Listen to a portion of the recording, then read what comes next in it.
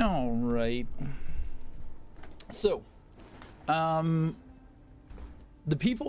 neighbors moved today, and I logged in to this corner of my base, having been thumped or eaten. I don't know which, but I fixed it. And I've been exploring how far out I can build.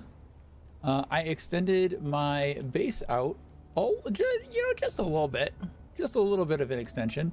The guys that were here moved, so I have also extended my base to, keep people out and away.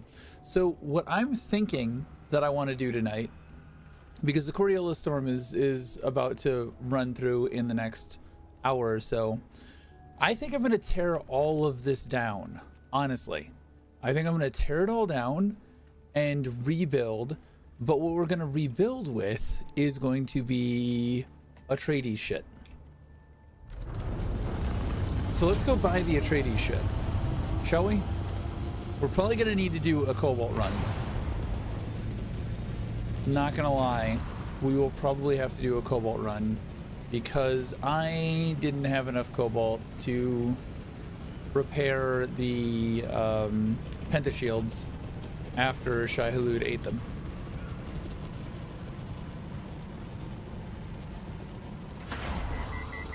Ah, damn it.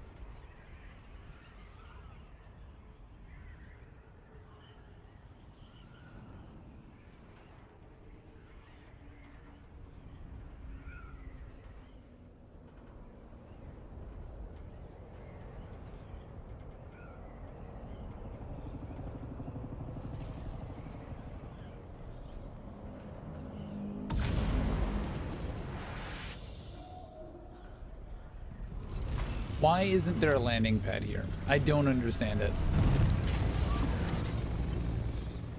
All right. So we are going to buy... Welcome back. What can I show you? The Atreides buildings, which should be 80K. We've got 100. Boom. All right. So now we have Atreides style buildings. Now... I don't know exactly how I want to do this.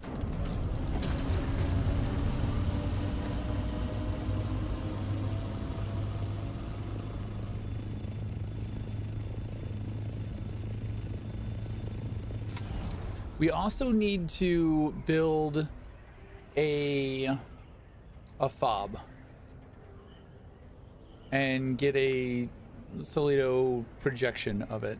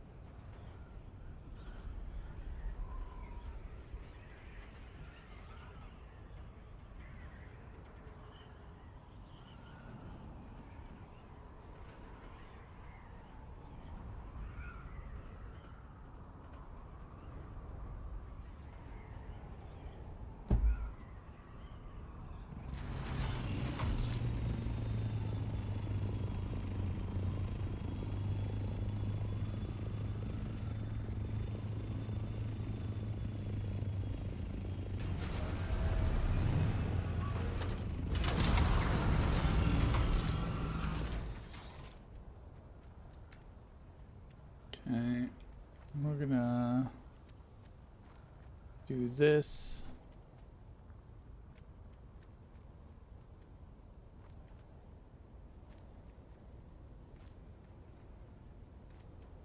Just in case the storm rolls through.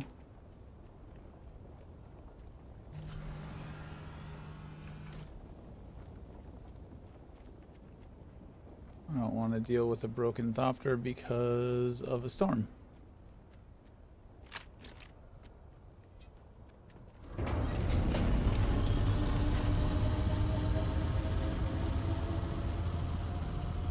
It's already beat the shit. Alright, so what all do we have here? Rounded window. Interesting.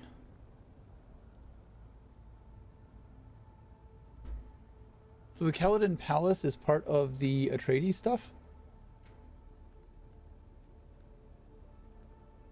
So we just had like a little partial taste of Atreides structure. Now we have the rest of it. Pillar top. Oh, I like those pillars.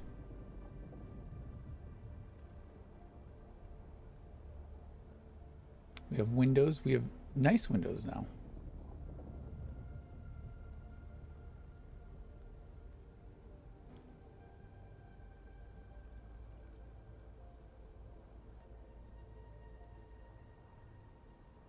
Prudent store.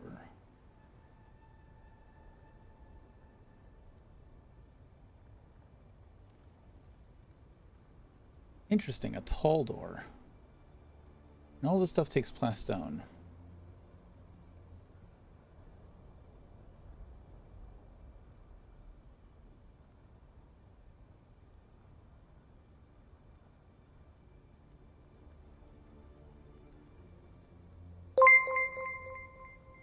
Hey, Zoe.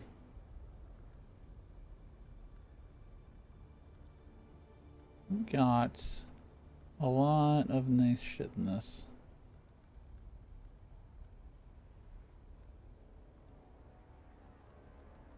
Zoe_Dalton_34. Thanks for following. Okay. Yeah, we're gonna destroy most of everything that we have here. Large gate. What is a large gate?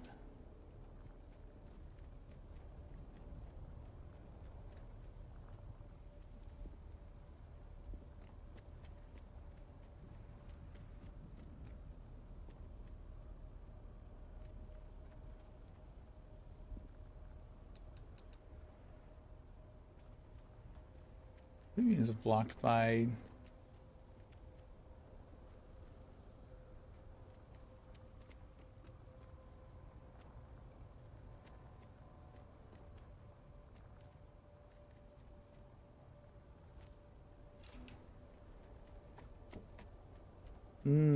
wow. That's pretty extravagant. And then does the tall door go into this?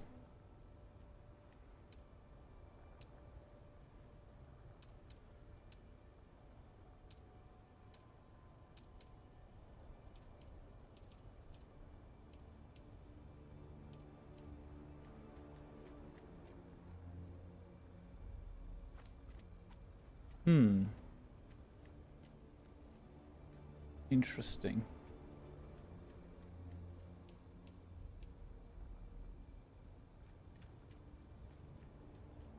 So that's what I already had.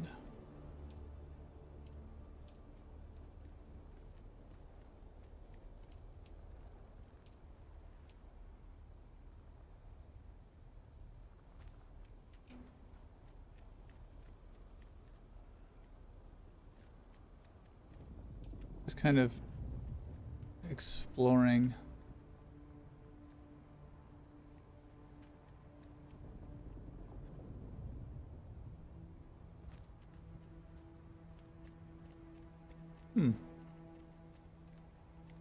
There's a lot of interesting stuff here.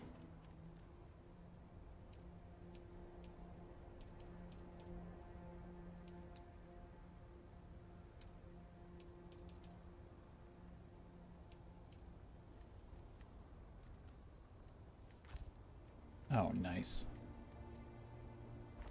I like those. I like those.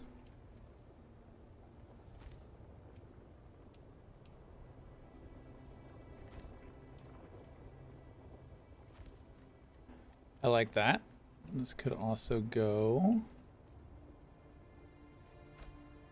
very easily like this. Both of those are pretty valid. Jesus, this thing's fucking tall. All right, I don't have an idea here. I really don't. I think I want to move everything as a temporary base over to one side.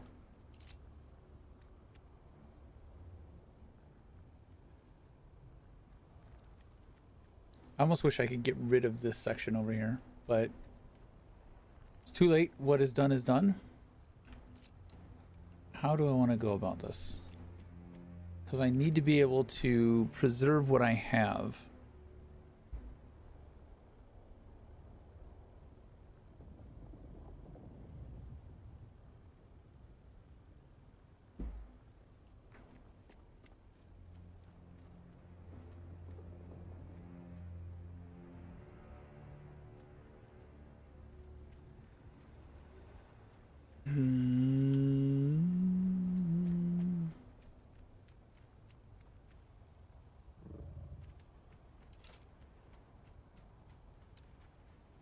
Let's do...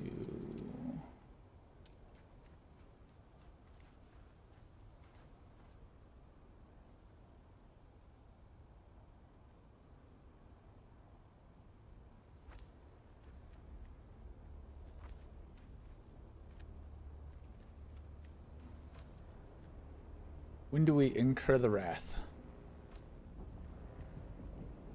Right there?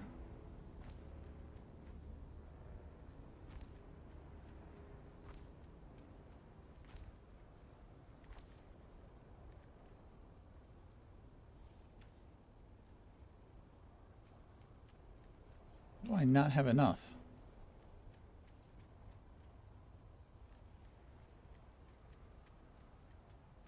Oh, it's all inside of the buggy. Hold on a second. Don't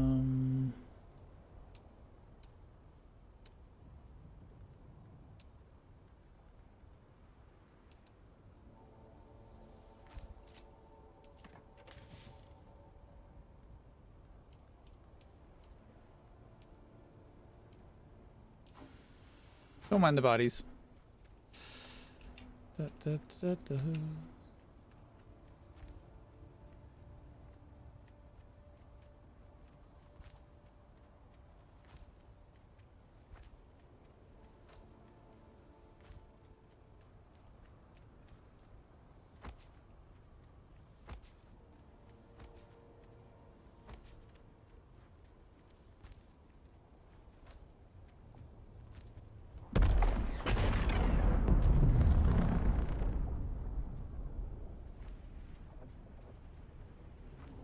That was explosive.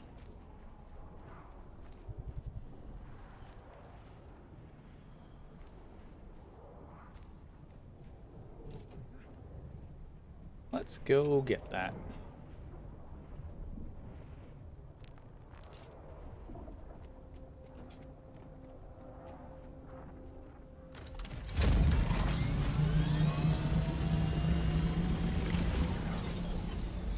Let's go get fuel and then we'll go get that.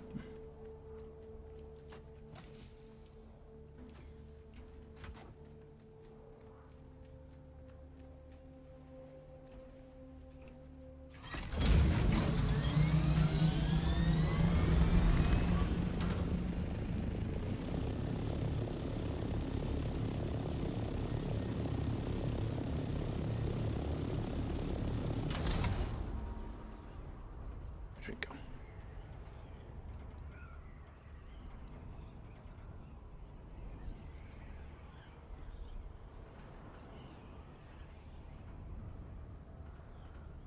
Is that in quicksand? It can't be in quicksand, right? right on the edge of quicksand.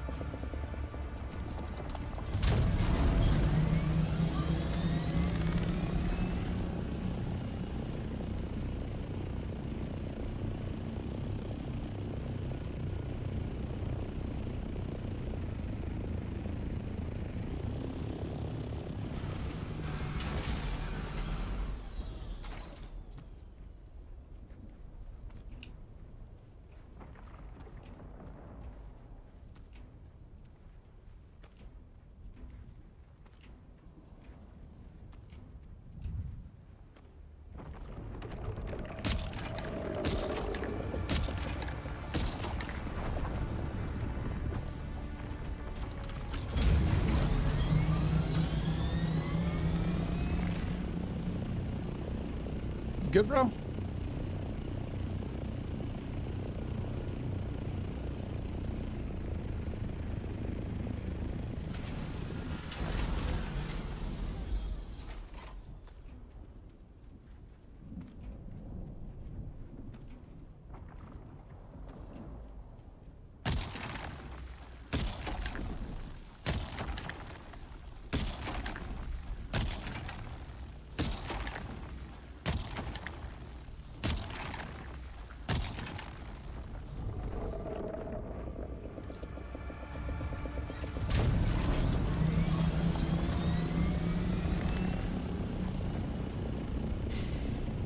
I feel like he's just pacing back and forth.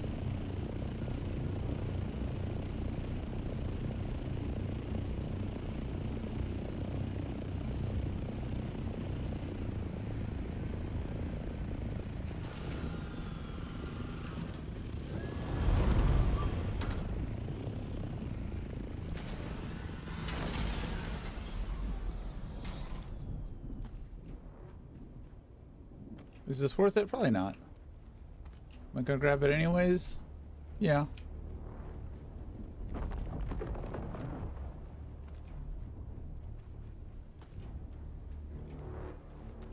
I got some soft step Mark 6 boots. I probably need to make those.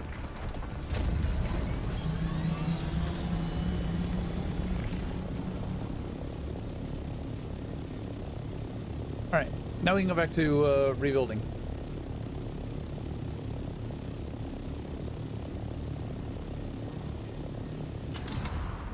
I have sort of an idea of what I want for the buggy situation.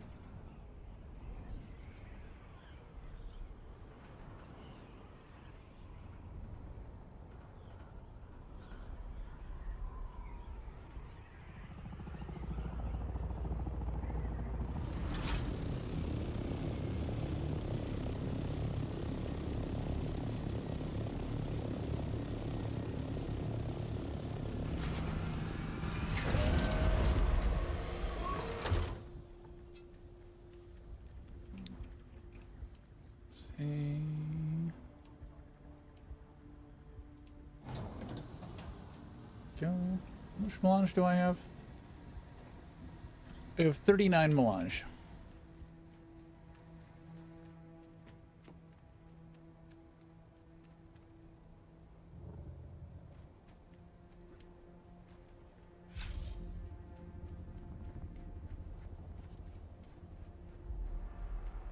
Ooh, I've actually got quite a ways out here.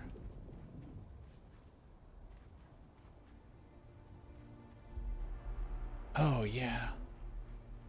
I got quite a bit of room. Okay.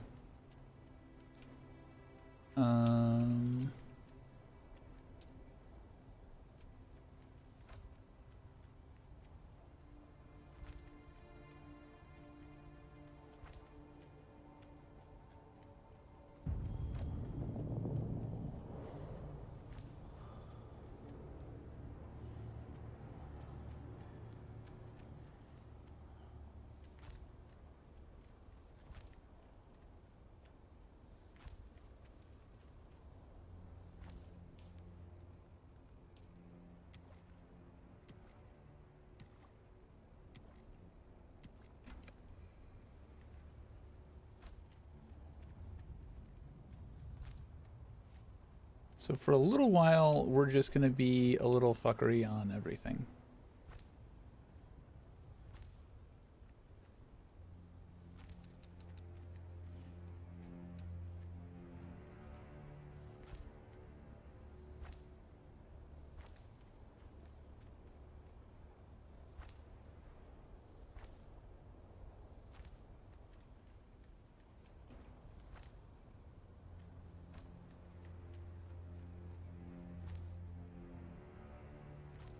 Full on Borg cube mode. God damn it.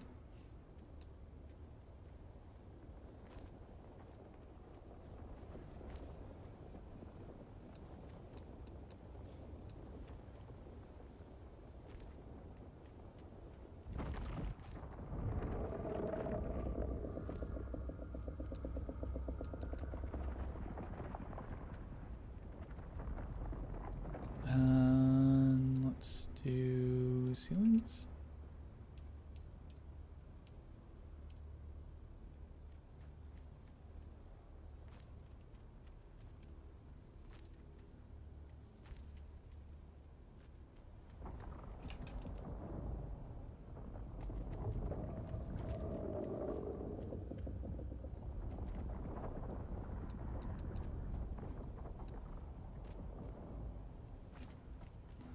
Sometimes the targeting on this is not that great. Somebody's really pissing off the worm.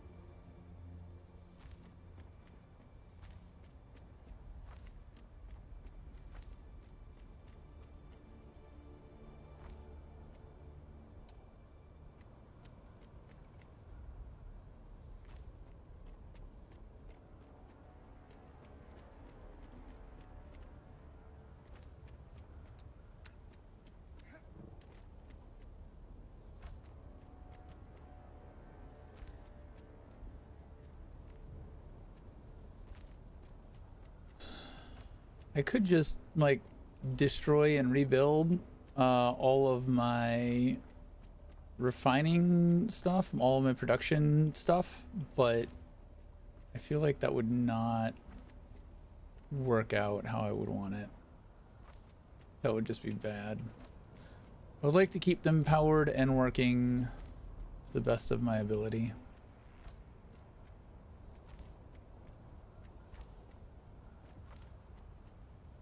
I don't know how many floors of this I'm going to need.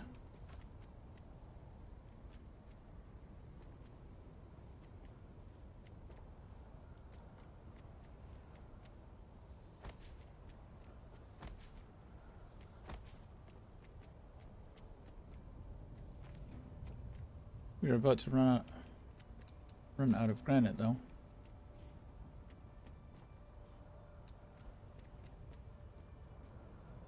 Means for the first time in a long time, we're gonna have to go get some granite. Oh, we'll get a lot of granite back from the build process. All right. So how is this gonna work?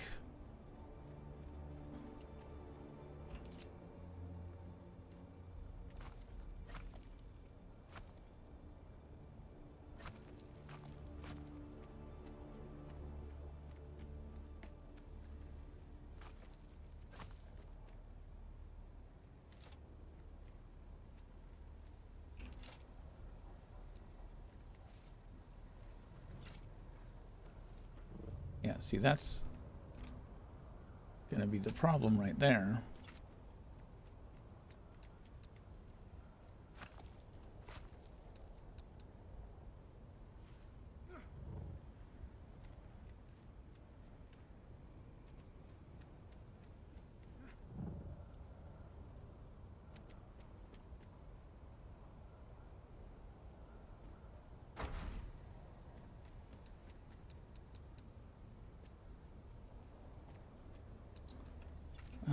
Is this fine?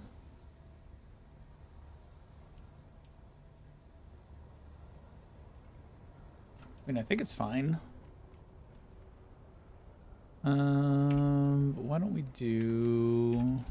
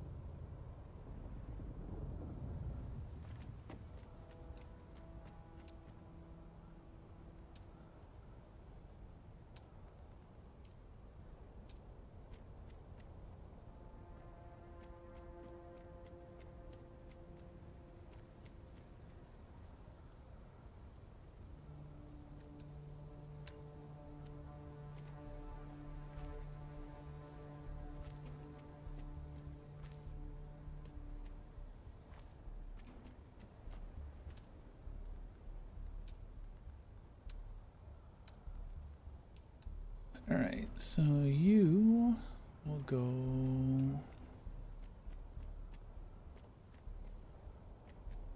Yeah, no, I get all corners must be connected to a structure.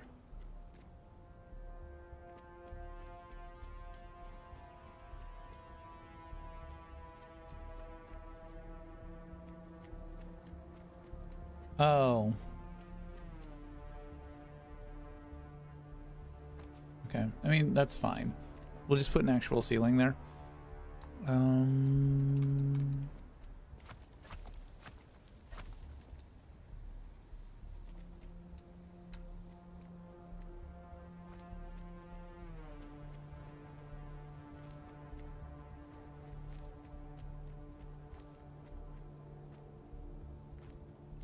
Okay.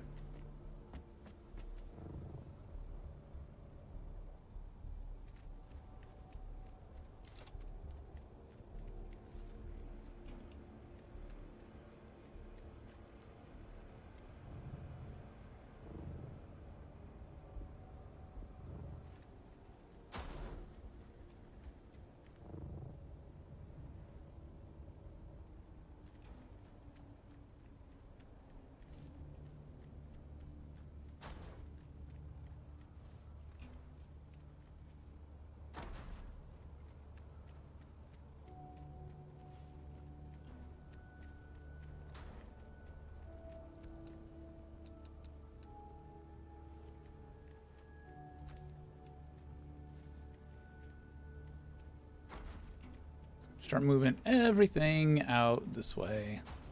Make it easier to move shit back for a full redesign.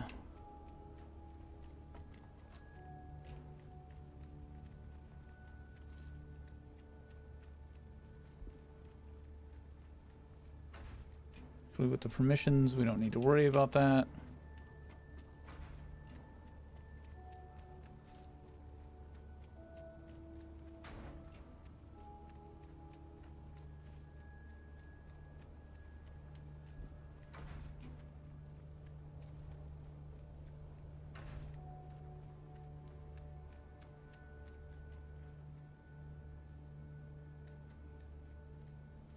Okay, for now, let's just get this stuff over there.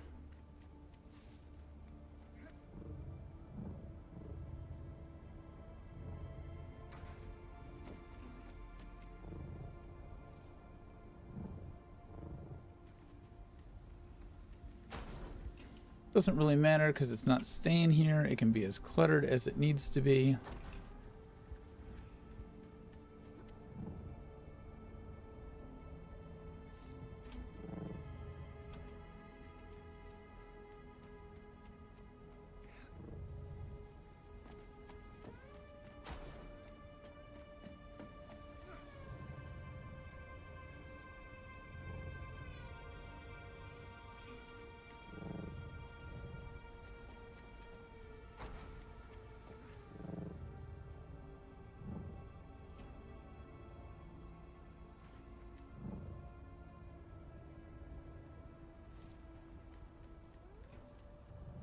I had made it close enough that I didn't have to worry about flying from one place to the other.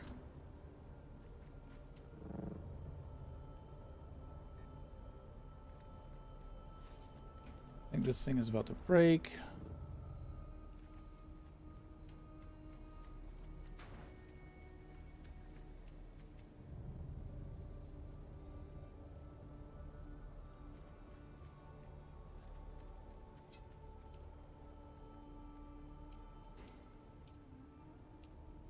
No cobalt paste either, so that's fucking great.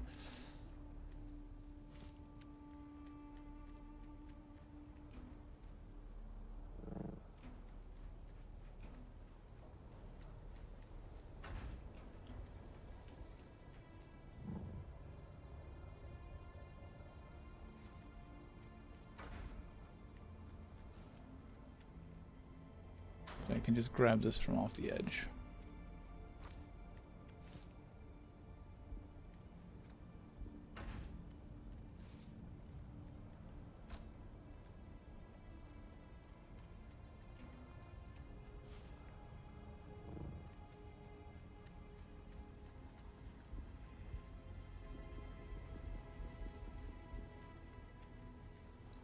It gets fucking tall.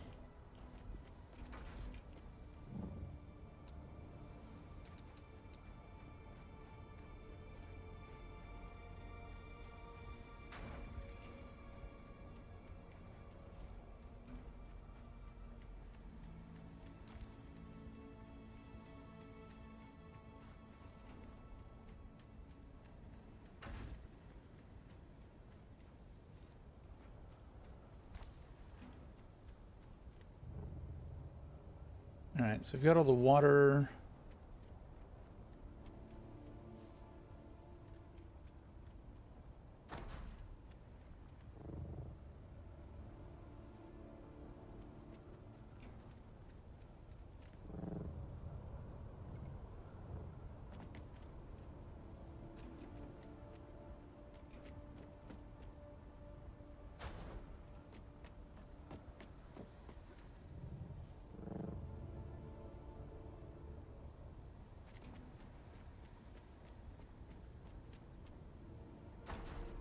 Okay. We'll probably end up redoing power with this as well.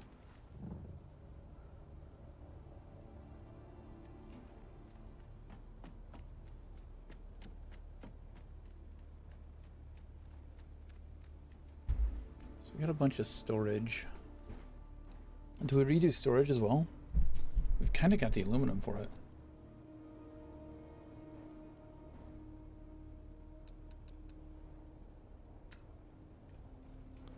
It might be easier.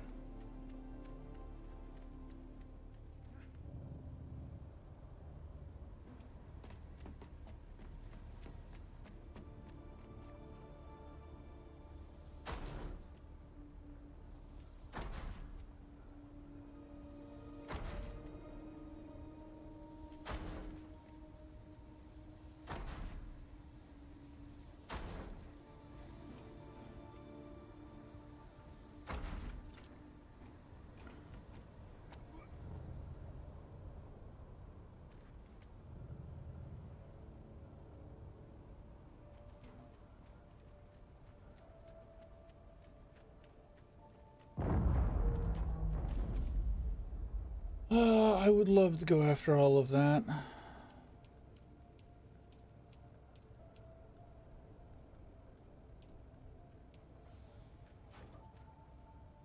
You know what?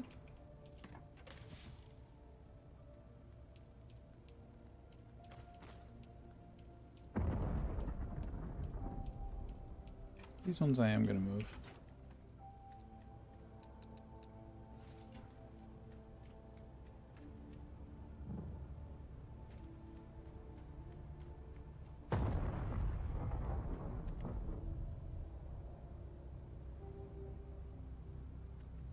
That sounded like a ship going down.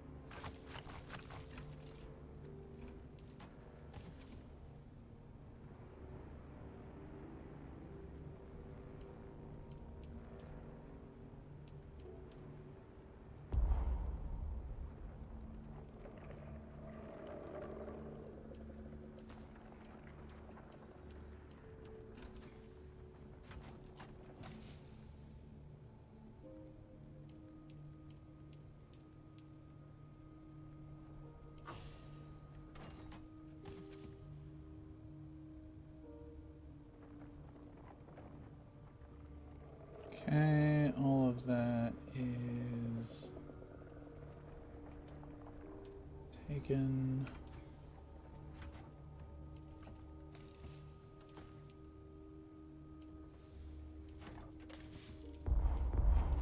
Yep, all right.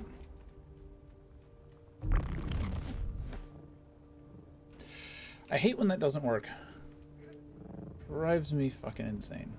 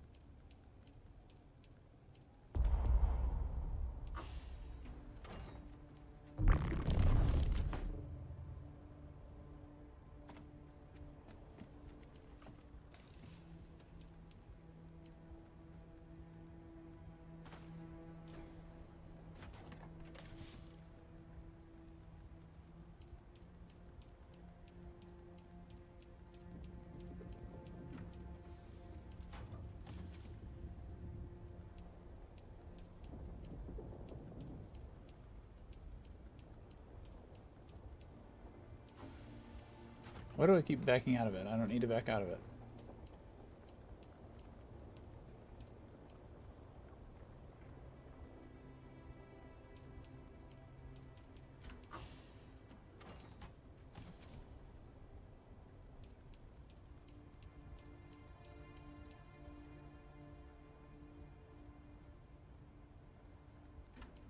Okay, almost done moving this bullshit. This is going to be the biggest pain in the ass part of this whole thing, is getting everything out. And then it'll be me just trying to figure out where everything goes once we get back in.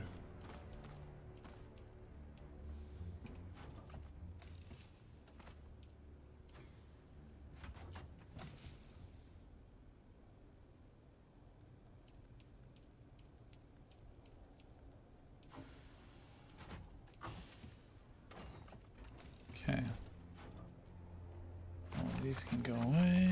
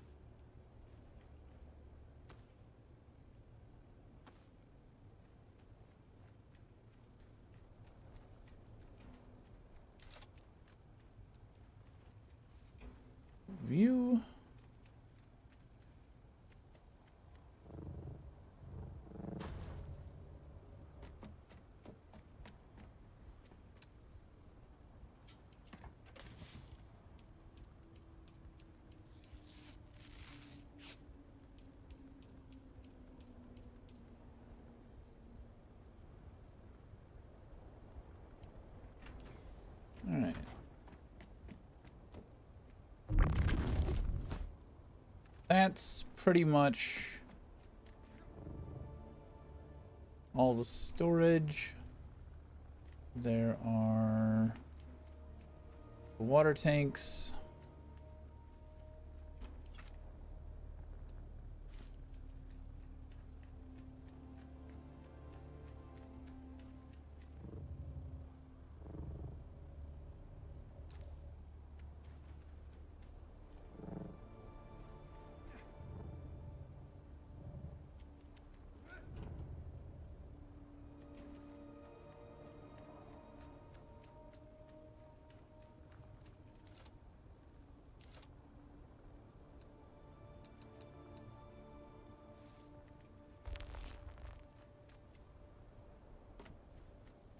I do want to keep the on pillars situation.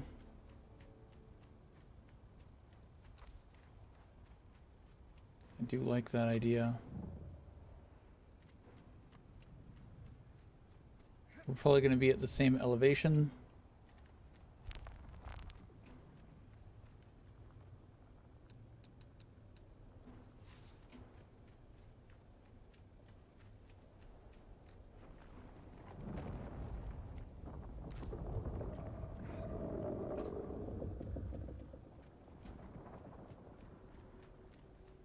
Might get rid of these little guys.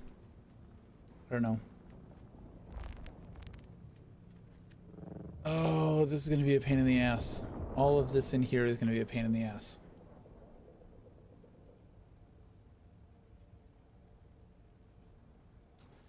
Oh, I've already committed now.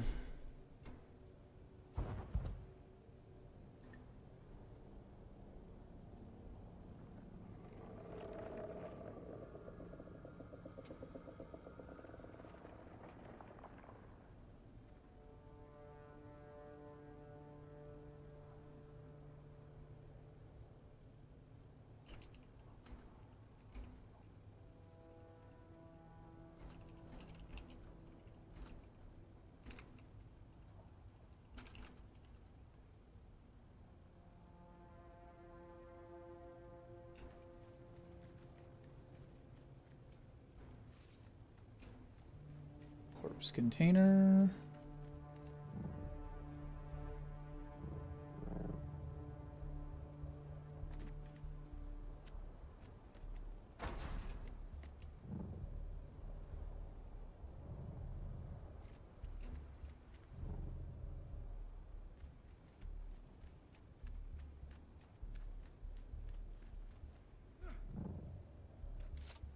I also need to move these.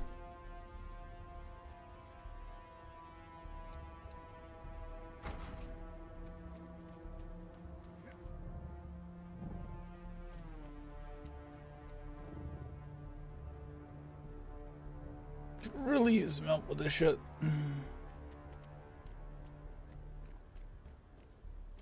Oh, it's too tall.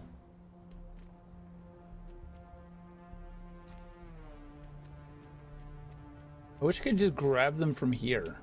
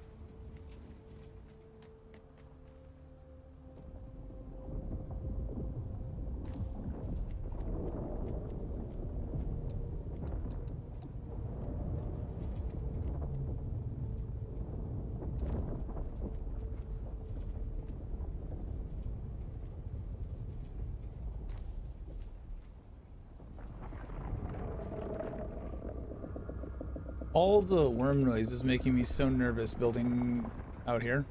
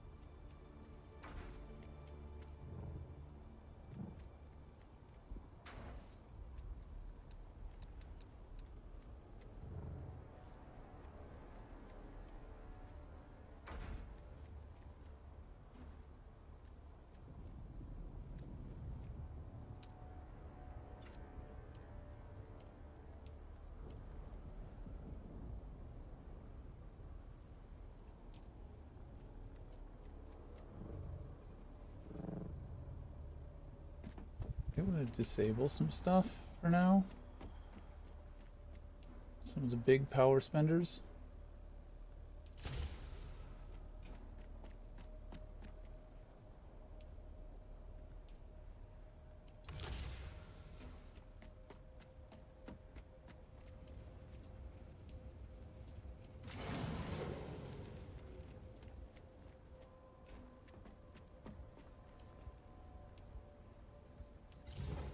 It's not a big power spender, but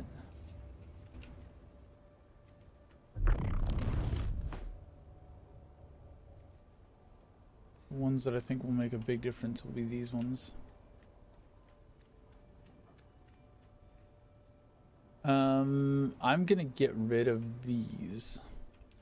I'm just gonna straight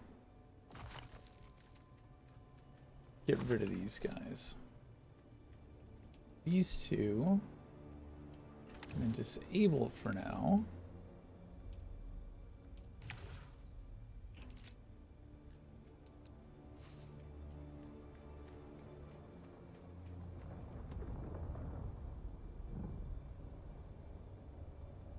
Honestly, these ones I probably could have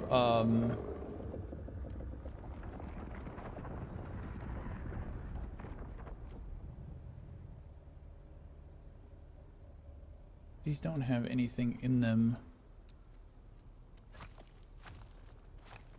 that I really need.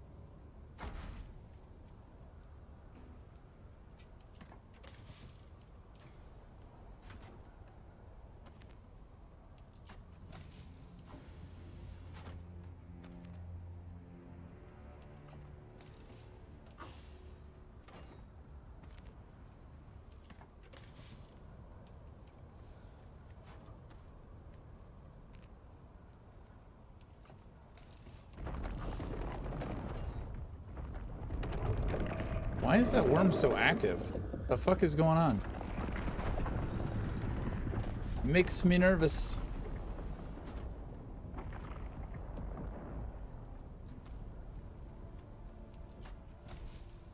I don't know why I'm not just hot dropping. All right. We need...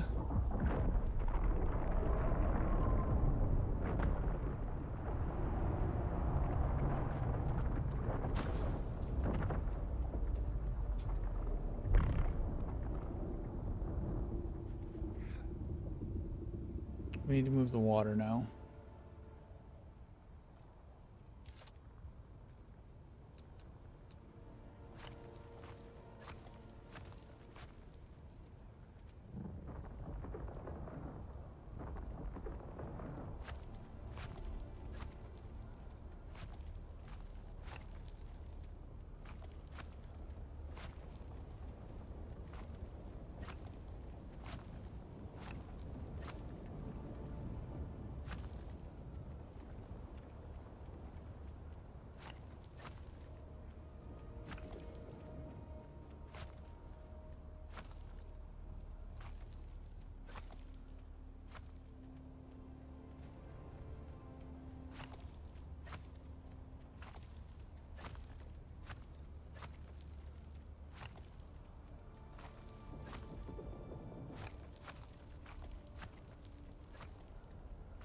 I would just like tear out the foundations and let everything fall, but then anybody can access that.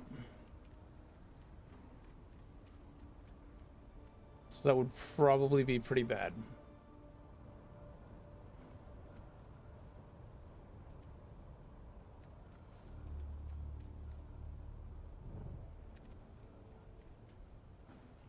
Will you fit in one of these? You will not fit in one of these, so you've got to go upstairs.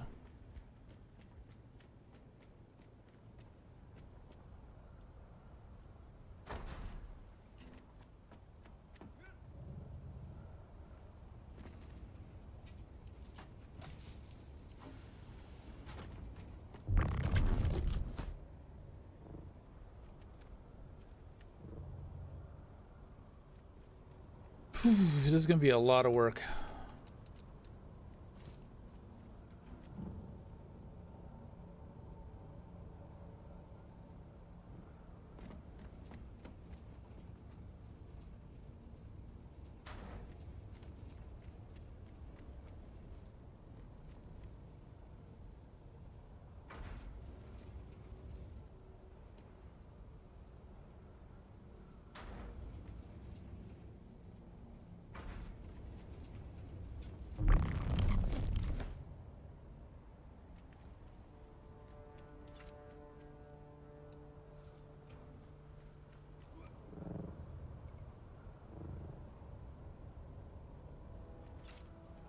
You son of a bitch.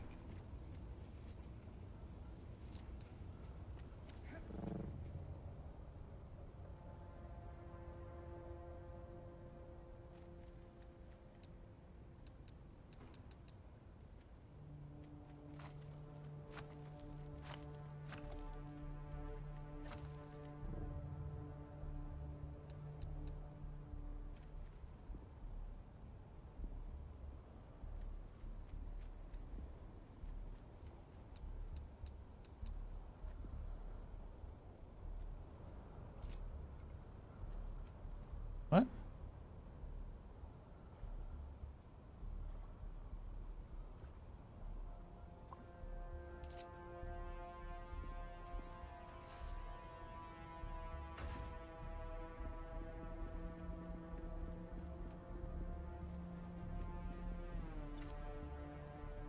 Why can I not move this?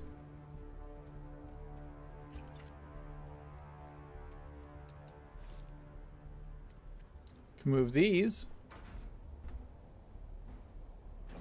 Why can I not move that?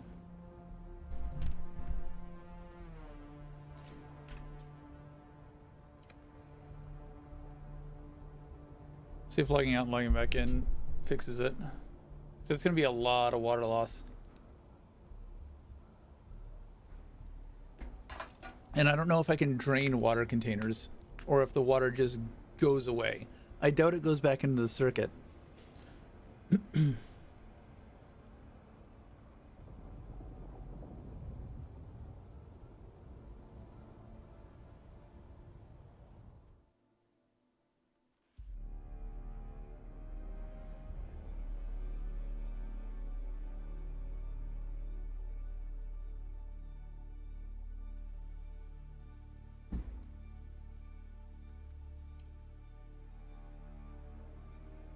I'm guessing it had something to do with it going into a state of me climbing and losing the move.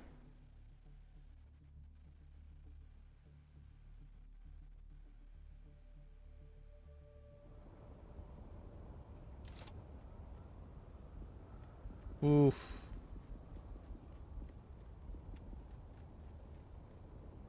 Damn.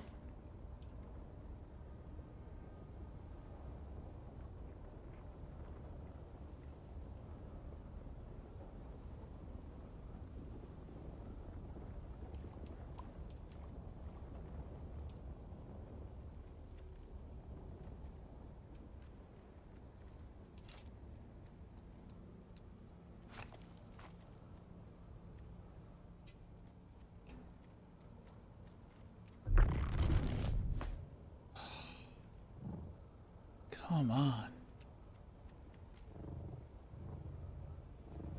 I have no idea which one was my gear. Ha.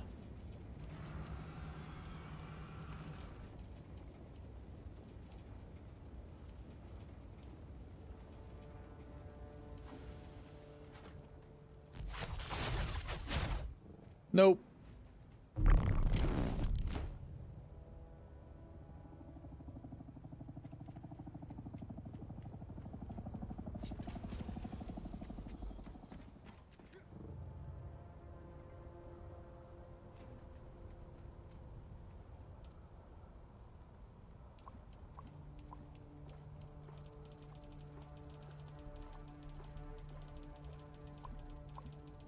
Got multiple deciliter johns, but I don't think I have enough to make this in one go.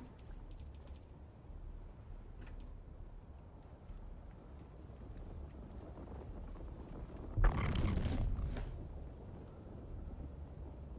don't even know if this thing is full or if it's got room.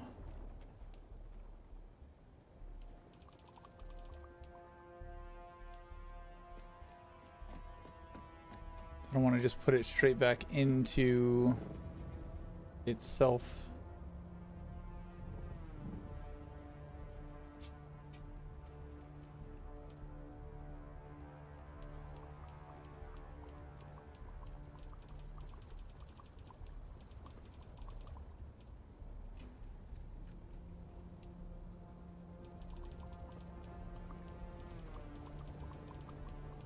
Sector weather alert. A large sandstorm is approaching. Fuck.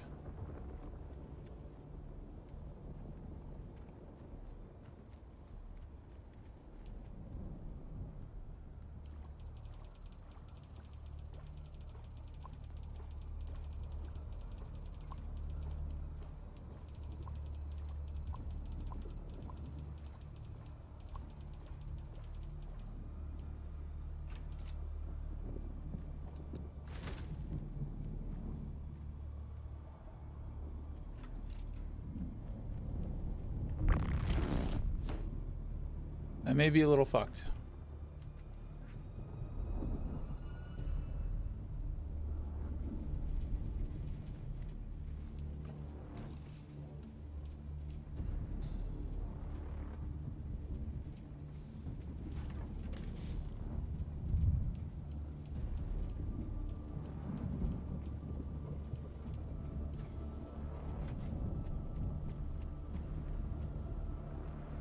Hopefully the rest of my shit is safe, but this was an inopportune time.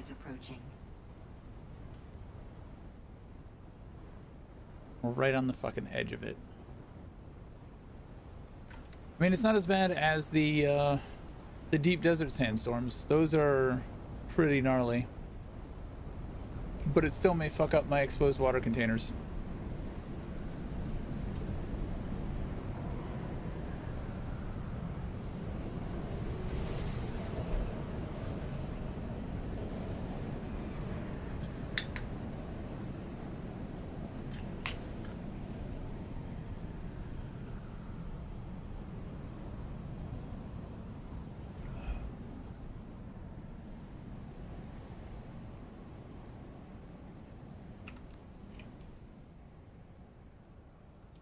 Doing this.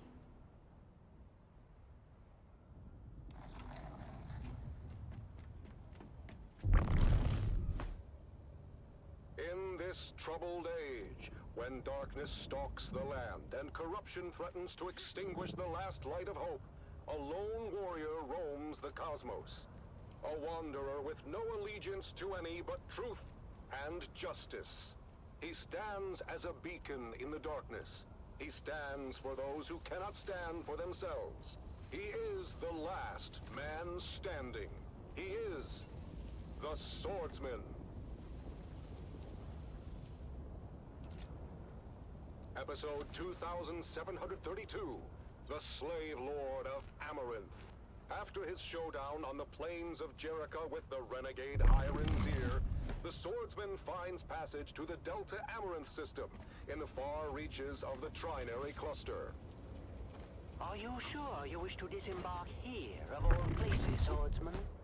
Amaranth 3 is a remote mining world of little import. Great.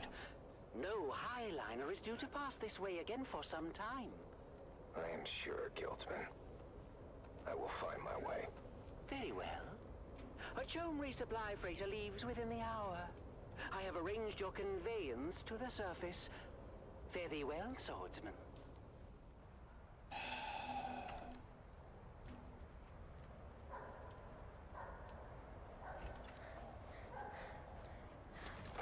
Oh, there, boy. You run as if the hounds of Hades were at your heels. Please, Lord, kill me. I beg of thee. Slay me where I stand. I cannot go back to Lord Varric. Lord Varric. This is not a name known to me. What house governs this world, boy? For many thousands of years, this stewardship of Amaranth 3 fell to a house minor with allegiances to the great house Waku. Waku is no more. Their systems were purged in the Third Coalsack War. Their holdings forfeit to the Spacing Guild. As you say, Sirrah. The boy speaks the truth, Lord. It's been 6 or so centuries now. And the Guild has not assumed control? This world must be in a ledger somewhere. Well, the highliner comes like clockwork. But we get supplied, and then they're gone again. To wherever highliners go. We just figure they forgot about us. Then who is this Lord Varric? Born a slave like his father before him. The Varrics took control when it became clear we were forgotten. A Mala, claiming lordship over other Mala. We must go, Sirrah. If Lord Varric's men find you, I don't know what they'll do. Take me to the slave called Varric. Justice will be served.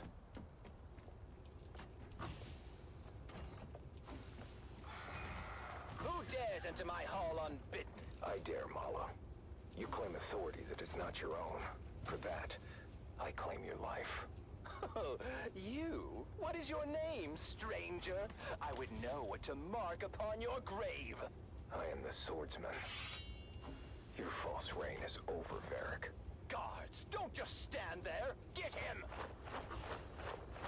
Lord Varric, the stranger fights like the swordmasters of legend. Impossible! The swordmasters were destroyed. The remnants scattered. 6 to 1, he is outnumbered, and still, our men cannot strike him. Fool! They do not have to strike him. They only have to maneuver him onto that trap door. Goodbye, Legion tattoo. swordsman.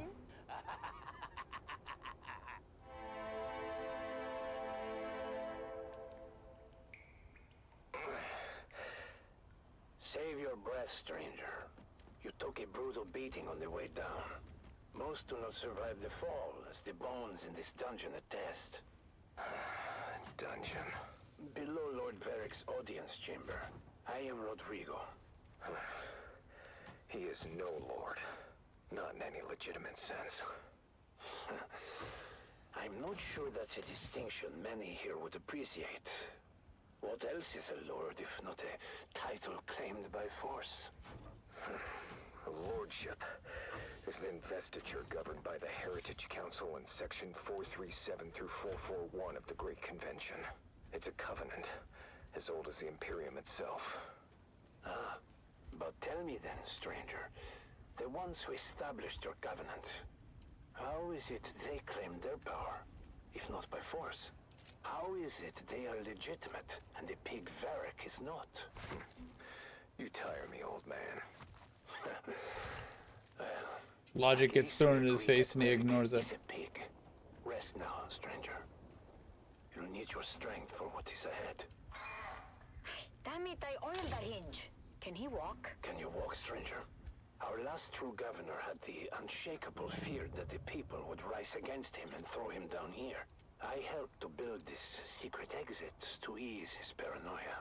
Did it? Yes. Until House Waco fell. Then the people turned on him and threw him down here. But he escaped through a secret exit. No. He landed badly and died soon after. But we will escape from his secret exit. This is my daughter, Gina. She will lead us to safety. What about Varric? As far as Varric is concerned, you're already dead or dying. No one has ever come back from this place.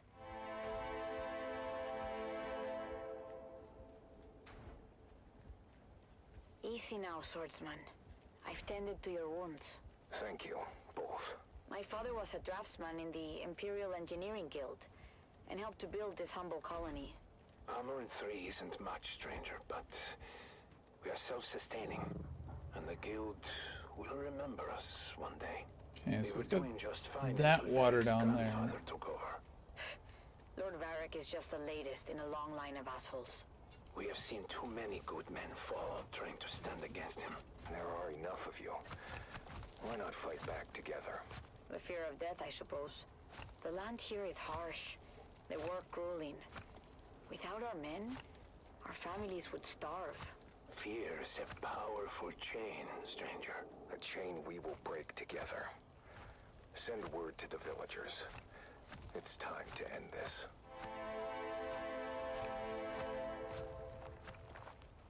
Colonists, you've lived in fear of Varric's rule for too long. He is a vile pretender, and order must be restored. But how can we do this, stranger?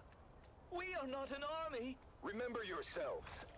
You are Imperial peons, with all the rights and protections that station implies. But who will stand for us? We've been waiting on the Spacing Guild for over 300 years. I will stand for you, and you will stand for yourselves. But how? I will train you, after I have forged a new sword.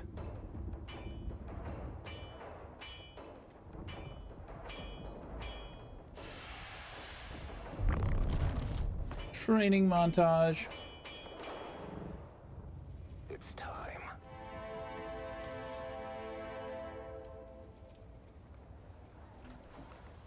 Today we break the chains of bondage. Today, we fight. Huzzah! We've gone over the plan. When next we meet, it will be over the body of the dead slave called Varric. Huzzah!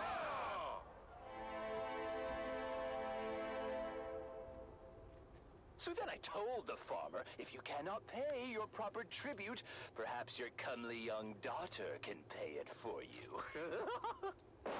Slave Lord Varric, your false reign ends now. You? But how? Guards, get him!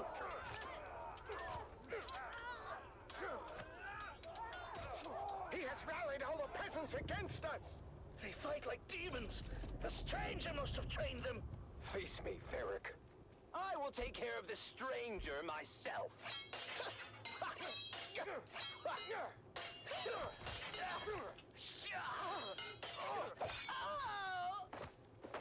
The tyrant has fallen.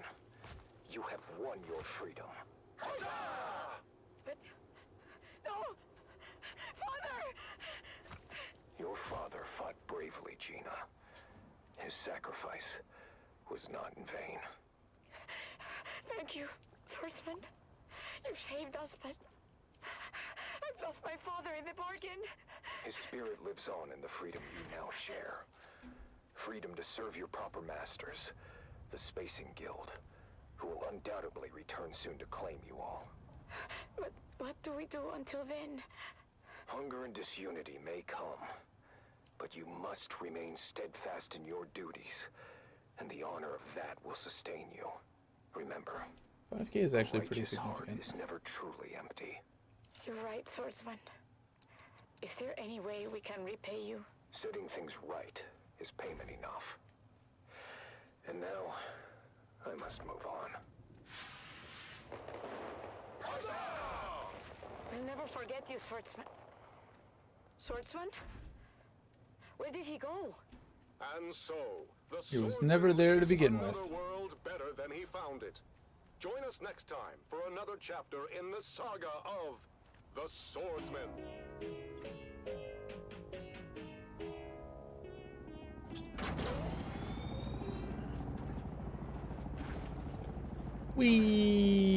Yeah, that works perfectly.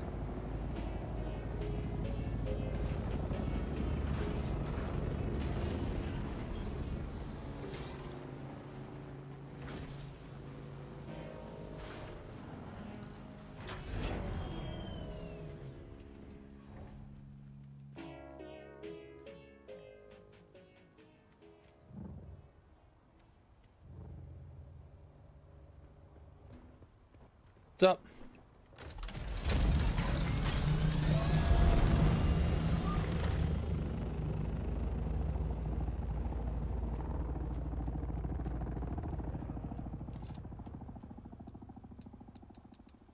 Thought he was gonna come in and snatch and grab.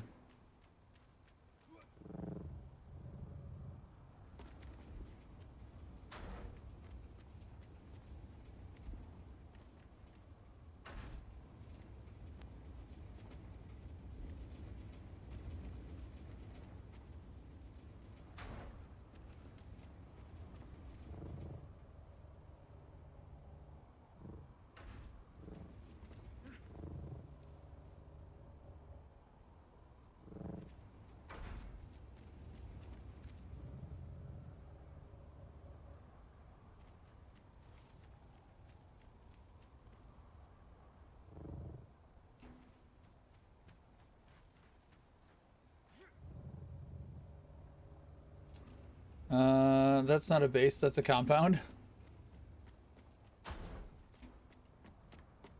I mean, it's gonna be a compound.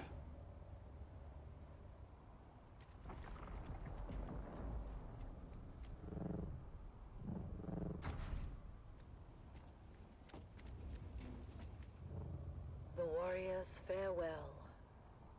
In twilight's glow, where shadows meet, a warrior stands on weary feet.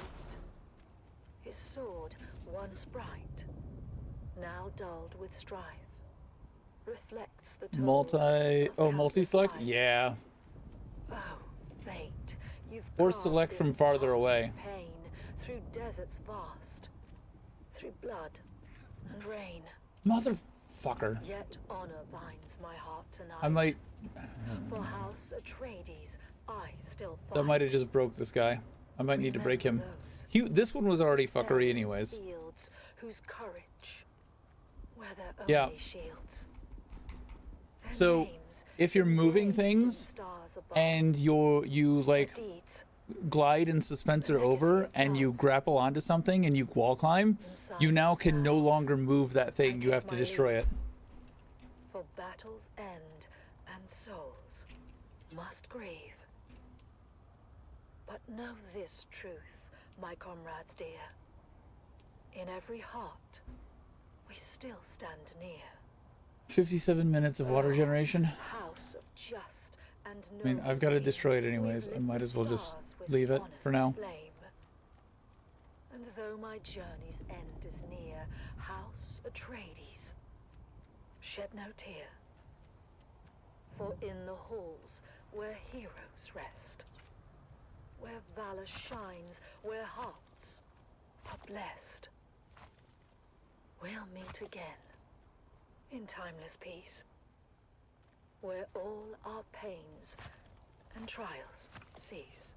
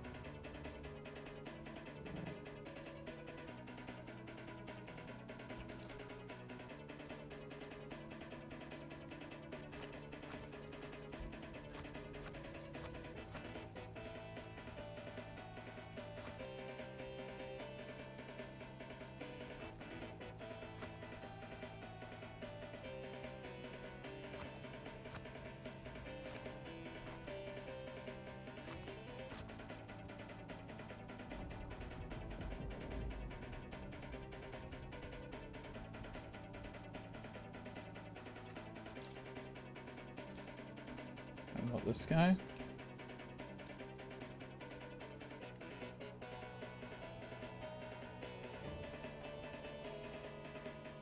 You know, I didn't realize I could put that there. Just on the ground.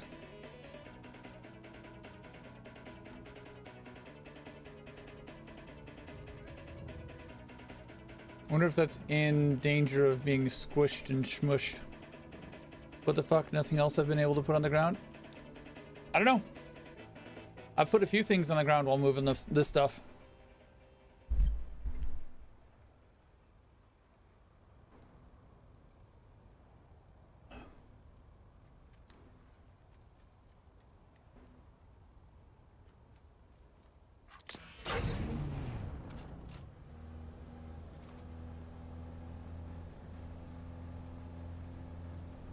So I have some mild ideas, but I'm not really sure where I want to go from here.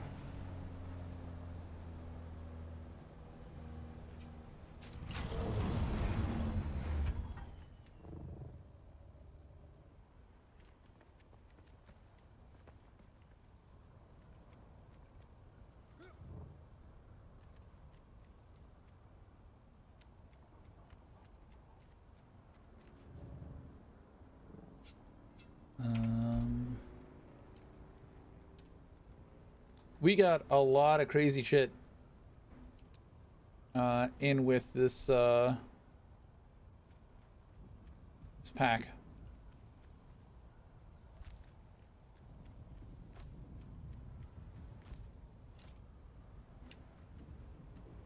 That's gonna be my basis.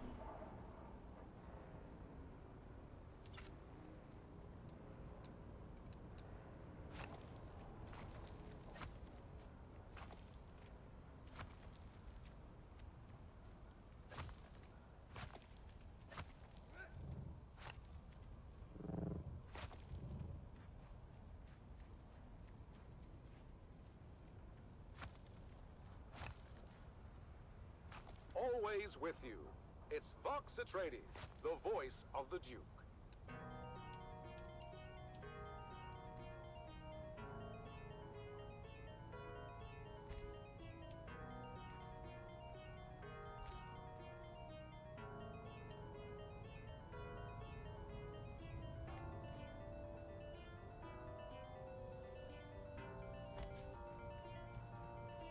These are the new pillars.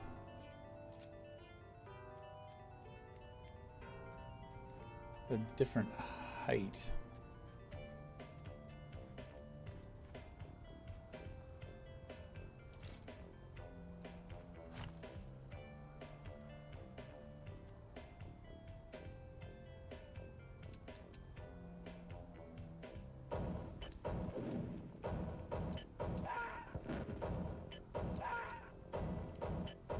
We also have these guys, but these seem more decorative.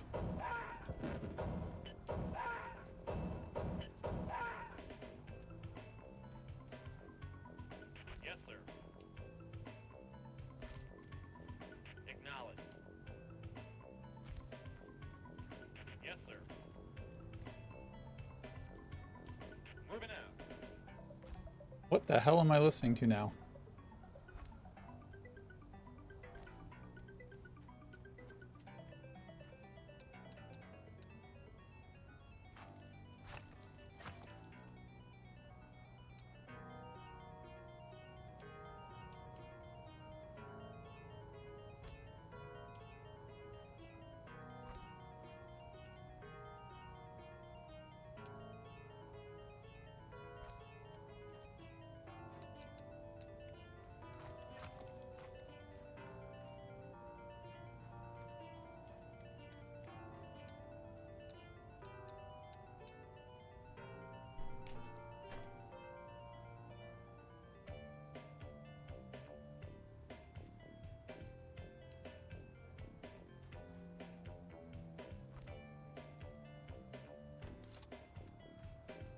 Do I even want to keep these pillars like this?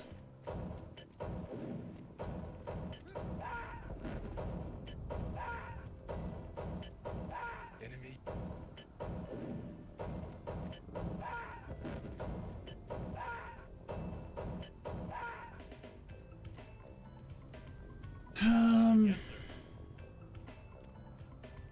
I placed some pieces down over here as just like testing. Moving out. Look at this bitch.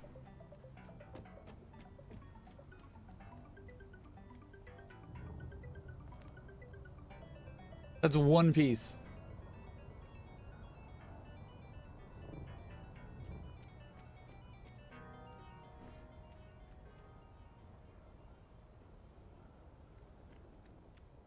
I don't know what goes in here, if anything goes in there.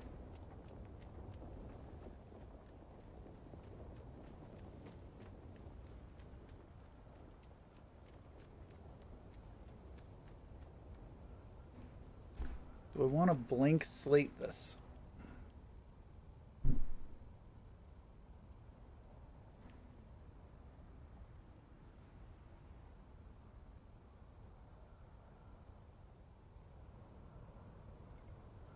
Why do I have the ping icon? I don't want the ping icon.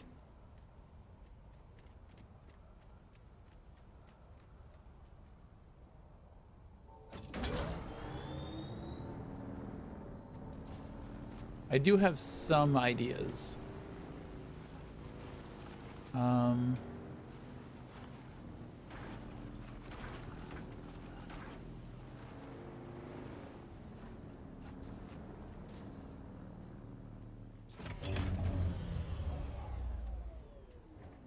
And now, You want to see something fun? episode of Through Their Eyes. First-hand accounts from the front lines, presented by your host, Redondo Monroe. Today we find ourselves at the storied bastion known as Helios Gate. Redondo sits down for an exclusive interview with Captain Marcus Amstrad of the Fighting Fifth. Captain Amstrad, thank you for joining us today. We've heard first-hand accounts from soldiers like Sergeant Creel, who shared the brutal realities of life on the front lines. Can you tell us about the recent campaign in the Haga Basin, and what the strategic gains there mean for House Atreides? It is an honor to be here, Redondo. Our operations in the basin are ongoing, but critical to securing peace in the region. This operation underscores the strength and resilience of our forces, our unwavering commitment to justice. Captain, well, the Haga Basin is indeed Fun! We've also heard about Feed the worm, guys. losses endured by our forces, including the illustrious unit known as Gurney's If you Own. feed the worm, Can you he speak won't to eat the you. toll this so-called war of assassins is taking on our troops and their families? Look, Redondo, war is never without sacrifice. But it is through these sacrifices that we uphold our values and protect the future of House Atreides. Our troopers understand the importance of their missions, and they complete them with honor and integrity. The morale of our troops remains strong, and their families can take pride in their courage and dedication. In previous episodes, we've heard how brutal some of these missions have been, and about the emotional toll on our soldiers. Sergeant Eric Thorne, for example, described the chaos and loss during the final days at Three Rock Station. How do you address the concerns of those who feel that the cost of this war is too high? The cost of freedom and justice is never too high. Every mission we complete, every campaign and every sacrifice we make brings us one step closer to a lasting peace and a brighter future for House Atreides. Our troops are well trained and well prepared to face the challenges before them. They do so with unwavering resolve. Captain, some have raised concerns about the ethical implications of our tactics and the impact on civilian populations. How do we ensure that we maintain our moral high ground in this conflict? House Atreides has always held itself to the high standards of the Great Convention. Our tactics are designed to minimize harm to civilians and uphold the principles of that treaty. Any deviations from the standards are swiftly addressed and corrected. Our commitment to honorable warfare is unwavering. There have been reports of war crimes committed by Harkonnen forces, as well as allegations of misconduct by our own troops. How do we respond to these allegations and ensure accountability? The Harkonnens are known for their brutality and disregard for both human life and any type of agreement between the houses. But we do not stoop to their level. Any allegations of misconduct by our troops are thoroughly investigated, and those found guilty are held accountable. Remember that our forces are under immense pressure. Mistakes can happen. We must focus on the bigger picture and the ultimate goal of victory and justice. Captain, what message would you like to send to the families of our soldiers and the subjects of House Atreides who may be struggling with the hardships of this conflict? To the families and citizens of House Atreides, I say this. Stand proud. Your loved ones are fighting for a noble cause, and their sacrifices are not in vain. I will emerge from this confrontation stronger and more united than ever. Trust in our leadership, trust in our soldiers, and trust in the principles that have guided us for generations. Together, we will prevail. Thank you, Captain Amstrad, for sharing your perspective with us today. Your words remind us of the strength and resilience of House Atreides. That concludes our interview with Captain Marcus Amstrad. As we continue to navigate the complexities of this conflict, let us honor the bravery and sacrifices of our soldiers and strive to uphold the values that define House Atreides. Join us next time for another episode of Through Their Eyes. You have listened to another episode of Through Their Eyes, first-hand accounts from the front lines, presented by your host, Redondo Monroe.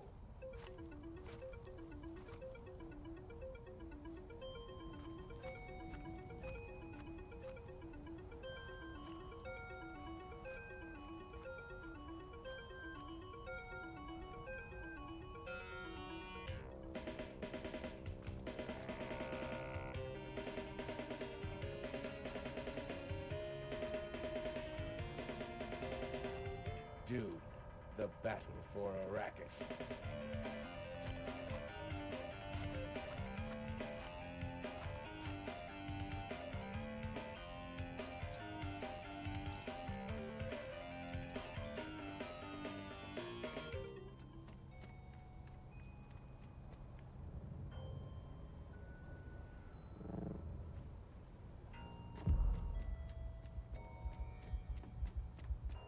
Your shit is over there.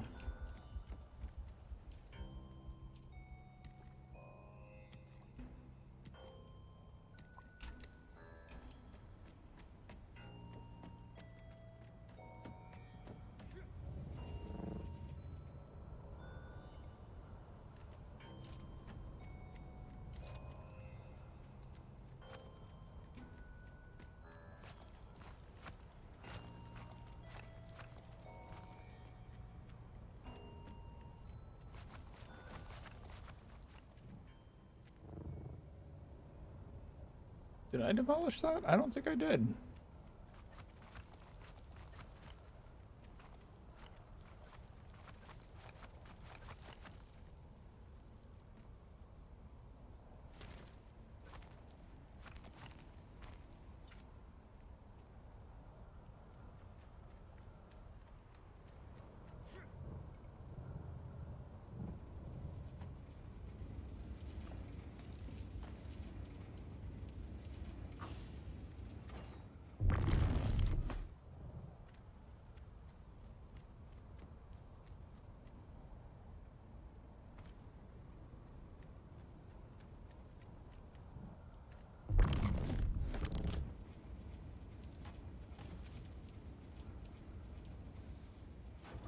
All right, so that's all of the important shit. I think I can just take out the base and let it all crumble at this point.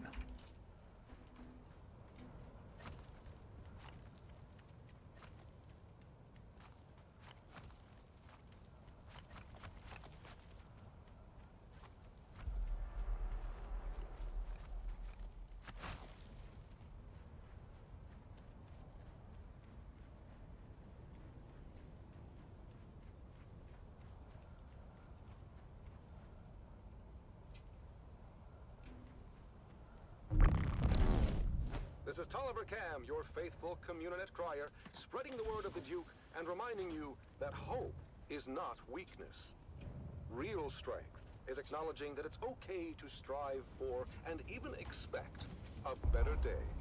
We've got to approach every fresh sunrise as an opportunity to renew our bonds and strengthen our commitment to a brighter future. A future governed by hope and not fear. This is Tolliver Cam from the heart of Arakeen, guiding you through your day. View from a mountaintop. The song of the sea. Our faithful brother, that ever-present roar, companion to those dreamers of jagged peaks of long ago. Eyes towards the distant stars. Visions not of glory, but of light and hope across the darkest voids. Now, beneath an empty sky, Okay. our banners glory. Base gone. Dreams fulfilled, but lost. Light and hope consumed by darkness deeper. Oh boy. And lost as well. So now, Empty as can be. how do I want to do? That far away sea.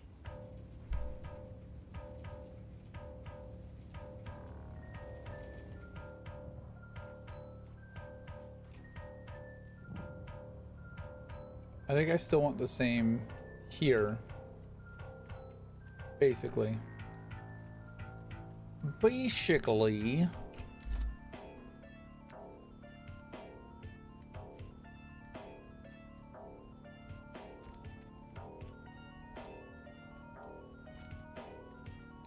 I'm not gonna go as far back.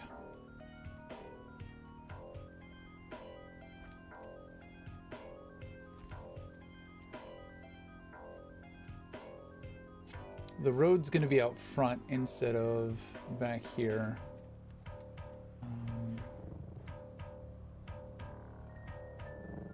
Because I like having those iron nodes still.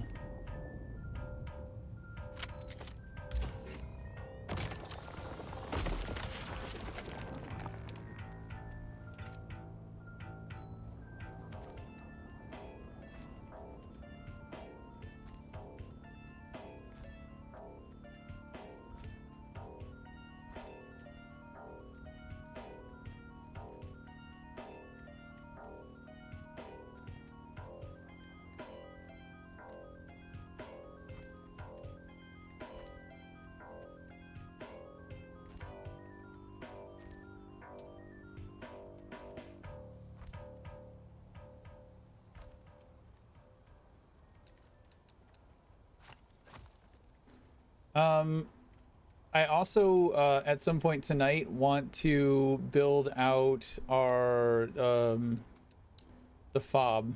So tonight's going to be a lot of building, I think.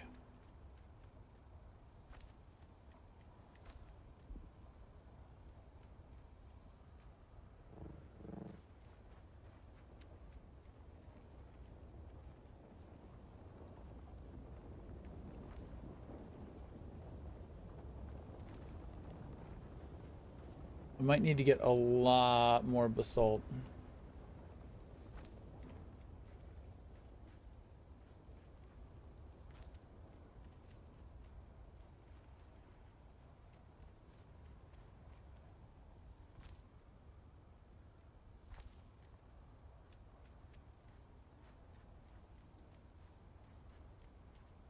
I don't want to wreck that node.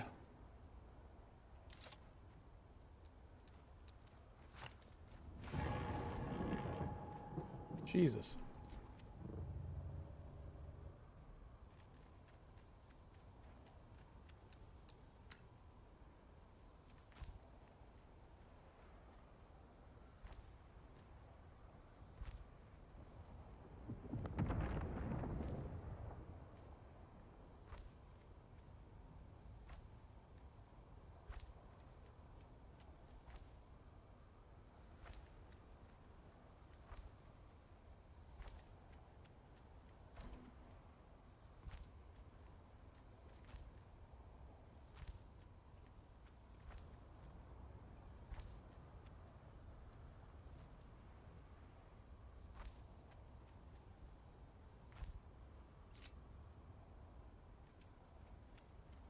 All right. The base situation here.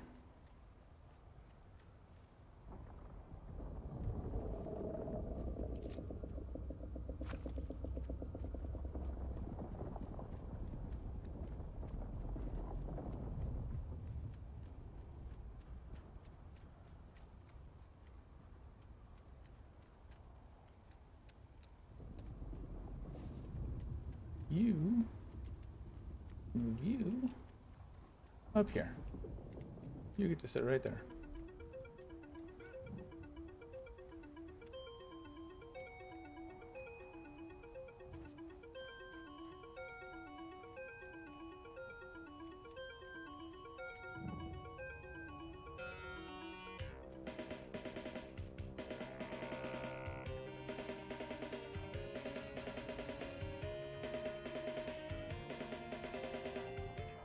So what I envision is a ramp going out that way, as like an on-ramp or an entrance, and then going out that way as an exit.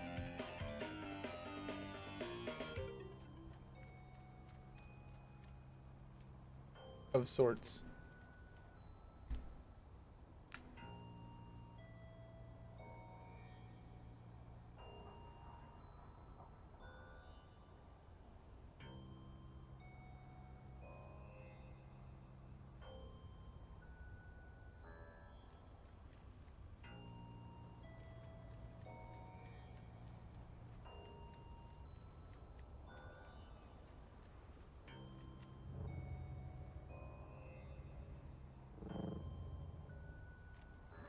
Don't want to destroy nodes.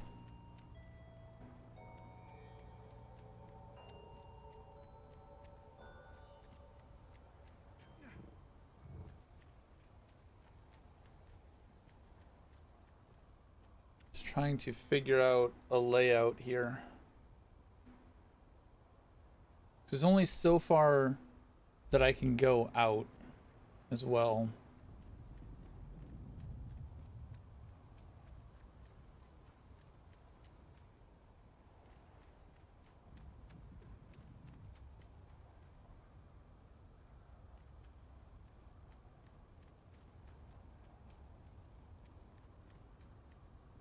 Not going to be able, I wouldn't be able to have a east-west ramp here because it would go too far out into the desert.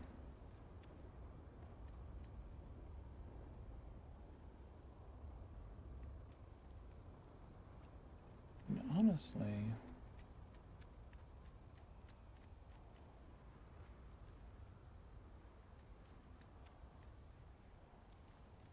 this whole space for the garage.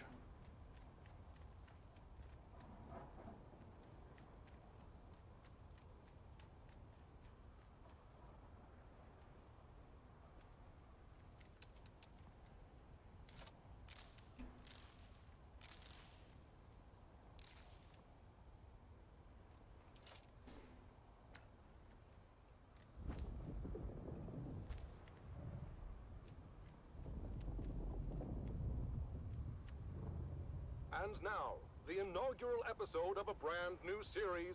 It's The Young Guardians.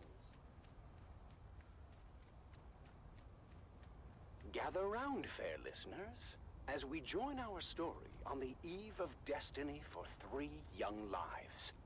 3 faithful aspirants to Duke Leto Atreides' fabled House Guard prepare for their final test at the War Gymnasium.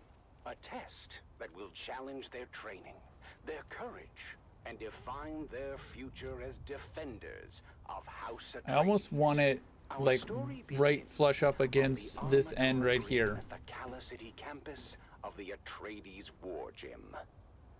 It is here where the I think I'm gonna do that. aspirants are God damn it. honed into noble House troops. Shields up! Shields up! The honor of House Atreides rests on your shoulders!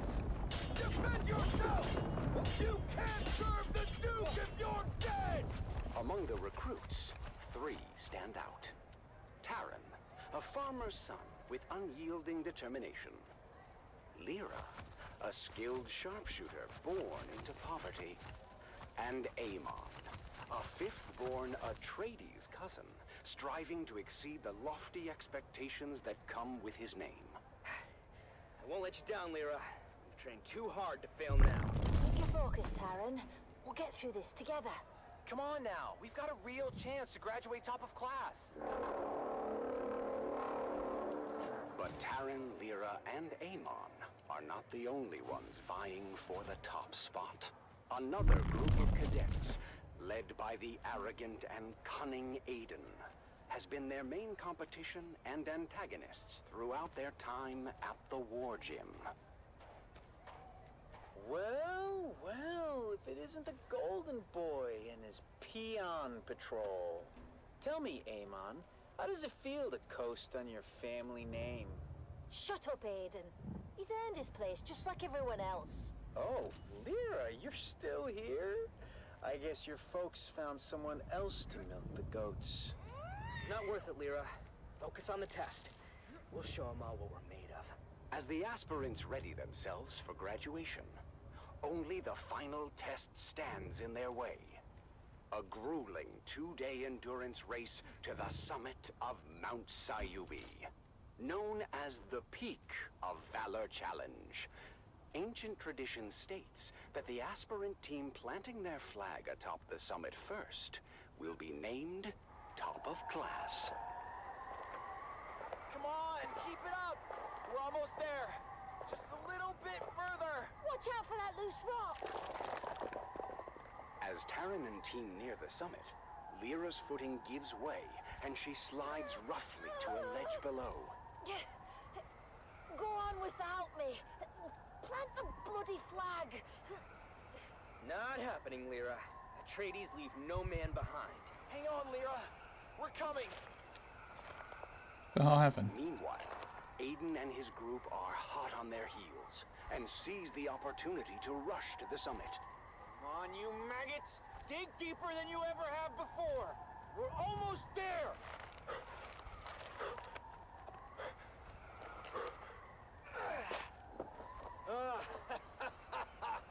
Yes! We did it! I told you those losers didn't stand a chance. Thank you, guys. I'm sorry I slowed us down. Don't worry about it. We're a team, remember? Despite their best efforts, Taran, Amon, and Lyra finished second in the challenge. We may not be top of class, but we did right by our friend, and nothing will diminish that. The day before graduation, Sounds like loser talk to me. ventured into the lecture hall to return a borrowed tome, when something strange caught their eye. Huh. That's strange. The light's on in the Commandant's office. But we just saw the Commandant on the green. Then, who's in there? Aiden, what are you doing here? None of your business, peons. I was just leaving anyway. But Taran had noticed that Aiden slid something under his shirt. The Commandant's code book. What about it? Aiden just put it under his shirt. We have to tell Eamon. Wow, perfect. You won't believe what Lyra and I just saw. Aiden is a thief. He stole the Commandant's code book from his office. My older brother quizzed me before. I thought it was nonsense at the time. He was asking about a possible Harkonnen infiltrator in our aspirant class. I thought he was just giving me a hard time, but... Yes, Aiden is the infiltrator. He must be. But what are we going to do about it? Leave that to me.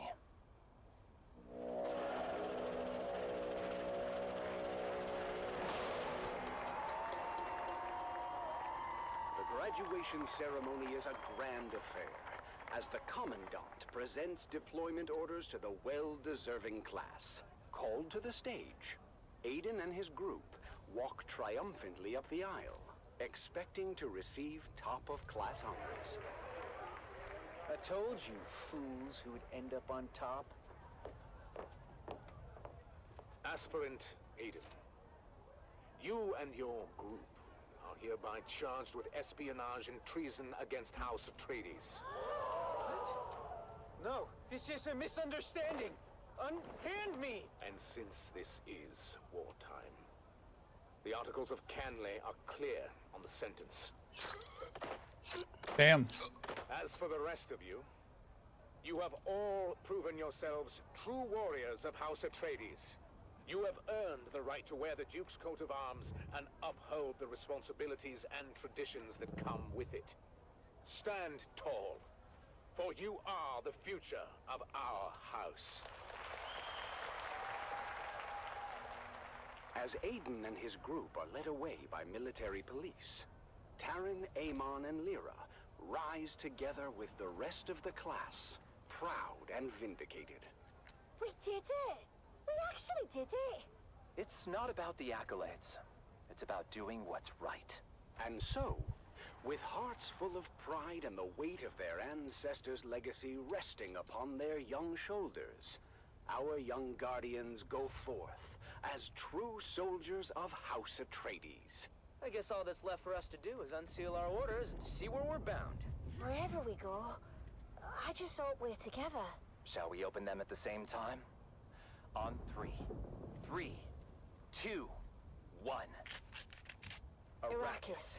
That's it then. We're going to war. Join us next time on The Young Guardians as our heroes continue their journey, facing new challenges as they uphold the legacy of House Atreides. Until then, remember, honor and loyalty are the true marks of a warrior.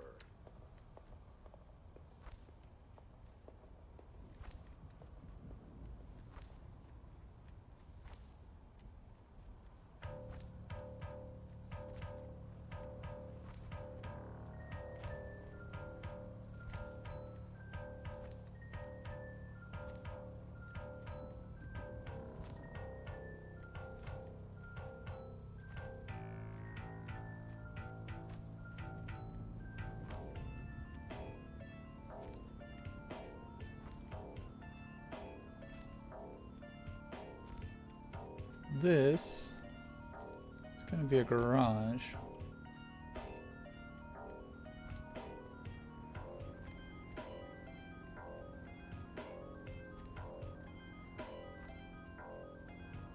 You know how far I can go. Okay, there we go. We are at insufficient stability.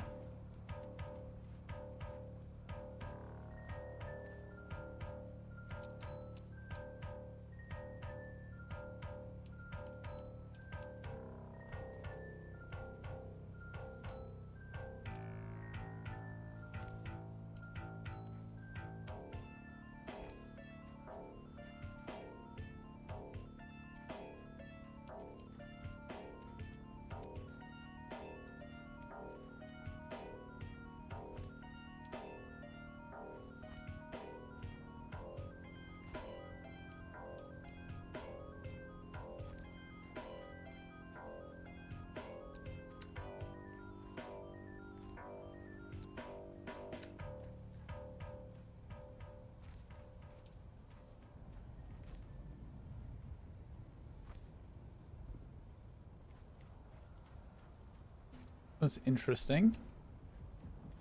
Insufficient stability.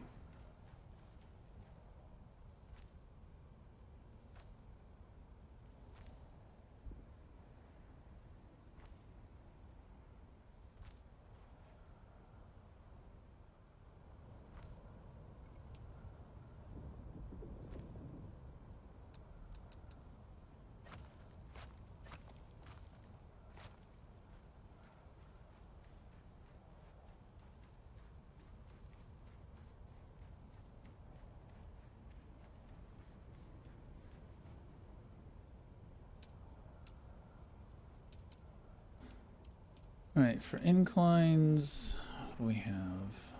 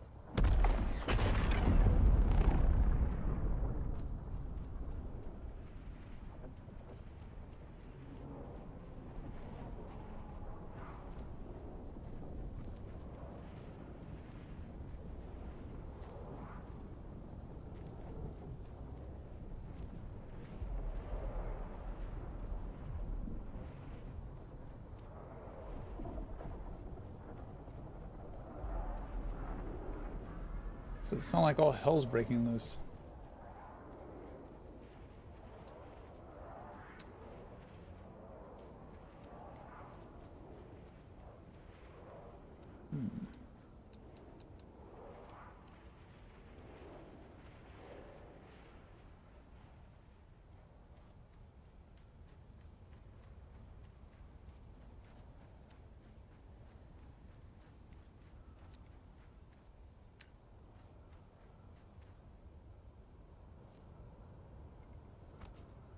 Ever wonder what it's like out there beyond the safety of the city? Where the sand shifts and ancient secrets hide beneath the dunes? Well, let me tell you, there's more out there than spice and sand. The Wastelander Chronicles takes us into the life of a scrappy young scavenger girl and her family as they brave war-torn battlefields, hunting salvage and other buried secrets. Stay tuned, because this is one tale you don't want to miss. It's the Wastelander Chronicles, brought to you by O'Gary's Imports. O'Gary's Imports. If you want it, we have it. And if we don't have it, we'll get it. Join us now as we journey to the blistering sands of Arrakis, where we follow the adventures of the O'Gary clan, a pioneering family of salvage experts, as they scour war-torn battlefields and crash sites to discover their next great haul.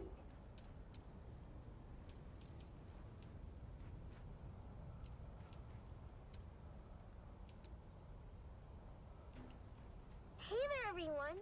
Welcome back to the Wastelander Chronicles. I'm your Badlands Scout, Sally O'Gary, and I've got a crazy story for you. It all started when my dad announced a surprise salvage mission.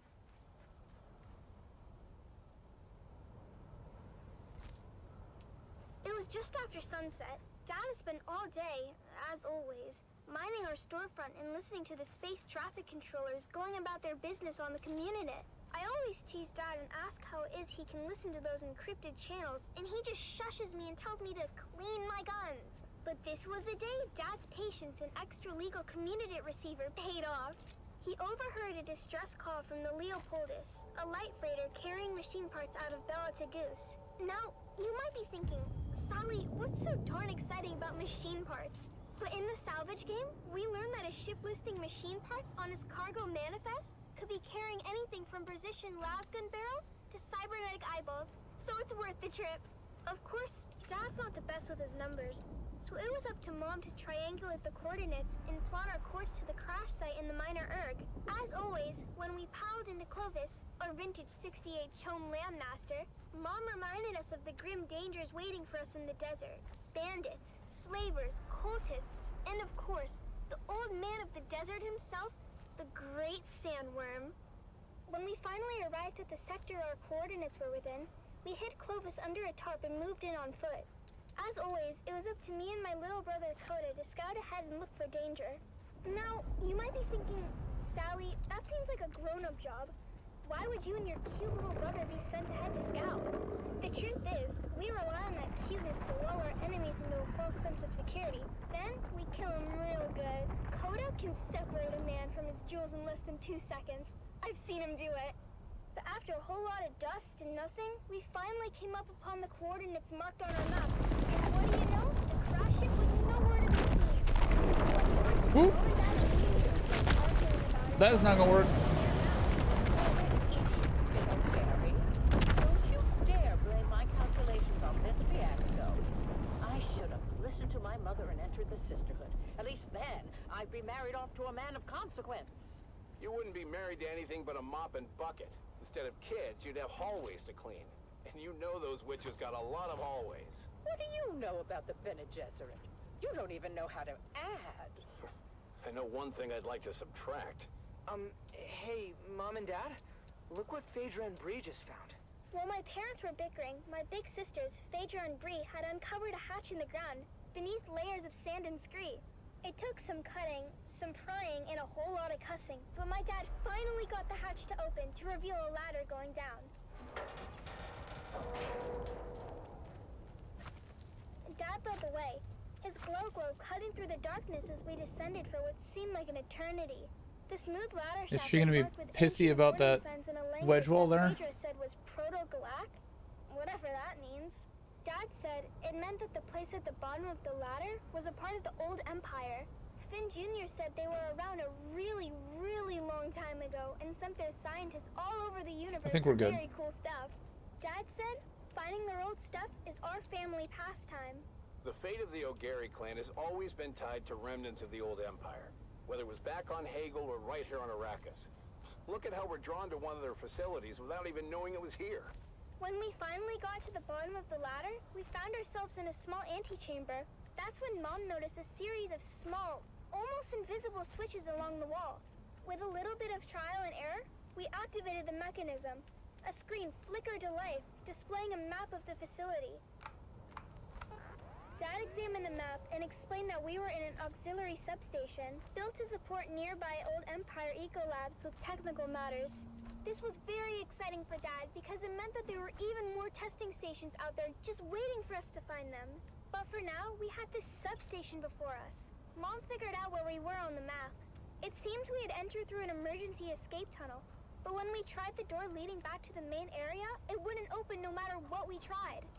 Dad began to despair, but Mom kept her head and found us another route back into the complex through a twisty utility duct. This There was is a wall. The utility duct was incredibly narrow, too small for any grown-ups to fit through. This was my moment to shine. With a quick pep talk from my mom and a promise to be careful, I wriggled into the tight space, inching my way forward.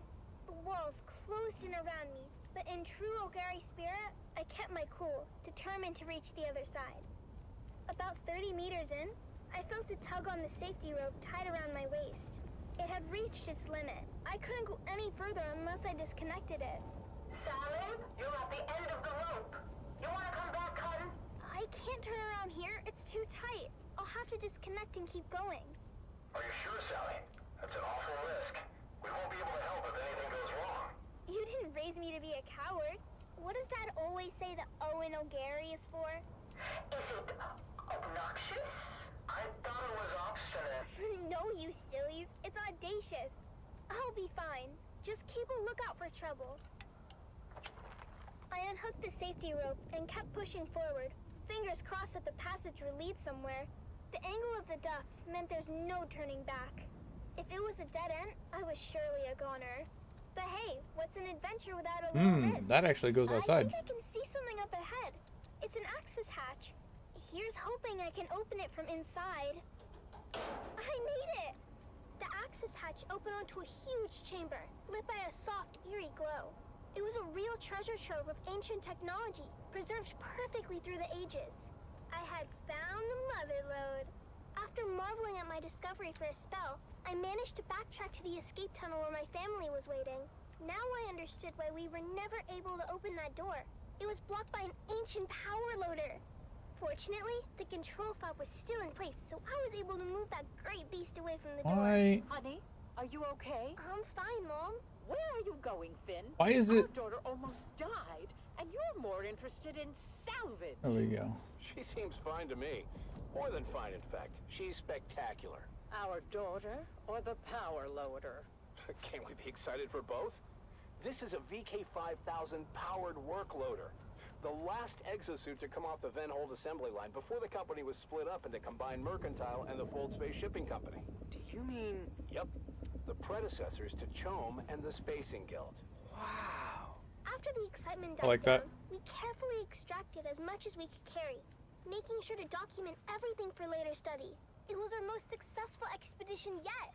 Back at our shop, we spent days cataloging and cleaning our finds, preparing them for sale.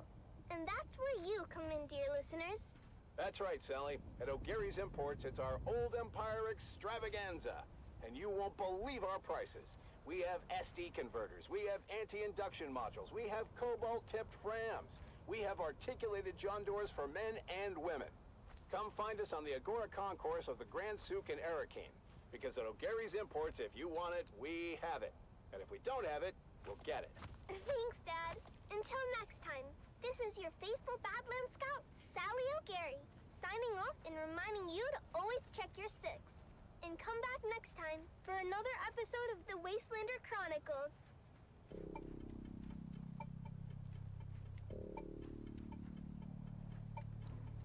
I think if I put it there...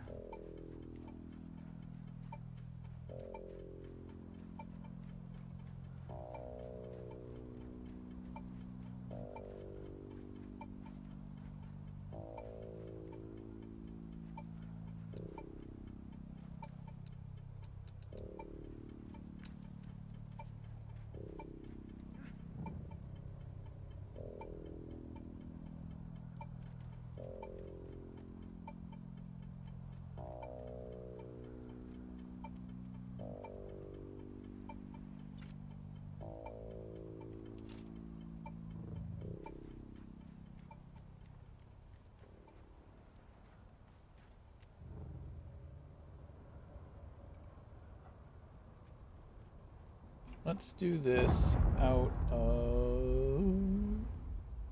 Yeah. Just for when the worm eats it.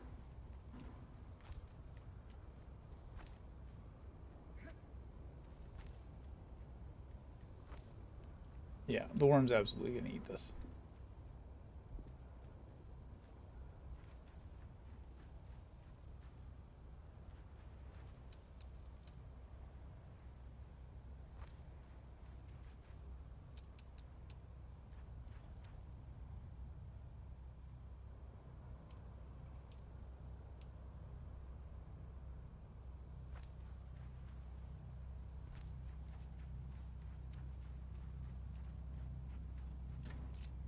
No.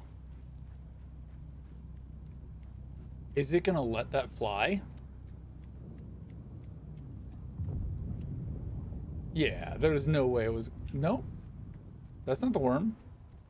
It's gonna let that fly.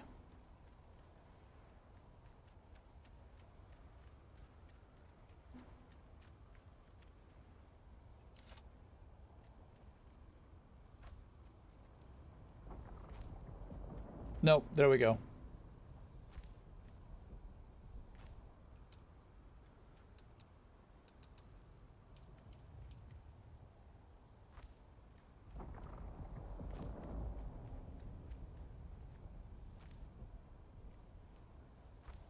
Are you really gonna leave that?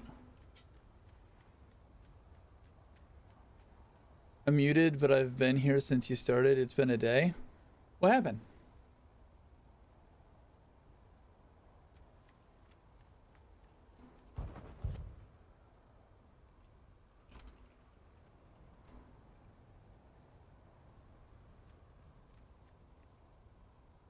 Bartleby, how is the worm letting this... Why is the worm letting that be?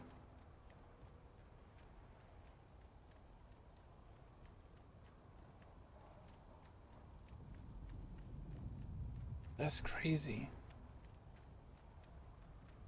Had to pick up Artie's... Oh, I'm sorry.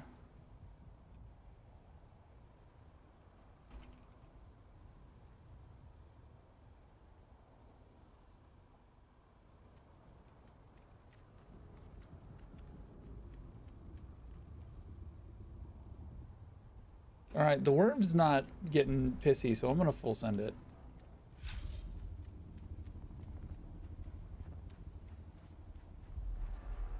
Oh yeah, yeah.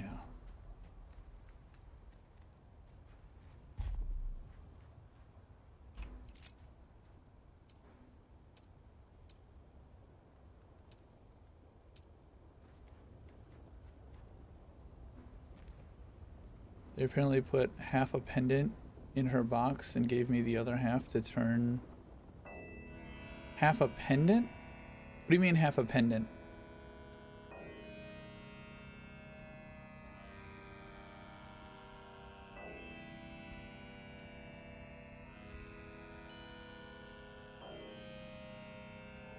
Okay.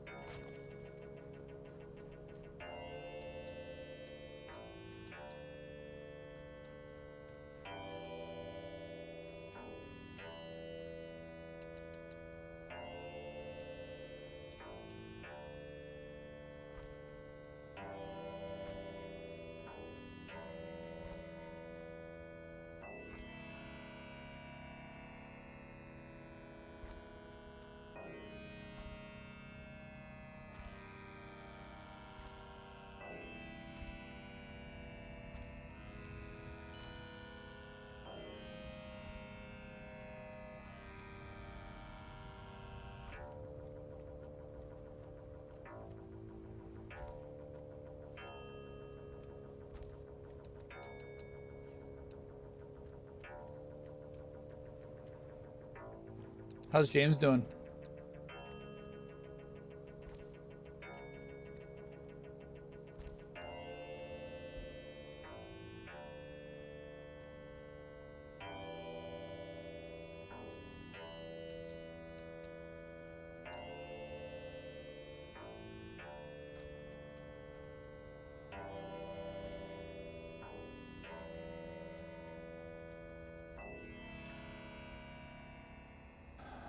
Barnaby, you here? Need your opinion.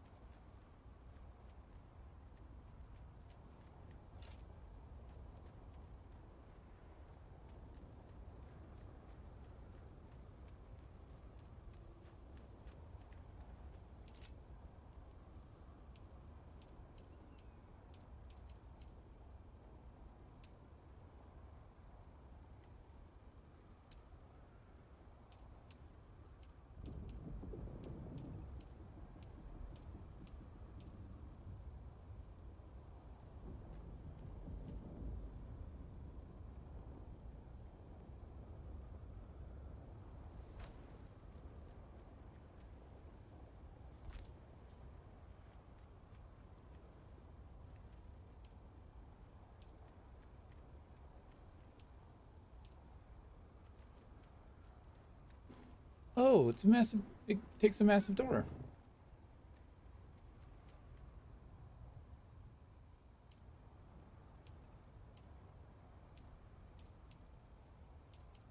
A Song of Two Homes. I remember the spice-scented air and shadows cast by twin moons.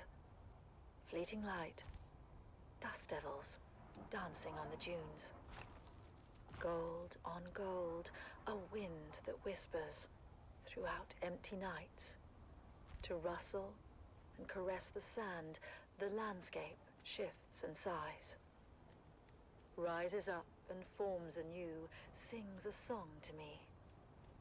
And I see our footprints, swallowed by the sandy sea. I recall the mist of morning tides and the scent of salt upon the breeze. Gentle and soothing, waves caressing the deep and restless seas. Blue upon grey, the ceaseless call of seabirds out among the cliffs. The salt waves fall and rise, born now and dying, salt tears sting my eyes. How long ago it seems, and I know that our gardens blossom only in my dreams.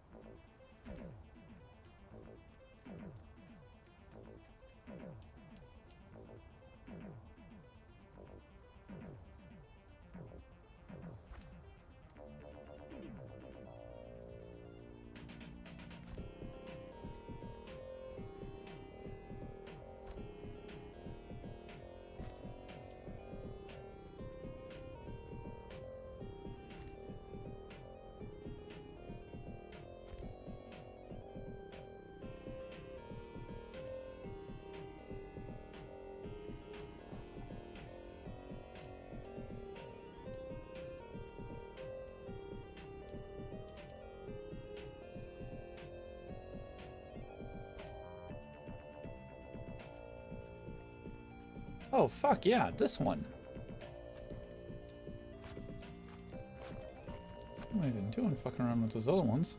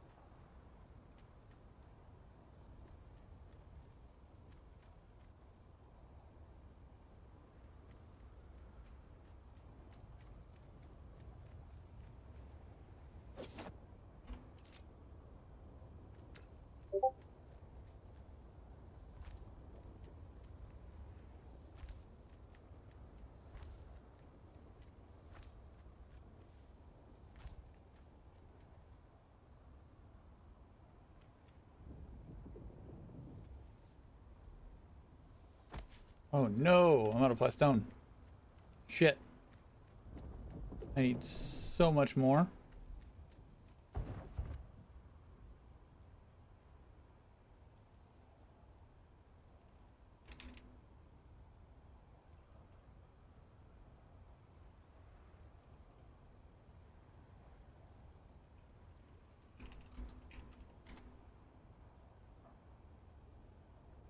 You here? If you are here, I'm wondering about the strip down the center. It's concrete instead of the Atreides stuff. It's already 70 degrees Celsius in the shade, and the day's just started. All we can do is put one foot in front of the other and face what comes with honor and determination. This is Tolliver Cam from the heart of Erakeen, guiding you through your day.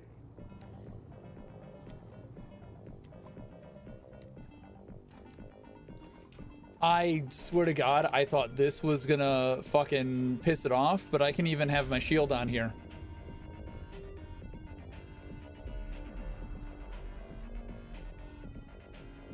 So like, worm territory. Right here. I could have brought it out even a little bit further. But yeah, I was surprised too. I thought it was gonna chomp and munch as soon as I got down to the bottom of this. Yeah, just the racing stripe basically down the center. I'd also contemplated using like the Atreides stairs for texture versus this is just the flat base texture.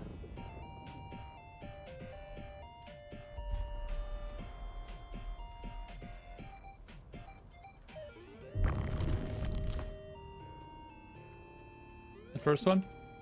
I'm gonna try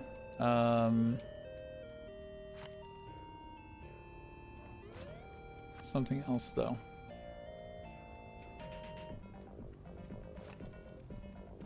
Because I kind of like the texture breakup of it as well. But I do want to look at one other thing.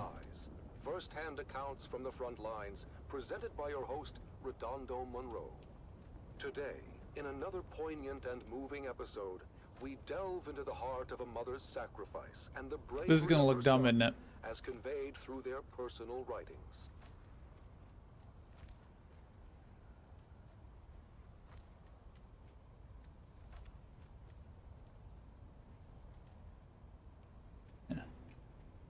Fiona Thorne, a devoted mother, has remained steadfast and resilient throughout the long years of conflict. That doesn't really look like a The unwavering morale of the Atreides families, a vehicle ramp anymore. and our fighting forces. One fateful day last year, our special missions cohort executed a daring raid against a Harkonnen position in the Yeah, but minor would that burg known as Three Rock Station. fuck up the vehicles? A highly trained member of the elite strike force known as Gurney's Own was part of that operation.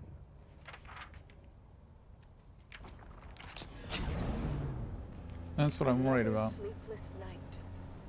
The sound of the wind reminds me of the distant echoes of battle.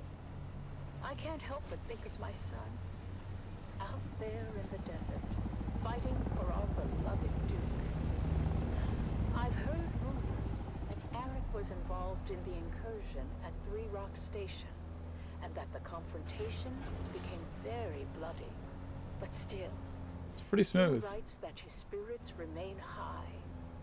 I pray for his safety and the swift end of this bloodshed. In his letters sent from his unit, as Gurney's Own are deployed wherever the need is greatest, Eric expresses both resolve and an unwavering commitment to our cause. Mother, the Harkonnens fight viciously, but our intelligence is sound, and we're able to hit them at their weakest. It's hard to remember the peace and serene beauty of our beloved Caladan when all you see is sand and blood. The soldiers in my unit are strong and determined, and I draw strength from their courage. I miss you and home dearly, but I know our struggle is just. After the fierce fighting at Three Rock Station, Eric's unit was redeployed to the western It's actually incredibly smooth. striking against Harkonnen spice I don't feel the stairs at all. Through sheer determination, a critical position was taken, but at great cost. You see this guy? The back? Unit is grim. Many lives That sticks out over my build line. My heart aches for him, and for all the families grieving tonight. Mother, I feel that our small unit is a valuable resource in this war of assassins. We've lost many good men. My dear friends, it's hard to keep faith when you see so much death. The Harkonnens are brutal and show no mercy, Mother. They burned our wounded alive. I've seen them torture our captives in ways I can hardly describe. But I remember what you always said about our duty to the Duke. Yeah, this will definitely be worth the pain it took to rebuild. Confrontations along the demarcation lines grew fiercer. Gurney's own succeeded in breaking the Harkonnen supply lines, but in many of the missions, they suffered heavy casualties. News has reached us of another successful operation. But Arek's last letter spoke of horrors I can barely fathom. I am hoping now, beyond hope, that his unit will be given reprieve, and that my son will be returned to me. But destiny willed it otherwise, and Gurney's own were deployed once again to undermine Harkonnen positions near the shield wall. From the mission camp, Arek writes, Dear Mother, I don't know when I'll be able to write again. The Harkonnen positions are strong, and however careful our planning, we are sure to sustain grave losses. But still, none of us hesitates. We fight for House Atreides, for our people. Though I must confess, even the glory of Three Rock Station feels hollow amidst the bloodshed I now have witnessed. I must tell you, Atreides operatives too have been driven to acts I thought unimaginable. And we do what we must to secure victory, but I wonder at the cost to our souls. I miss you. I fear I may never see you again. Later that same month, it was reported that Sergeant Eric Thorne was declared missing in action during a clandestine raid. His mother's heartache reminds us of the ultimate sacrifice made by so many. Arek is missing. My son, my brave boy, lost to this endless war. I am proud of him, of his courage and his honor. I don't know. But I cannot. I think I like the down the center better. We give so much, and for what? What good is the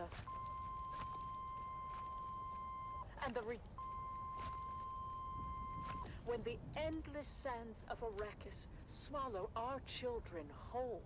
Fiona Thorne's sacrifice is a testament to the strength and resilience of House Atreides. Let us honor her and all those who endure the trials of this war, as we strive for a future where their sacrifices are not in vain. You have listened to another episode of Through Their Eyes, first-hand accounts from the front lines, presented by your host, Redondo Monroe. Yeah, I like it the other way better.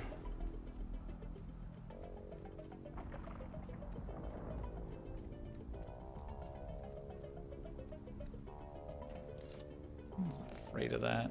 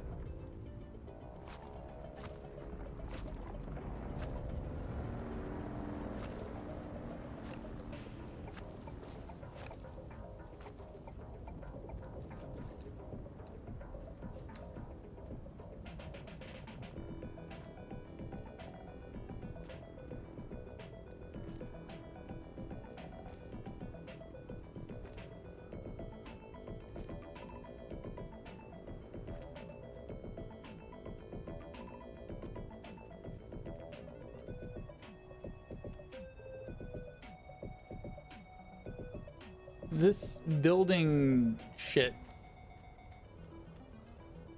is fucking usually really good.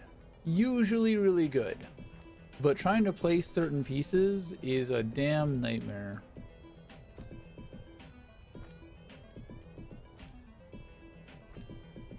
Better than most, but still has its frustrating moments.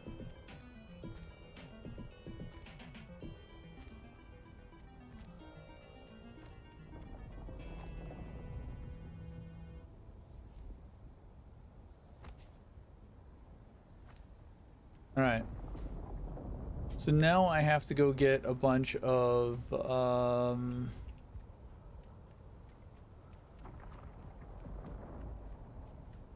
other shit.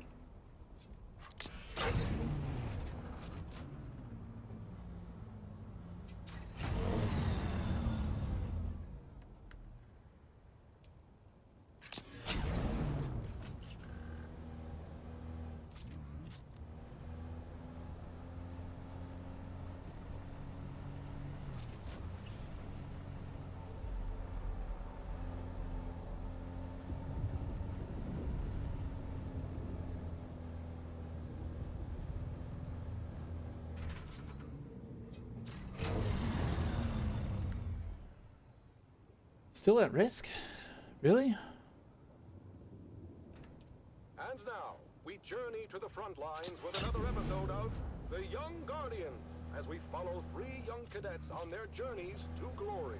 And now, The Young Guardians continues, a captivating saga of bravery, loyalty, and sacrifice. Okay, but it's safe here. Out on the desert. Left our 3 young House Atreides aspirants. Sure. They had received their orders to join the War of Assassins on Arrakis. After crossing the known universe on a guild highliner, our heroes are briefed on what awaits them in the desert sands below. I've tried to make this so, like, it won't impact people driving through. Hostile to human life. Because make no mistake, troopers. Is that good guy Gary? While there's oxygen to breathe and the atmosphere won't kill you out. Good guy guard Gary? Everything else will. Your destination is Helios Gate, a bastion-class fortress overlooking the northern frontier. You'll be reinforcing 3 Company of the 5th Rapid Deployment Cohort. Captain Amstrad and the Fighting 5th have repelled no less than 23 direct enemy actions in the last standard quarter. That means you'll be relieving some tired and haggard troops. And, just remember why you're here and who you're fighting for. That's right, for the Duke. As our 3 young guardians cross the gangway to their dropship, certain nerves and anxieties come boiling to the surface. Taryn, are you okay? Whoa, you just missed a trooper on the lower gangway. You didn't even notice. Gross. Yeah, I'm okay. Oh, I think that slig chowder isn't sitting too well. It's okay to be nervous, Taryn. I'm bloody terrified. Although I'm not sure if I'm more afraid of the Harkonnen or the planet itself. Both are horrible. But my greatest fear is failure, and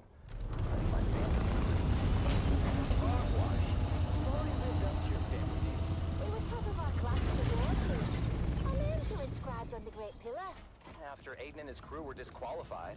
And summarily executed. Yeah, but I have so much pressure on me to perform.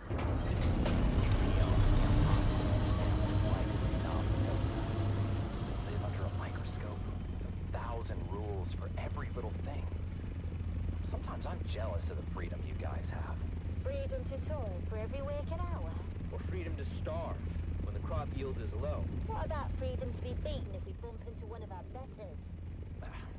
You know what I mean. I'm sorry, guys. I'm just worried about our deployment. Worried about what? My brother says Helios Gate is outdated and of limited strategic value. So?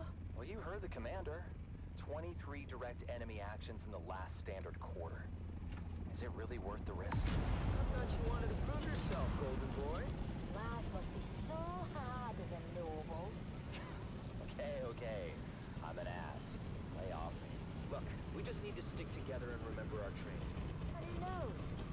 These things ebb and flow. We may not even see any action for quite some time.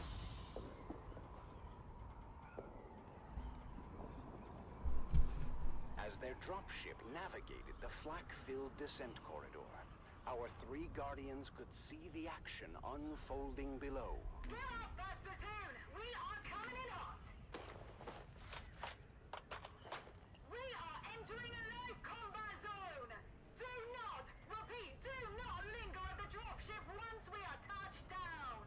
We need marksman to observation decks, and the rest of you, reinforcing access points. Helios Gate. Well, that place blew up. I remember when he was just starting to build that. Terran, Lyra, and Amon are deployed to different positions around the Helios Gate fortress. Terran is stationed at the main gate, ready to repel all comers, while Lyra is perched on an observation deck with scope and las rifle. They're trying to cut the gate solenoid. We need a marksman tasked on the front gate. I've got you, Trooper. Meanwhile, Amon and his team of Suspensor-born skirmishers streak across the sky through a fusillade of lasgun fire. Land behind them! Land behind them! On my position! Textbook flanking maneuver. The battle raged on as the numerically superior Harkonnen forces pressed their advantage. But while the defenders of Helios Gate were outgunned and outnumbered, their fighting spirit remained unbroken. We're not going to be able to hold the gate for much longer. Can I get another marksman tasking for the front gate?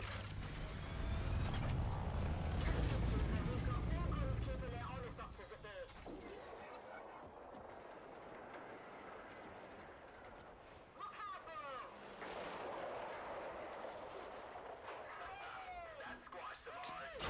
As day turns to night, the Harkonnen forces prepare for a final desperate assault. The defenders, exhausted but resolute, ready themselves once again for the coming battle. This is it, troopers! The Helios Gate stands tall once again! We have gunships coming in on an objective from Para East. We just need to hang on until they get here. For the Duke!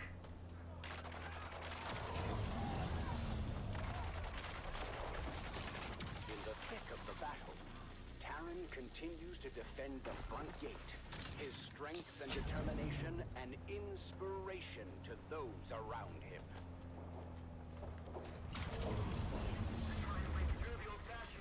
Lyra's precision fire thins the ranks of the oncoming enemy as Amon is redeployed to the battlements. I've been hit! The front gate isn't gonna hold!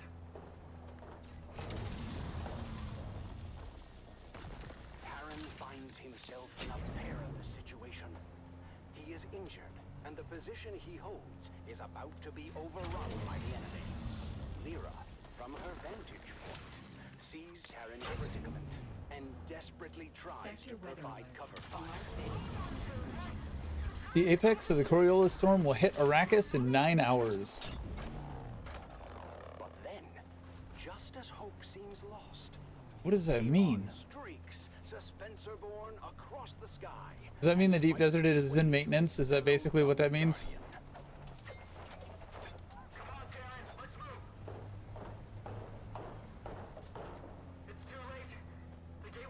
I wonder what happens if you go to the deep desert in the middle of the storm.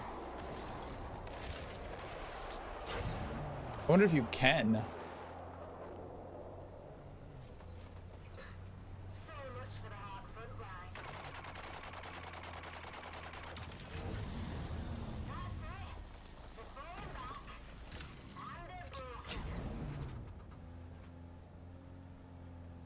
When the smoke clears, the casualties on both sides are many. But in the end, the Harkonnen forces are won, and the defenders of Helios Gate stand tall. But at what cost? You've done your Duke proud this day, troopers. Helios Gate stands because of your bravery. We did it. We really did it. 23 confirmed kills. I'm told that's a fortress record for moving. And this is just the beginning. Now they know what we're capable of. For House Atreides, and for each other, we'll face all comers together. And so, the siege of Helios Gate comes to an end, marking the first of many trials our young guardians will face. Their journey of honor and courage has truly begun. Join us next time on The Young Guardians. This is probably not enough basalt, but Challenges as they uphold the legacy of House Atreides. Until then, remember, honor and loyalty are the true marks of a warrior.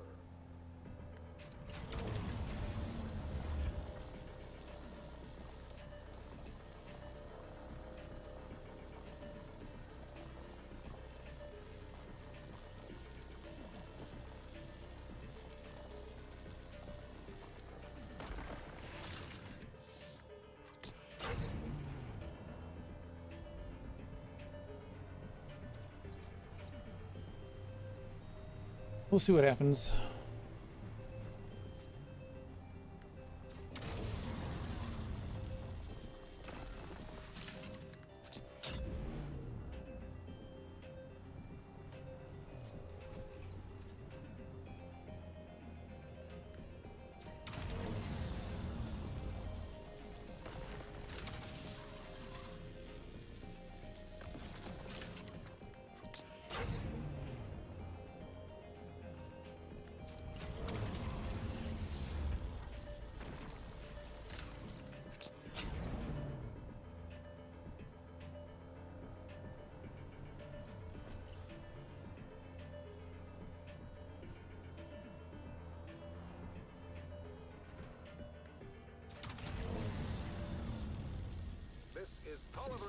Your faithful Communinet crier, spreading the word of the Duke and reminding you it will get better. War is hell, but our cause is just, and there's no other possible outcome than total victory.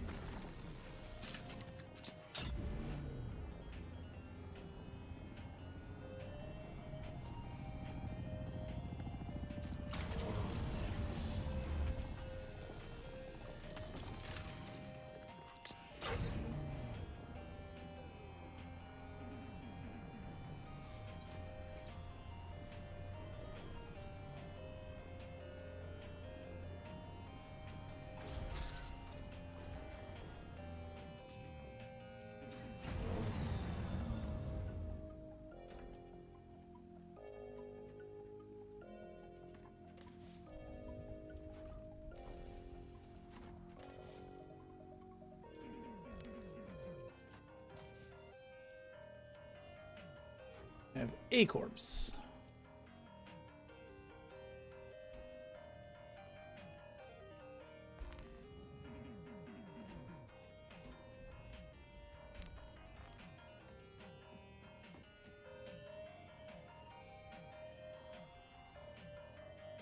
Need 201 whole silicone block. One more June. One more June. Sure brought silicone with me. One more June onward. Into the desert storm flew the brave soldiers. Forward the shield brigade. The las guns must down, he said. Into the desert storm flew the brave soldiers. Forward the shield brigade. No one to hesitate, despite their reckless hate. Hearkening, villainy. The troops not to ask what's right. They carry our sacred light, theirs, but to stand and fight. Into the desert storm blew the brave soldiers. Las guns to right of them. Las guns to left of them. Las guns in front of them. Lightning and fire beam, forward to final breath. Boldly they flew, and well, into the jaws of death. Into the mouth of hell flew the brave soldiers. flashed all their crisp knives bare, flashed as they turned in air, slicing the gunners there, charging an army, while Arrakis all wondered. Plunged in the battle smoke, right through the line they broke. Harkonnen and Sardaukar reeled from the crisp knife stroke, shattered and sundered. Then they flew back, but not all of the soldiers. Lasguns to right of them, lasguns to left of them, lasguns behind them. Lightning and firebeam forward to final breath. They that had fought so well came through the jaws of death. Back from the See how much this gives me. all that was left of them, left of the soldiers.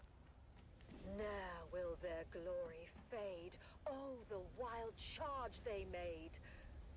Atreides, in debt to them, honor the charge they made. Honor the Shield Brigade. Oh, noble soldiers.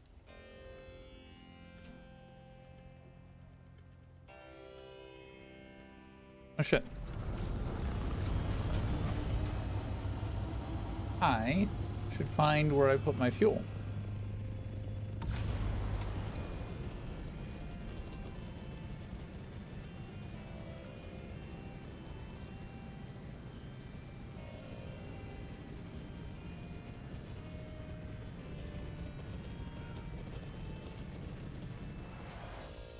So how long until you redesign your Titan Tower with the Atreides building materials?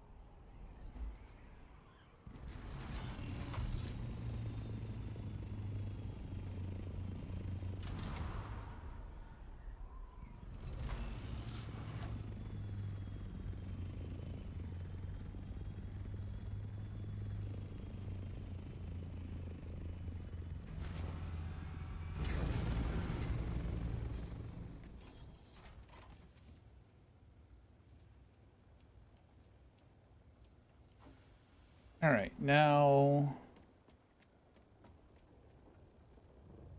the fuck are my refineries? Here they are. Wait, are they? Yeah, here they are. All smushed.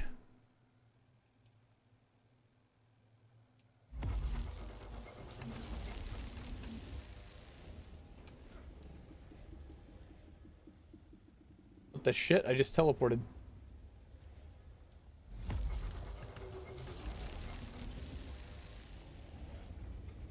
I think these make 200 each. It's the Wastelander Chronicles, brought to you by 250 each. Okay, cool. I don't know. I'm looking at getting a trip to Washington, Portland ready for your cousin's wedding. Oof. That's rough. As we journey to the blistering sands of Arrakis, where we follow the adventures of the Ogeri clan, a pioneering family of salvage experts, as they scour war-torn. Is that where they live, or did they just want to go to Portland? I'll be right back.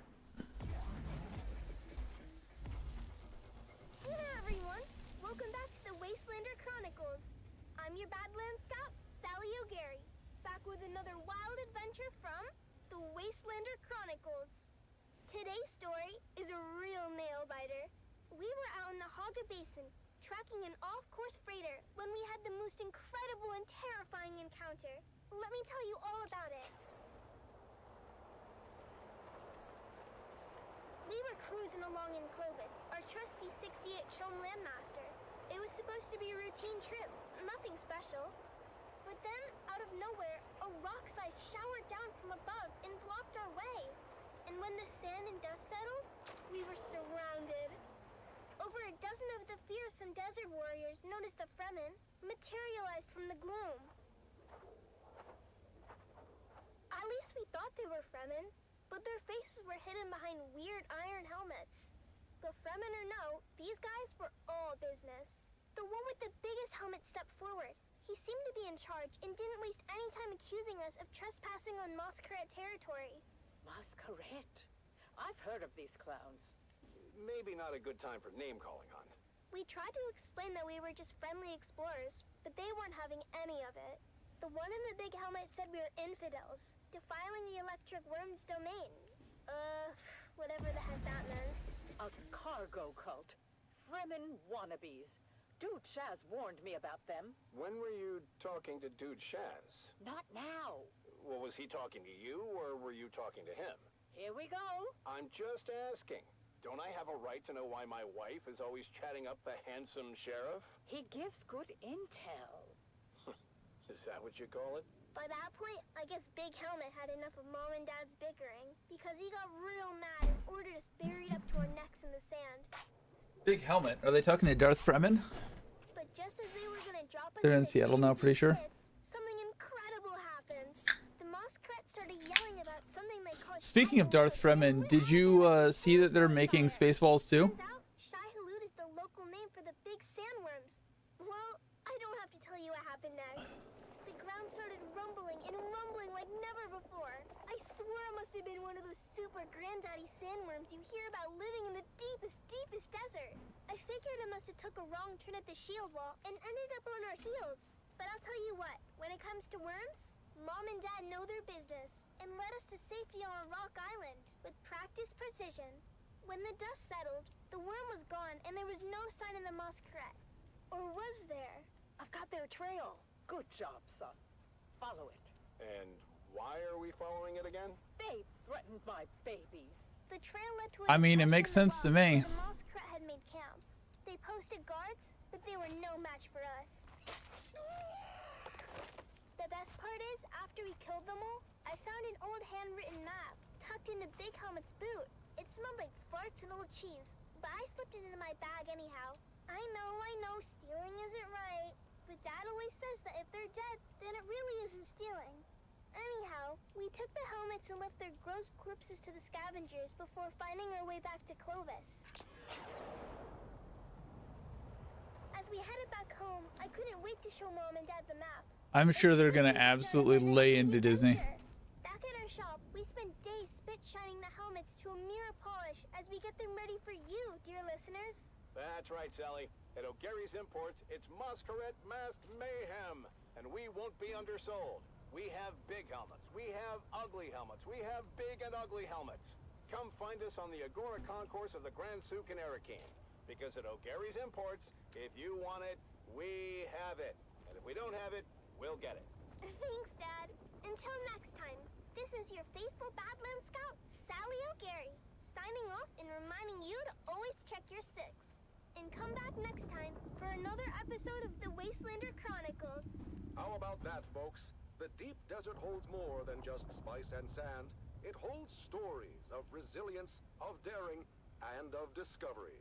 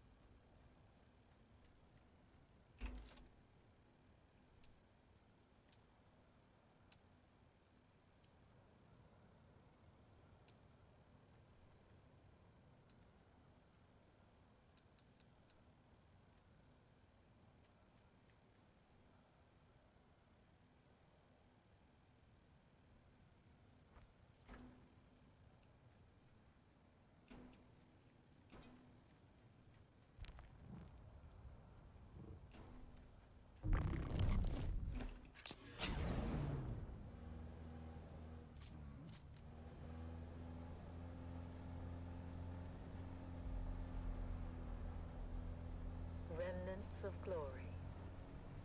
Echoes of valor, whispers on the wind, calling the names of the fallen. Brave souls, now but shadows in the dunes. The remnants of glory. Desert silence, broken by memory. Sand beneath our feet, shifting with each sacrifice. Lives given, given to the cause.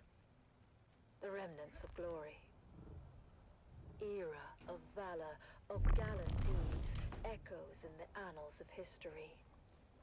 History, written in blood and sweat. The remnants of glory.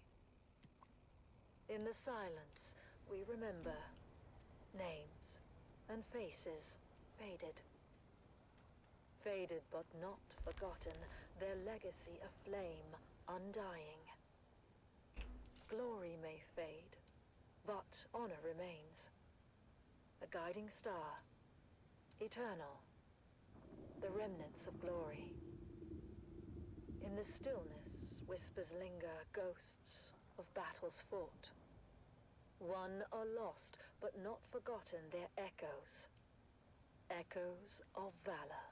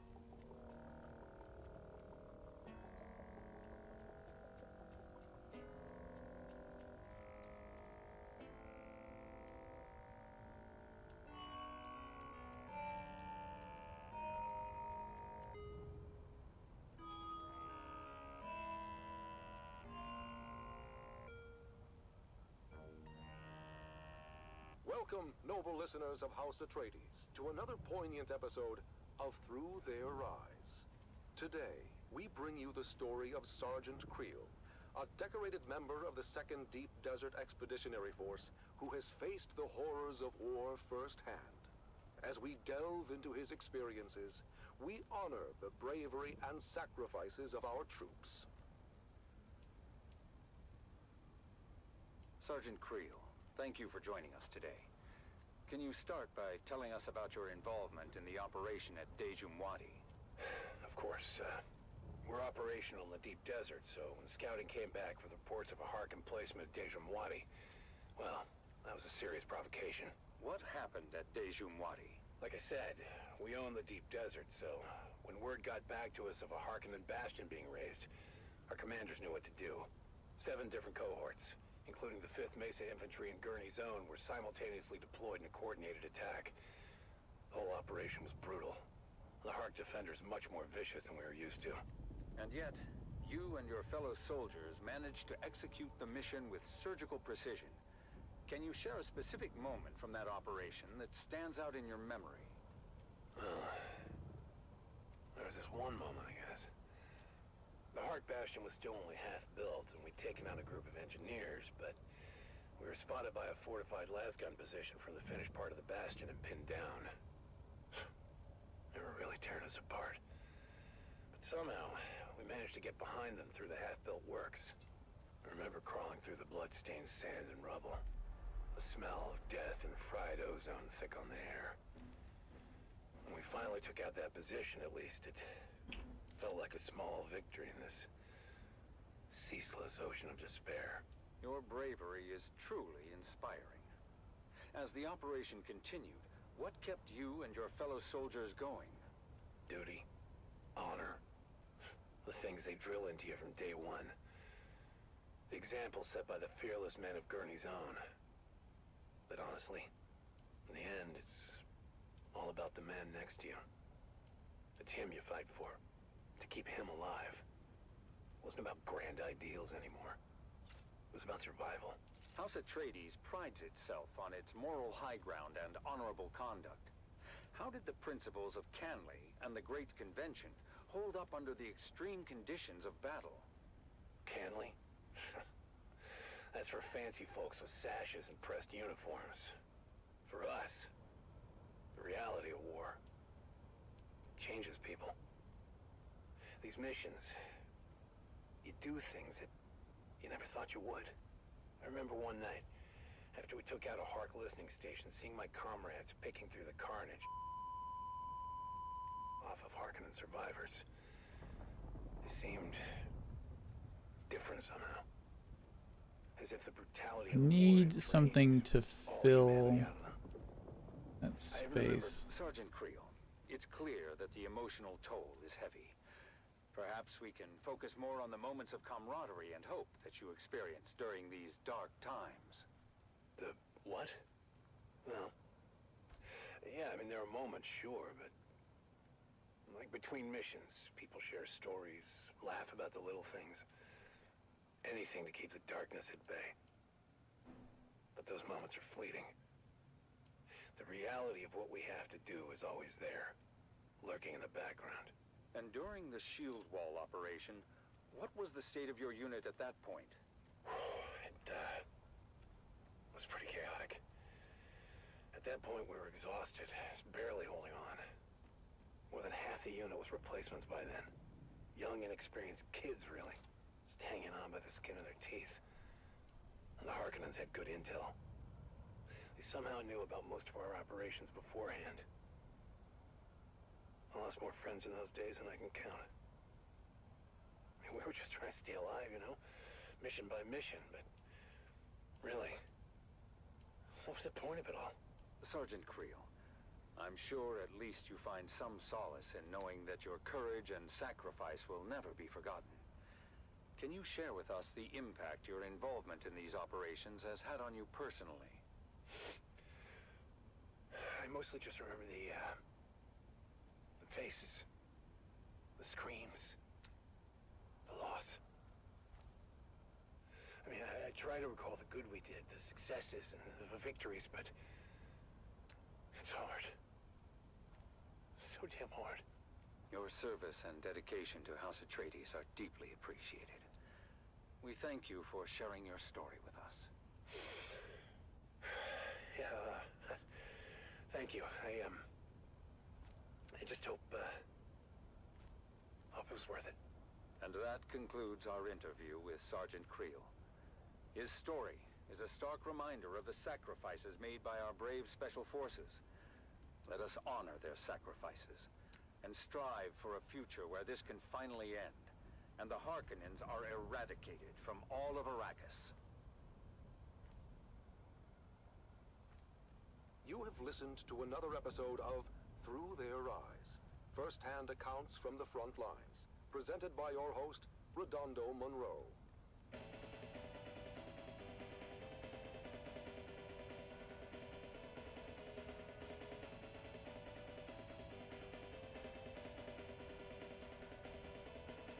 How the fuck is this supposed to go together?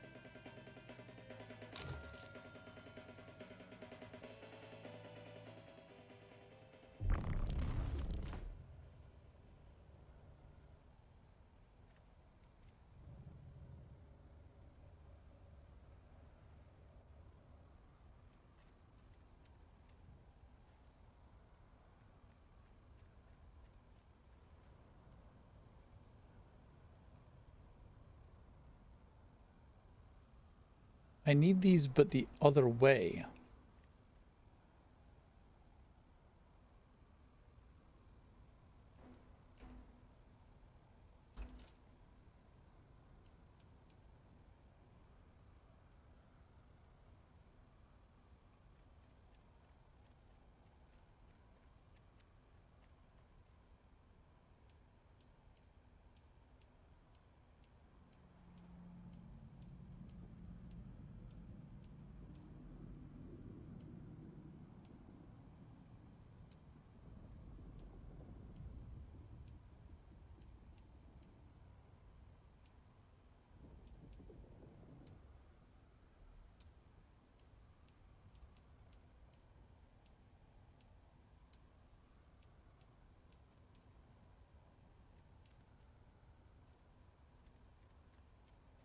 In twilight's glow where shadows meet, a warrior stands on weary feet.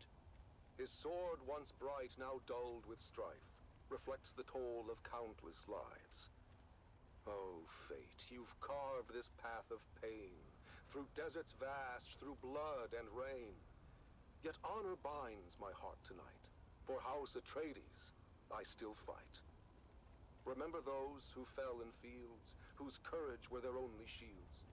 Their names engraved in stars above, their deeds the legacy of love. In silence, now, I take my leave. For battles end, and souls must grieve. But know this truth, my comrades dear, in every heart we still stand near. O house of just and noble name, we've lit the stars with honor's flame. And though my journey's end is near, House Atreides, shed no tear. For in the halls where heroes rest, where valor shines, where hearts are blessed, we'll meet again in timeless peace, where all our pains and trials cease. In twilight's glow where shadows meet, a warrior stands on weary feet. His sword, once bright, now dulled with strife, reflects the toll of countless lives. Oh, fate, you've carved this path of pain, through deserts vast, through blood and rain. Yet honor binds my heart tonight. For House Atreides, I still fight. Remember those who fell in fields, whose courage were their only shields. Their names engraved in stars above, their deeds the legacy of love. In silence, now, I take my leave. For battles end, and souls must grieve. But know this truth, my comrades dear, in every heart we still stand near. O house of just and noble name, we've lit the stars with honor's flame. And though my journey's end is near, House Atreides, shed no tear. For in the halls where heroes rest, where valor shines, where hearts are blessed, we'll meet again in timeless peace, where all our pains and trials cease. Powerful This is not what I want, though. remind us of the courage and resolve that lives in every Atreides heart.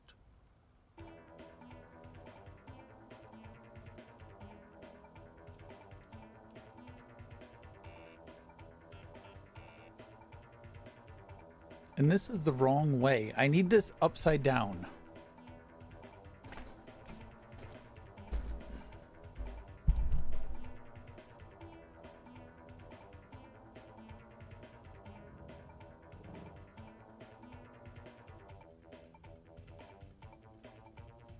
Yeah, it's cool that you fit like that, but I need you to fit the other way.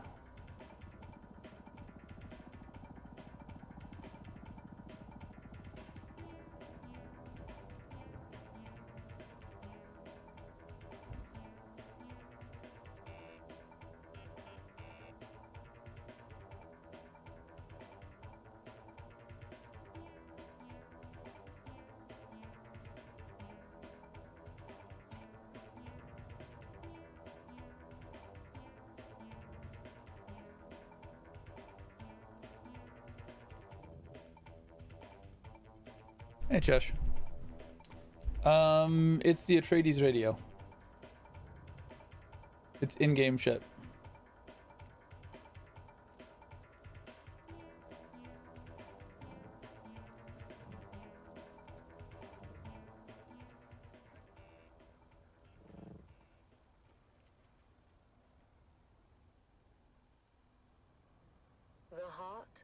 My problem right now is that I don't have anything that will fit in this gap. Duke in 88, back in a bygone day. He lived out in the desert and scraped his meager fare, with children 9 around him and Ren, the youngest there. The older siblings learned some sense, but Ren was left without. He was tall, but short on wisdom, and grew up broad and stout. Pious, cheerful, willing, yet he seldom did things right. "What will become of you, poor boy?" his father asked each night. And finally, Ren answered, "A soldier, sword in hand. If all else fails, at least I can still die for Duke and land." Ren packed his bag and went to join the brave Atreides troop. Strong and fit, and healthy too, he was welcomed in the group. But when he had to master drills and learn the skills of war, the sergeant screamed and laughed and screamed still more. For when ordered to turn left, Ren would quickly turn to right, and told to shoulder arms instead, he charged with all his might. Ren Darvo's drills and troubles became a well-known tale. Even famous Duncan, Idaho, would smile at his travail. And when at last Ren's unit was ordered off to war, the officers debated, was he suited for that chore? But Ren just let them argue. He stood there, broad and straight. "If with the others I can't go, I'll go alone. Just wait." He took his sword and backpack and marched out with the rest.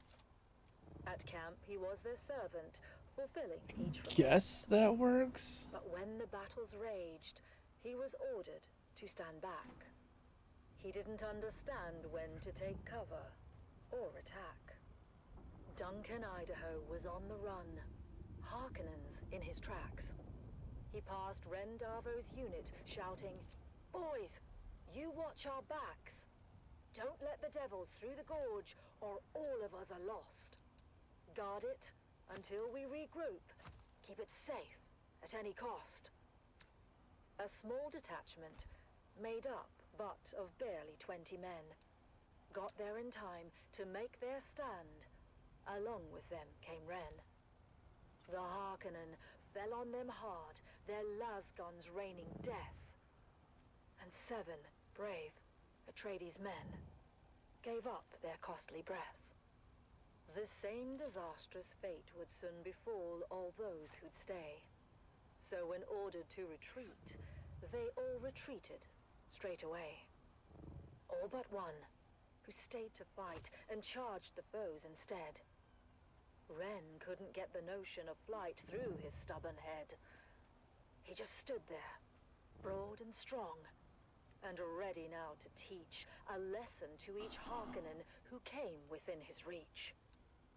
At the choke point in the gully, they all each took a turn, but without lasgun cover. One by one, were forced to learn. They charged at Ren, but each who came was fought and bested all the same. I don't like it. Him at this game. I want the incline. Atreides' honor, house, and name. Duncan, Idaho had rallied all the troops that still were hale. He shouted, "Hold out, my brave lad, we're coming, do not fail." He told all who would hear him, watch a true Atreides fight. "Hurry, boys, come to his aid, he has saved us all tonight." Against that K2 Crid. Thanks for subscribing. Hey, Cred. Thank you K2 Cred Thank you, for sir. resubscribing for 37 months. I feel like I just did the 36th month. LOL. Their weapons dropped behind them as they ran. And Duncan looked around and asked, Where is that fearless man? How you doing, buddy? He who held the gully until we could all return. How is your That server treating you? hero of the desert. His name I must needs learn. He has fallen, said the sergeant, his head bowed down in shame. He lies there dead upon the sand. Rendavo was his name. I remember him, said Idaho, of Ren who'd seemed to rest, but for the blood that stained the shirt across his mighty chest. That lasgun knew just where to strike, as plainly you can see, said Idaho to those around. Yes, it knew more than we. It shunned his brow. 'Twas weak and poor, that much all of us knew. But found instead what better was his heart, forever true. The word spread quick among all those who had survived the fight, and every soldier did agree Duncan Idaho was right. Rendavo was no thinker, his mind slow, truth be told. His head, they said, was thick as wood, but his heart was made of gold. 2-1. Ramp flat, ramp ramp.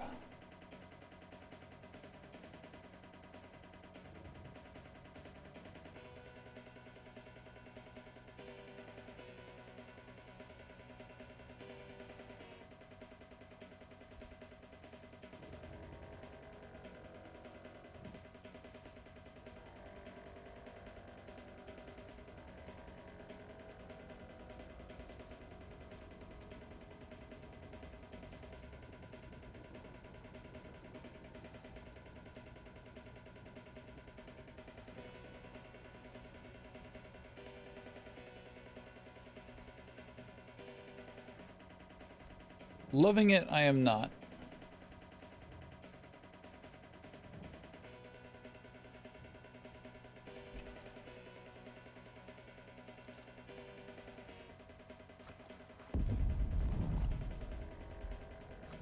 There's so much space that I want to go grab.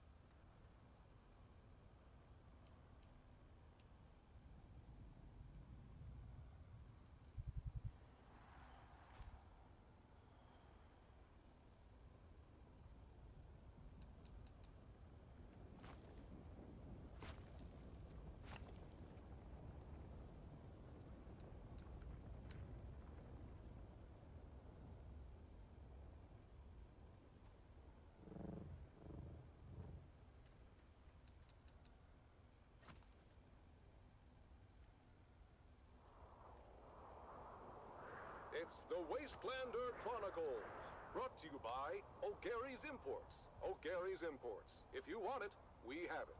And if we don't have it, we'll get it. Join us now as we journey to the blistering sand. I mean, I guess I can be okay with this. I don't particularly love it. Family of salvage experts as they scour war-torn battlefields and crash sites to discover their next great haul. But we're just kind of making do with what we got. It's kind of symmetrical. Hey there, everyone! Welcome back to the Wastelander Chronicles. I'm your Badlands Scout, Sally O'Gary, back back with another wild adventure. Planetary skill tree is glitch. We got our hands on that And can't progress it anymore. Big sad. How is it glitched? You have a massive base, got the thornocopters going, and just scooting along beside so many things breaking. How is it broken? Master Chin would have taken one look, and before you got a word out, he'd have done a sector-by-sector comparison of the map with known topography. But in this case, Dad didn't want anyone knowing the secrets of the map before he did. I'll figure it out myself. Mom said he was being a paranoid old fool, but what should have taken 30 seconds took 2 days. And don't you know it, 2 days later, we found ourselves piling into Clovis, our 68th homeland master, and set a course for the Hogavation. Once we were underway, Dad unfolded the map and pointed to a marking that looked like an angry beetle. This is our destination, kids. Remember that old Empire facility we found a few weeks back? It was a maintenance facility. You know, a bunch of tool pushers they kept around to fix stuff for the eggheads.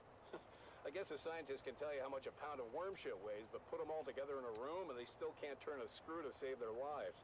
Anyhow, in the documentation we recovered, we found an inventory roll listing some of the other testing stations by number and field of study. Testing Station 29 studied plants, while 36 studied weather. Station 91, though, they studied bugs. Just like this ugly little sucker we're headed towards. Boy, was that journey rough. Mom said it was a bad time of year to be traveling, and the sandstorms were relentless. Visibility was almost nothing, and sometimes my little brother Koda and I had to get out and walk ahead of Clovis to make sure we didn't drive off a cliff. Eventually, we arrived at the sector indicated on the map, and we hid Clovis away, where she would be safe.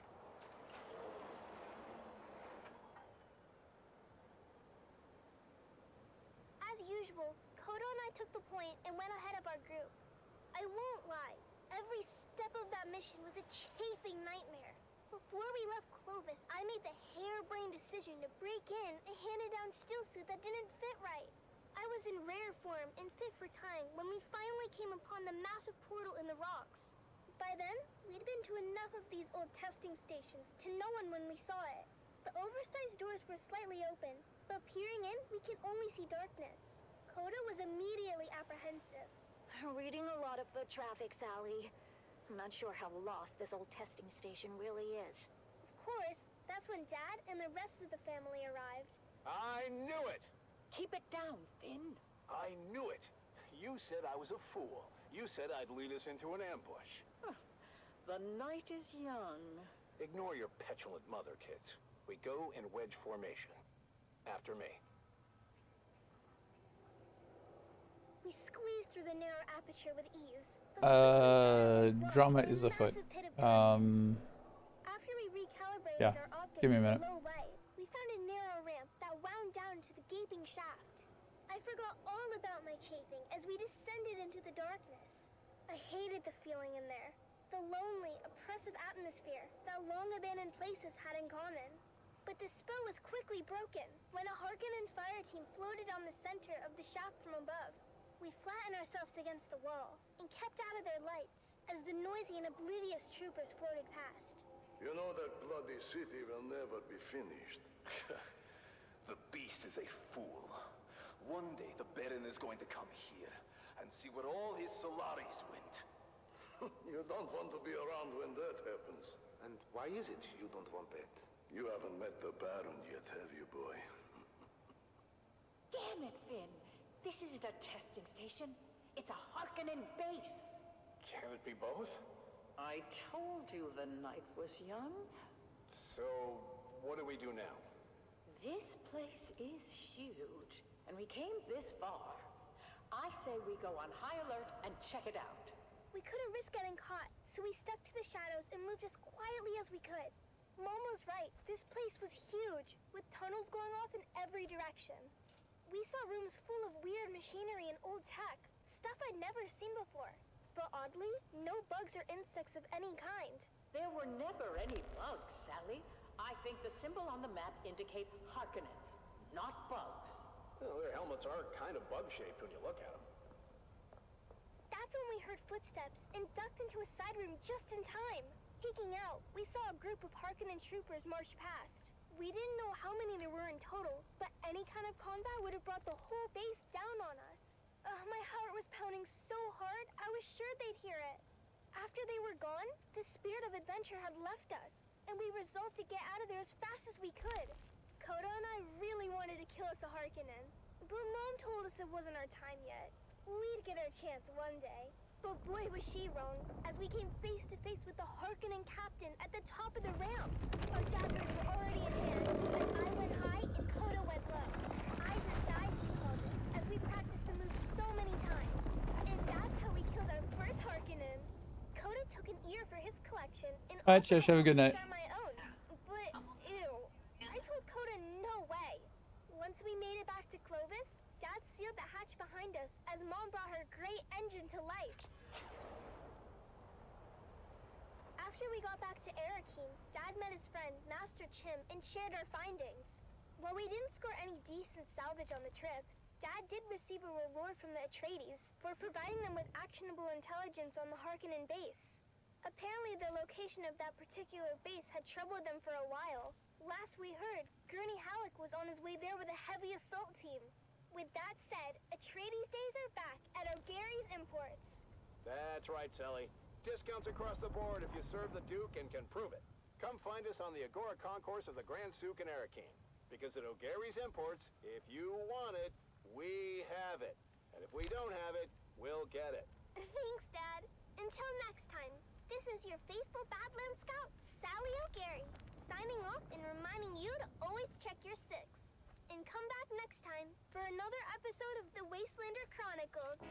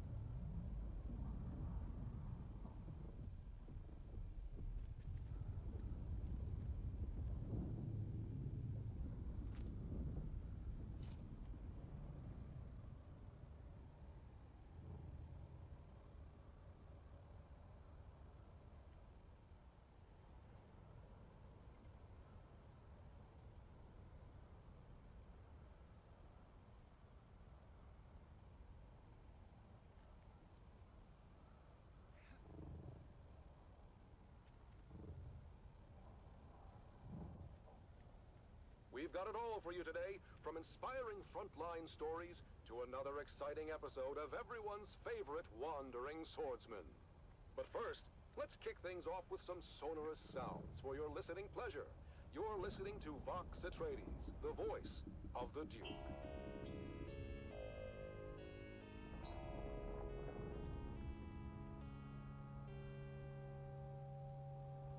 Sorry about that.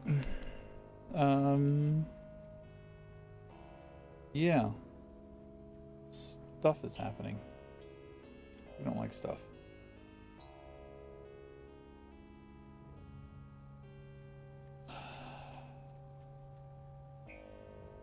Does that look stupid?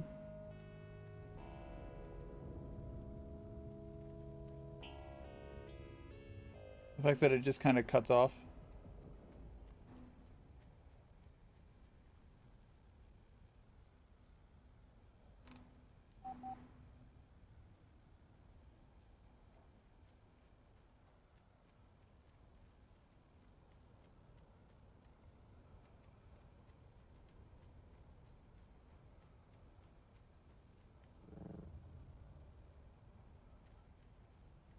I like how it looks from here.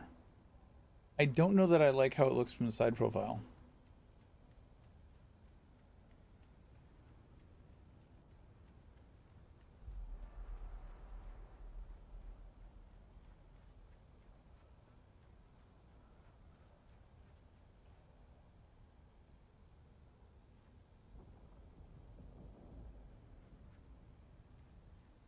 I'm a big symmetry fan as well.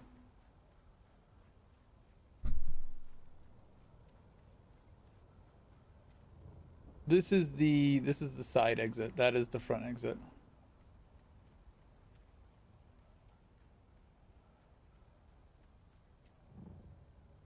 I just don't like that it there's nothing connecting it. You know what I mean? There's not a good piece that fits in that space.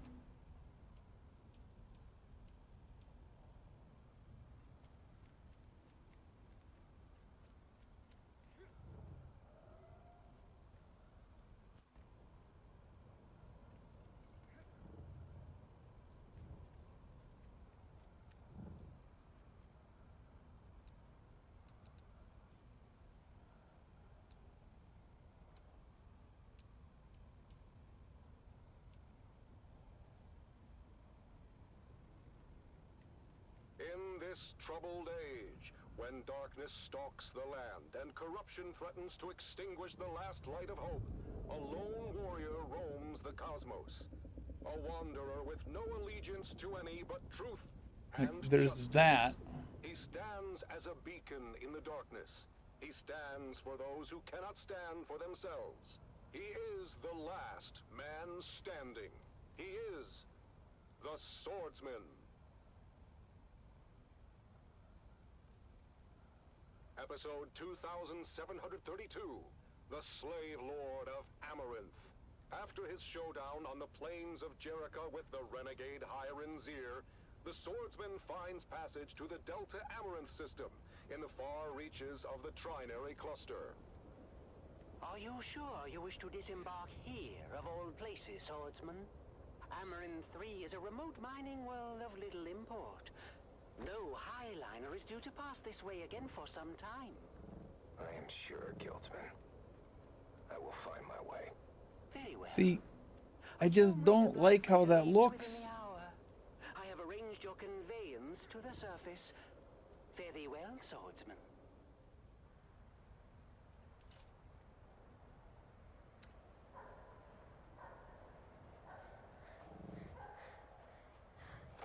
Oh, there, boy. You run as if the hounds of Hades were at your heels. Please, Lord, kill me. I beg of thee. Slay me where I stand. I cannot go back to Lord Varric. Lord Varric. This is not a name known to me. What house governs this world, boy? For many thousands of years, this stewardship of Amaranth 3 fell to a house minor with allegiances to the great house Waku. Waku is no more. Their systems were purged in the Third Colsack War. Their holdings forfeit to the Spacing Guild. As you say, Sirrah. The boy speaks the truth, Lord. It's been 6 or so centuries now. And the Guild has not assumed control? This world must be in a ledger somewhere. Well, the highliner comes like clockwork. But we get supplied, and then they're gone again. To wherever highliners go. We just figure they forgot about us. Then who is this Lord Varric? Born a slave like his father before him. The Varrics took control. Does it look better with or without? We were forgotten. Amala. Sorry. Got distracted. Completed the questline for it, but it's glitched out, thinking I cannot upgrade past 1 of 3, saying I still need to see the advanced trainer. Tried all the solutions I found online, no results, sadly. So you did his second quest, and then you went back and you talked to him in Haga Basin South? Authority that is not your own. For that, I claim your life. Oh, you? What is your name, stranger? I would know what to mark upon your grave. I am the swordsman. Your false reign is over, Varric. Guards, don't just stand there. Get him! Lord Varric, the stranger fights like the swordmasters of legend. Impossible! The swordmasters were destroyed. The remnants scattered. 6 to 1, he is outnumbered, and still, our men cannot strike him. Fool! They do not have to strike him. They only have to maneuver him onto that trap door. Goodbye, swordsman!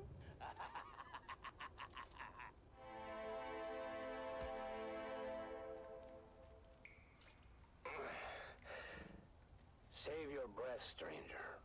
You took a brutal beating on We'll your roll way with it. down. Most do not survive the fall, as the bones in this dungeon attest. Dungeon. Below Lord Varric's audience chamber, I am Rodrigo. He is no lord. Not in any legitimate sense.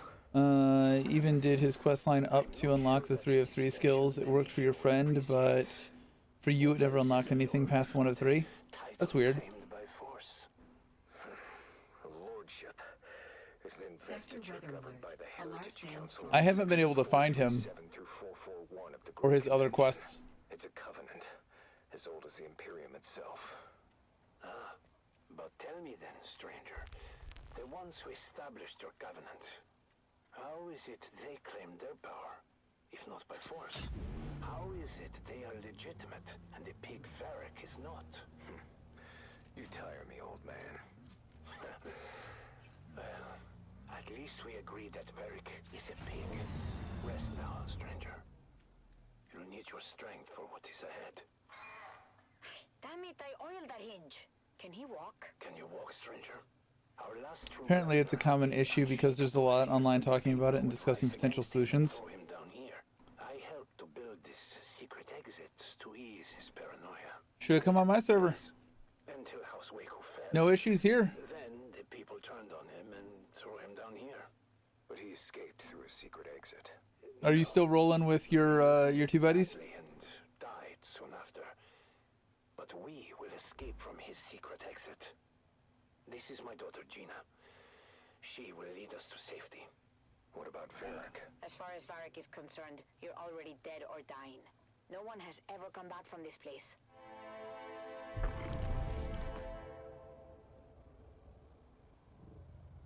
Easy now, swordsman.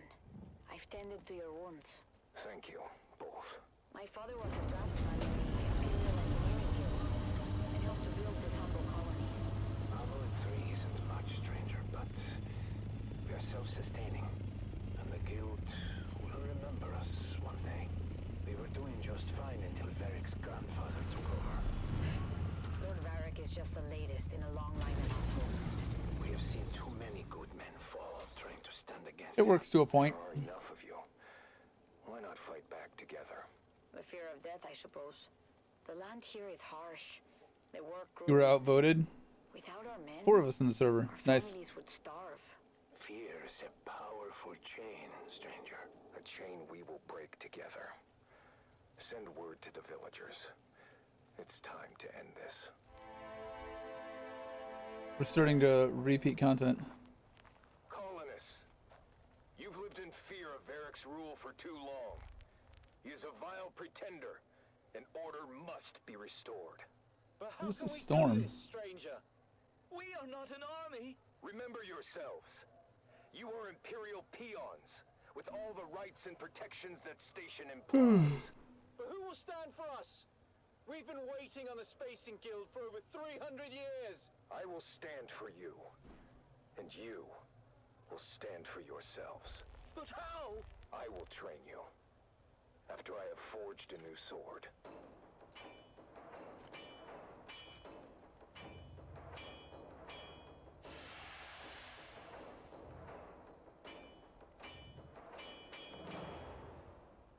It's time.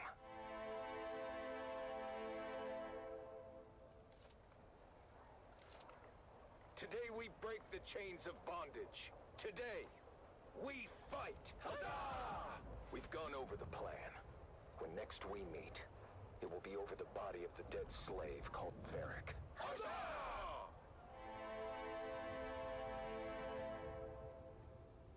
So then I told the farmer, if you cannot pay your proper tribute, perhaps your comely young daughter can pay it for you. Slave Lord Varric, your false reign ends now. You? But how? Guards, get him!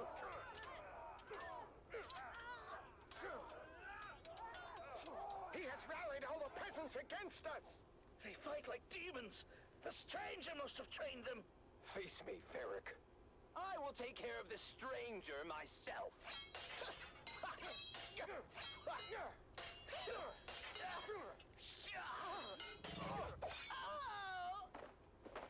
The tyrant has fallen.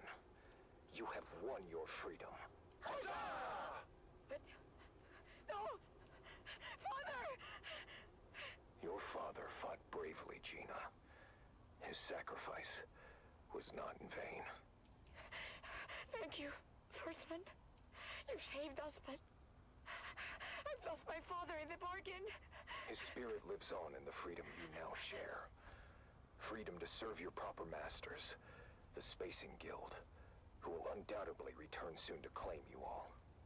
But Undoubtedly. Until then...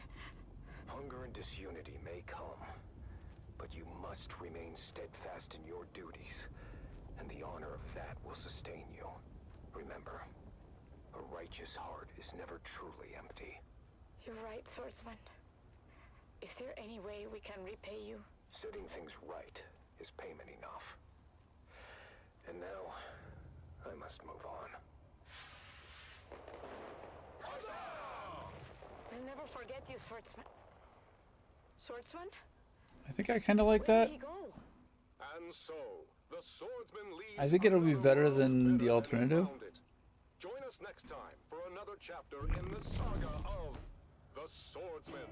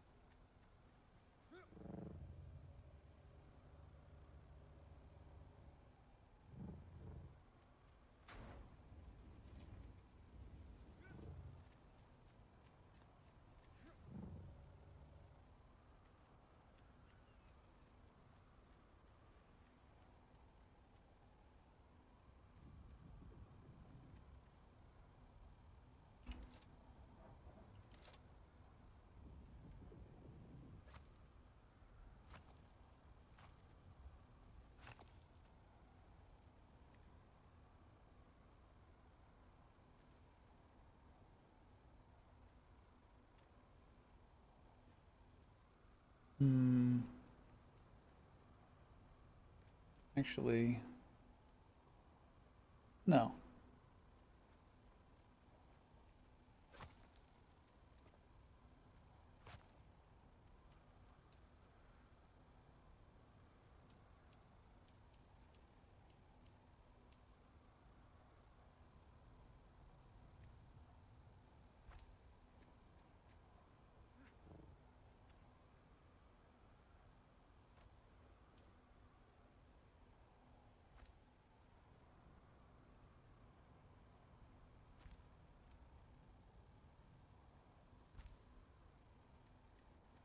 The warriors farewell. In twilight's glow, where shadows meet, a warrior stands on weary feet. His sword, once bright, now dulled with strife, reflects the toll of countless lives.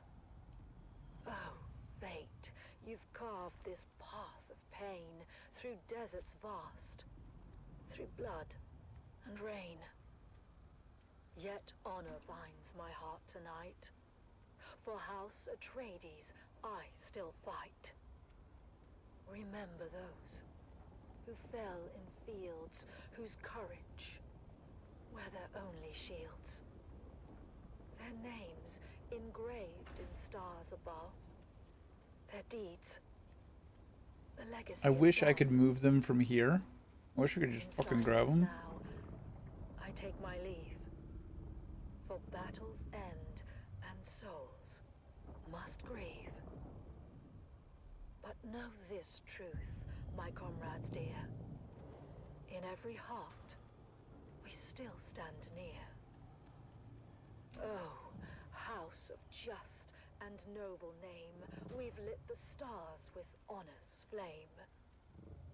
And though my journey's end is near, House Atreides, shed no tear.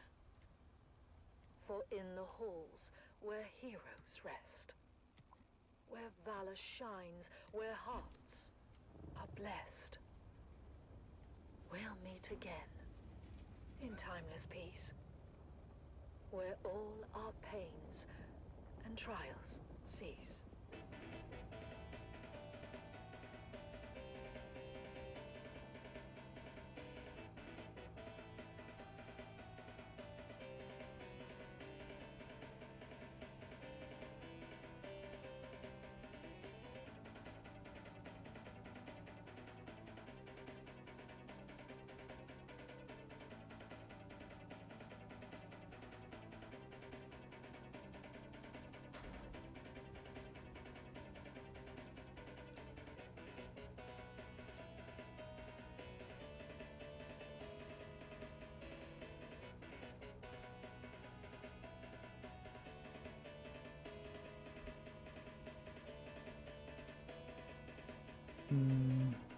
Fuck it.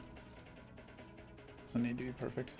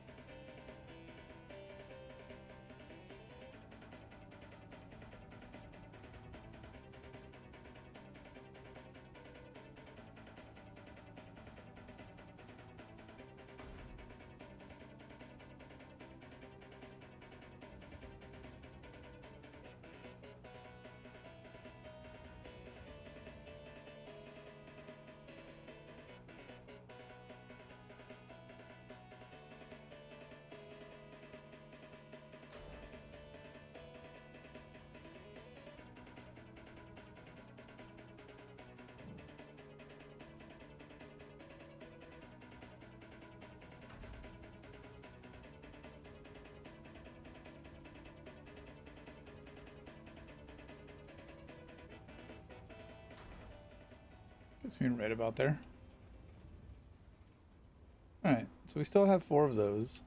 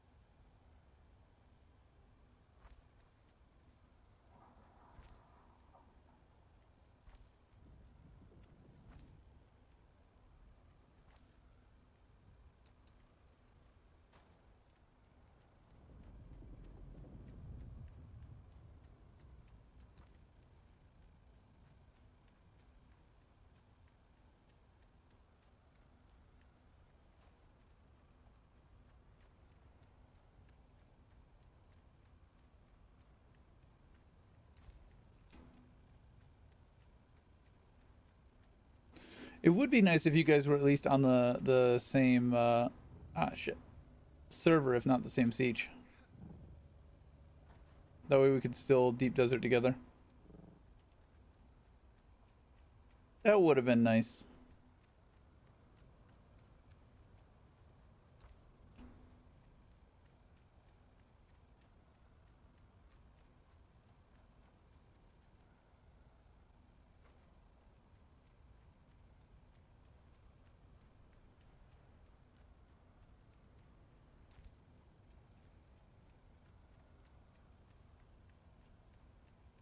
always with you.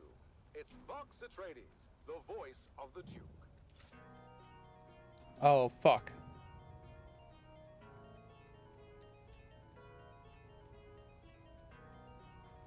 Okay, cool. Major Umba? Why? What about Major Umbu?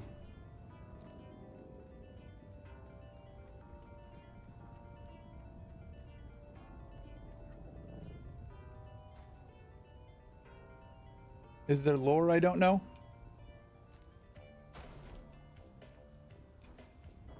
Or is it just funny name?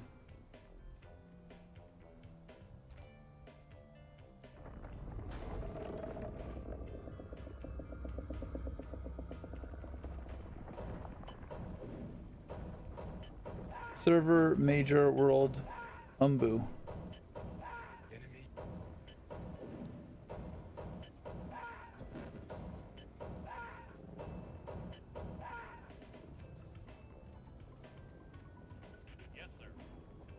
I mean, that's how I picked Sandrat. Scorpius Sandrat. Yes, sir. Moving out.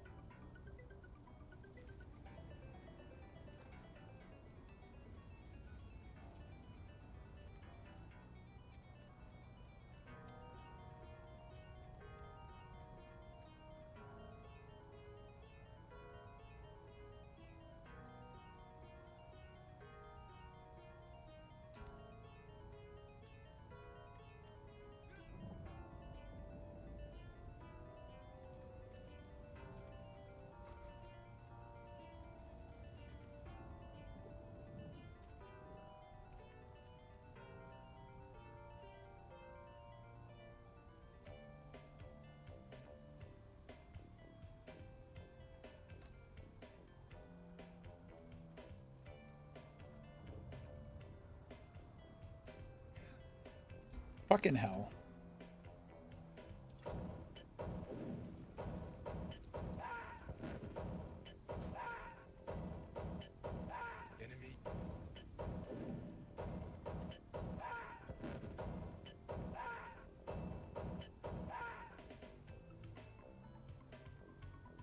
Yes, sir. Acknowledge. Yes, sir. Moving out.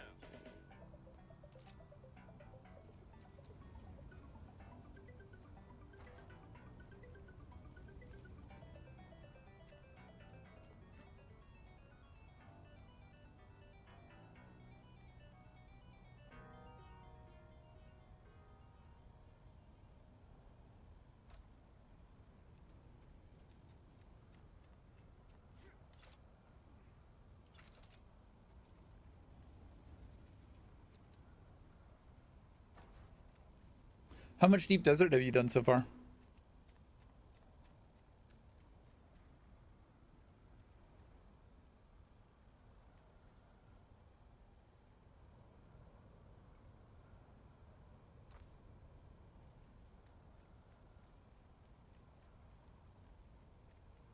How much deep desert have you done so far?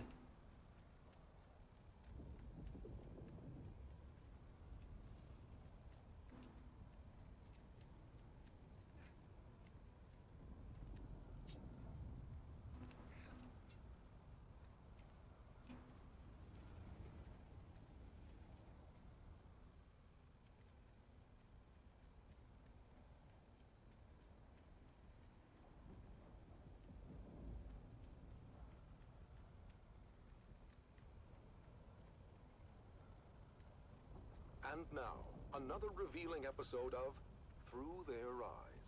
First-hand accounts from the front lines, presented by your host, Redondo Monroe. Today we find ourselves at the storied bastion known as Helios Gate. Redondo sits down for an exclusive interview with Captain Marcus Amstrad. It is useful, and there is PvE. Captain Amstrad, thank you for joining us today. We've heard first-hand accounts from soldiers like Sergeant Creel, who shared the brutal realities of life on the front lines. Can you tell us about the recent campaign in the Haga Basin, and what the strategic gains there mean for House Atreides? It is an honor to be here, Redondo. Our operations in the basin are ongoing, but critical to securing a crucial foothold in the region. This operation underscores the strength and resilience of our forces, and our unwavering commitment to justice and honor. Captain, while securing the Haga Basin is indeed significant, we've also heard about the heavy losses endured by our forces, including the illustrious unit known as Gurney's Own. Can you speak to the toll this so-called I need more war of fucking cobalt paste. is taking on our troops and their families? Look, Redondo, war is never without sacrifice. But it is through these sacrifices that we uphold our values and protect the future of House Atreides. Our troopers understand the importance of their missions, and they complete them with honor and integrity. The morale of our troops remains strong, and their families can take pride in their courage and dedication. In previous episodes, we've heard how brutal some of these missions have been, and about the emotional toll on our soldiers. Sergeant Eric Thorne, for example, described the chaos and loss during the final days at Three Rock Station. How do you address the concerns of those who feel that the cost of this war is too high? The cost of freedom and justice is never too high. Every mission we complete, every campaign and every sacrifice we make brings us one step closer to a lasting peace and a brighter future for House Atreides. Our troops are well trained and well prepared to face the challenges before them. They do so with unwavering resolve. Captain, some have raised concerns about the ethical implications of our tactics and the impact on civilian populations. How do we ensure that we maintain our moral high ground in this conflict? House Atreides has always held itself to the high standards of the Great Convention. Our tactics are designed to minimize harm to civilians and uphold the principles of that treaty. Any deviations from the standards are swiftly addressed and corrected. Our commitment to honorable warfare is unwavering. There have been reports of war crimes committed by Harkonnen forces, as well as allegations of misconduct by our own troops. How do we respond to these allegations and ensure accountability? The Harkonnens are known for their brutality and disregard for both human life and any type of agreement between the houses. But we do not stoop to their level. Any allegations of misconduct by our troops are thoroughly investigated. Those found guilty are held accountable. However, it's important to remember that our forces are under immense pressure. Mistakes can happen. We must focus on the bigger picture and the ultimate goal of victory and justice. Captain, what message would you like to send to the families of our soldiers and the subjects of House Atreides? Okay, propaganda radio is getting to be too much. This conflict? To the families and citizens of House Atreides. Order the streets cleared, effective immediately, as a curfew is now in effect. Let's go live now to... Did you guys go Atreides or Harkonnen? I'm not the drunken, slack-jawed apes cavorting just beyond. No, the fools I lament are the dead-eyed imposters within my own organization. The so-called prefecture authorities that have, for some unknowable reason, ordered a curfew and the streets cleared. 2 orders that I, as the High Prefect of Carthag, with the most complete knowledge of our forces' capabilities, would submit, we have no bloody hope in hell of enforcing. 2 orders that will, in the end, only serve to incite the drunken mob more, if not compel them to violence. Darling, the girls are afraid. Listen, girls, this is a Series 7 armored ground car. The same vehicle used in the Emperor's own livery. The Series 7 is renowned throughout the Imperium for its immense... Amphitheater security has been overwhelmed, sir. The surrounding precincts are pulling back as well. Word is, this is escalating into a full-scale revolt. Darling, if we don't survive this, I want you to know I hate your entire family. Father! Whatever happened to set this off? Oh, you can be sure there's a Harkonnen at the bottom of it. Actually, sir, reports are coming in attributing both the alcohol and death of Argus Fear to a rogue smuggler and her crew. Still, suggest we withdraw to the residence until the situation is secure. Yes, Davros, Nice. get us out of here. Sir, do you mean... Is there a struggle on your server, or is it pretty one-sided? Very good, sir. Now would be a good time to ensure all your safety harnesses are well fastened. It gets quite bumpy at ramming speed.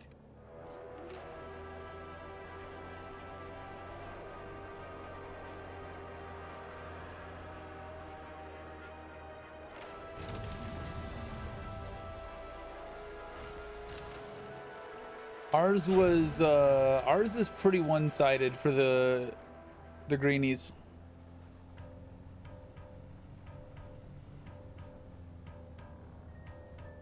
It was pretty no contest last time. But the big Atreides guilds on this server are fucking stupid. They voted for the XP bonus. It's like, seriously?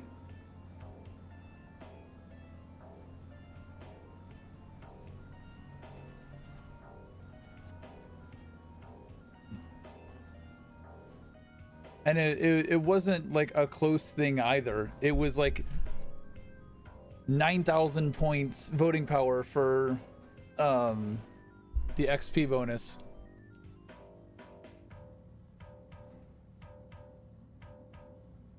Okay, cool. So we don't get that. Melee weapon damage increased by 33%. Crafting costs are reduced by 25%. I like that. Repair costs and refining times are reduced by 75%.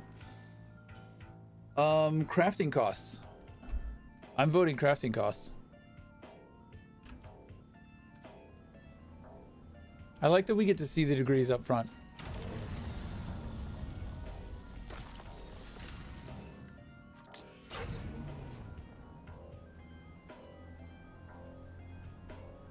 Trying to build me a large ore refinery. That would knock 100 spice melange off that.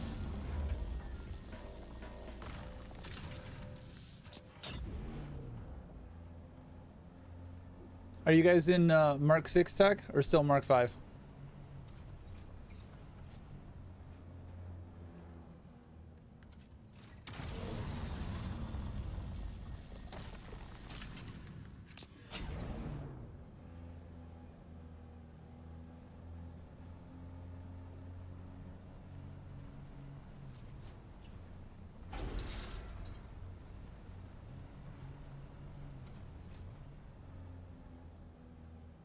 This is your master inspirator with the daily motivational.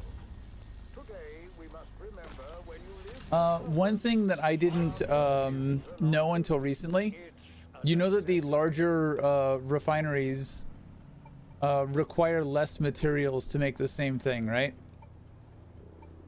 That was not originally obvious to me.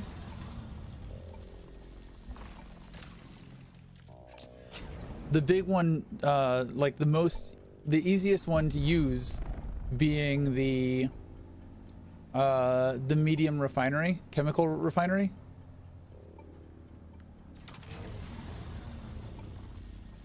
It's like I think a 50% decrease on aetheryte costs for cobalt paste. And it's similar across the board. Yeah. Once you get the higher tier refinery, don't use the lower tier anymore.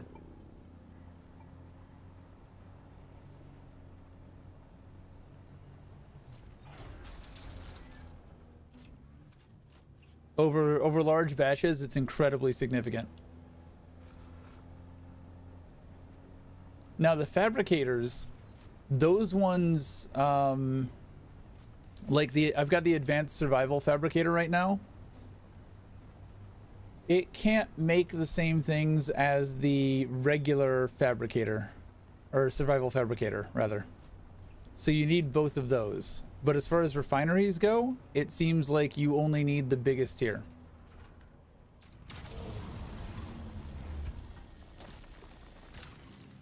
I want that large ore refinery so that the amount of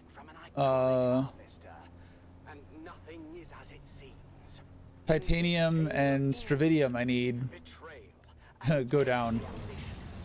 The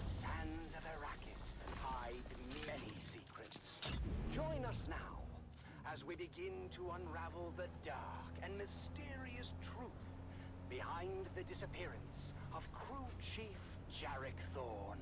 It's Death on the Titan, Episode 1, Eye of the Storm. It was my first time on the Sand Titan, but I knew it well. Everyone did. It was the last of the old Venport Demeter 4 super harvesters. A 6-deck factory harvester with a rebuilt Pyramidium centrifuge. A rust-hued colossus that had become more than its well-worn constituent parts. The Sand Titan had become a symbol of the Spice Miners Guild itself. Its silhouette was a well-known and comforting sight upon the dunes. But I wasn't there for the tour. I'd followed a long and circuitous route from Transport Bopter to Transport Bopter as I worked my way into the deep desert where the Sand Titan roamed. As a senior ombudsman for the Spice Miners Guild, it was my job to solve problems and make sure that the spice kept flowing. The spice wasn't flowing, though. The Sand Titan had been pinned down between two storm fronts and had gone dark for almost a week. That, in itself, wasn't unusual. The deep desert was known to be a chaos. Oh, I'm glad I brought an empty buggy. Rapidly shifting weather patterns, amongst other palpable dangers. Now, the unusual part was the content of a secure transmission from the Titan's command deck. It turns out there'd been a suspicious death on the Great Harvester, and the crew was paralyzed with anger and fear. Unfortunately, anger and fear are bad for production. So I was ordered out of my comfortable existence in Arakeen to find the Sand Titan.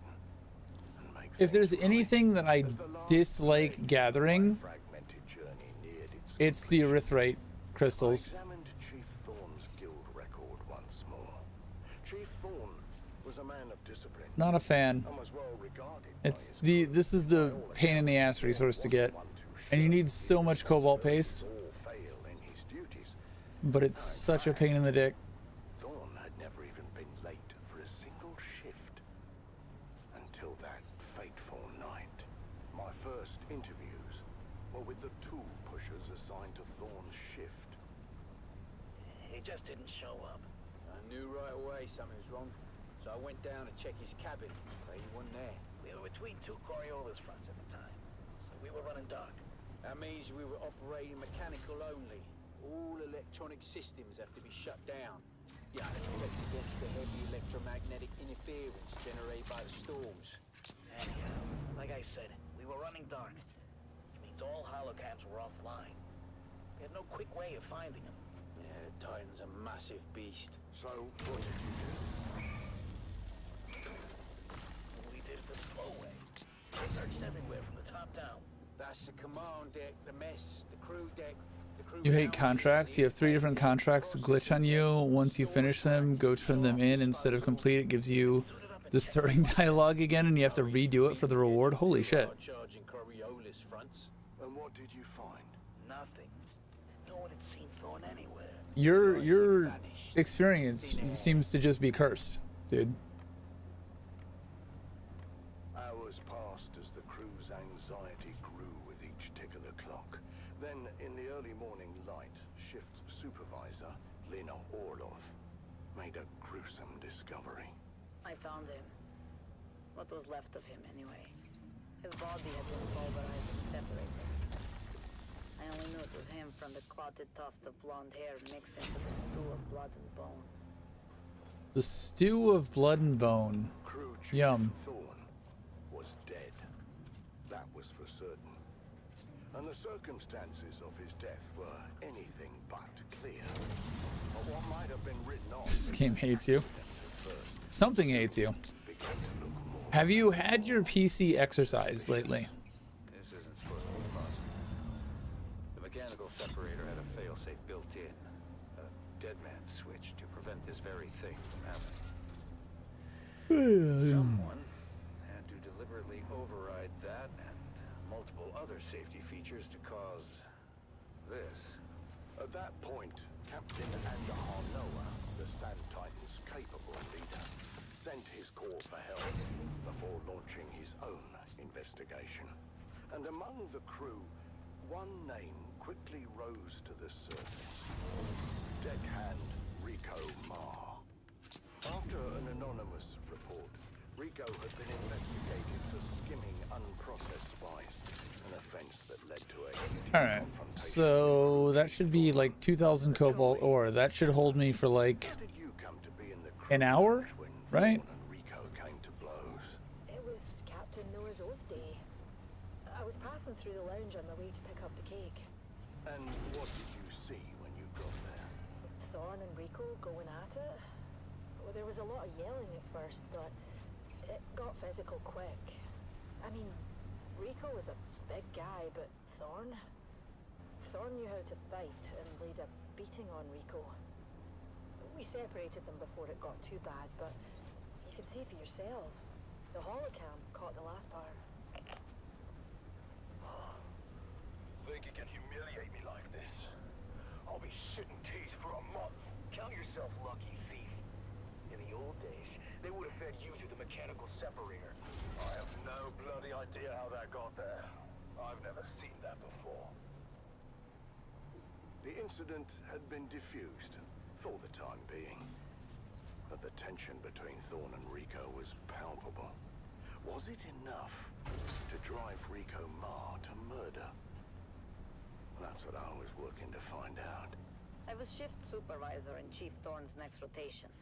And how would you characterize Thorn's state of mind? Thorn was worried. He didn't report the fight with Rico straight away, which is weird for such a straight arrow. What happened next?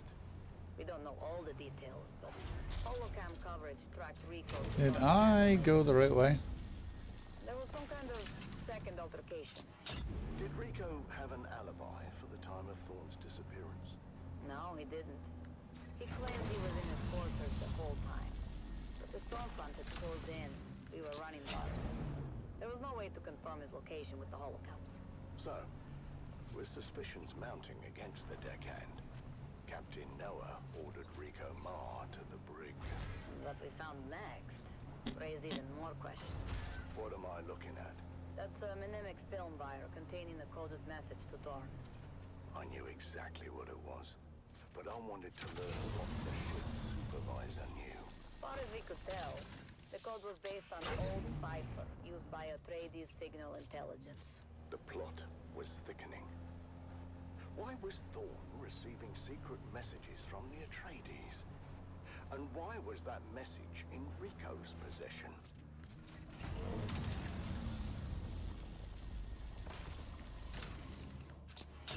$167. Yeah, we really need 50% more XP for the next week. But it seemed the crew had made up their minds.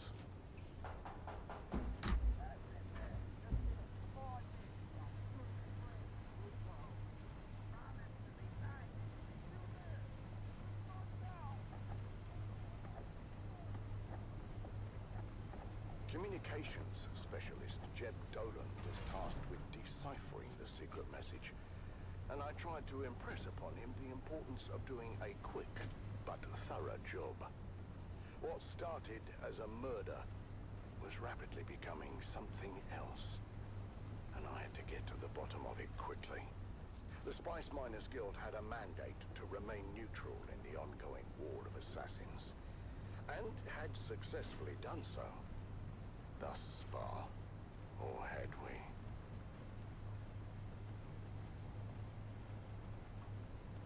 Join us again next time, as new secrets are revealed, and we dive deeper into the enigmatic death of Crew Chief Jarek Thorn. Are you a Borderlands player, Cred? Stay vigilant and watch the sands, until death on the Titan returns.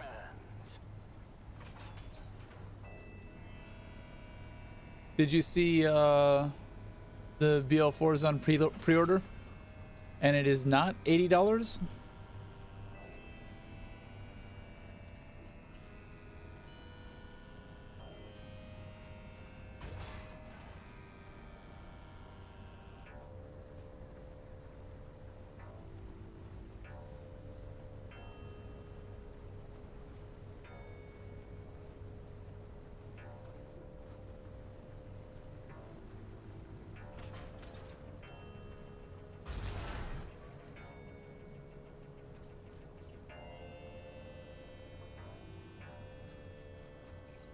Yeah. It's better than 80. I mean, my dumbass was gonna buy the deluxe edition anyways, but you know.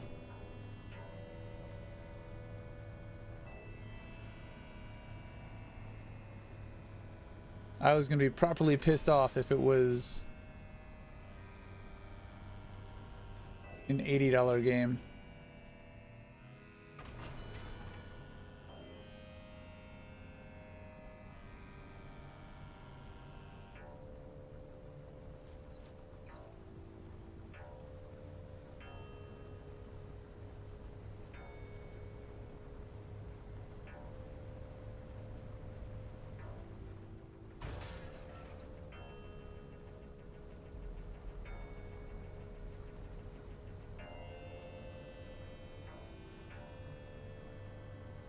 Gonna wait for September, the last one worries me. That's the first time that's happened.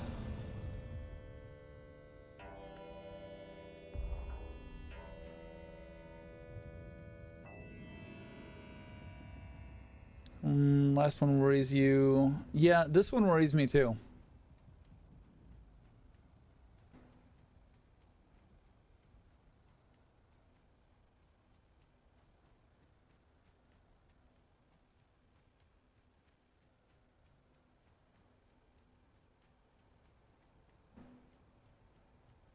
I think Randy's lost the key talent that made Borderlands great.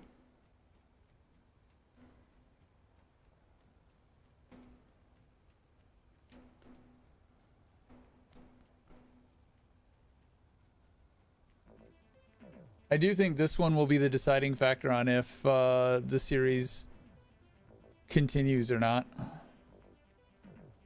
This one will make or break it.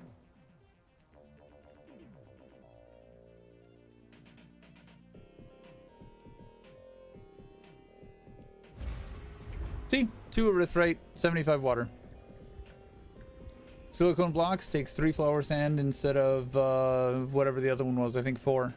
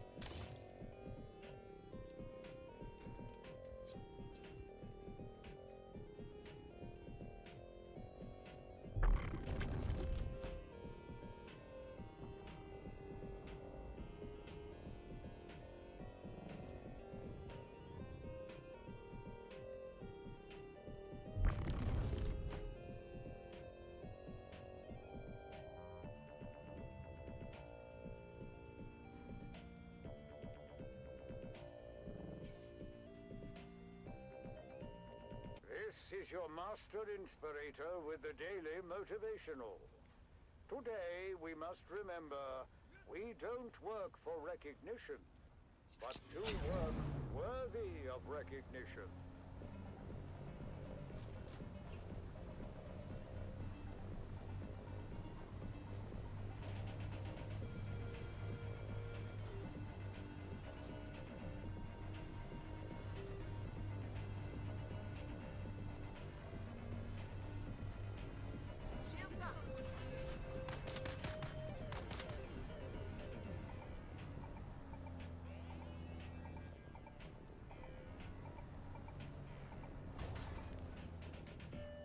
Nice.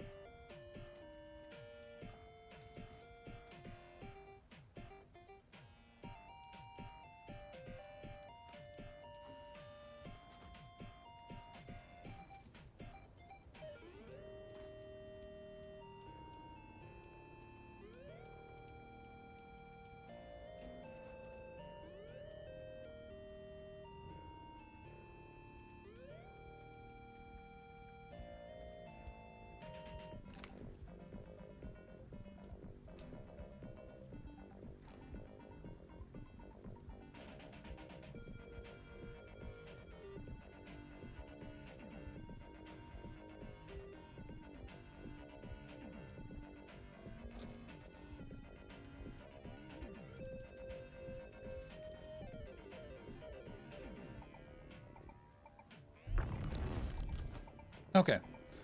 That is done. Now, what do we have here? What do we do here?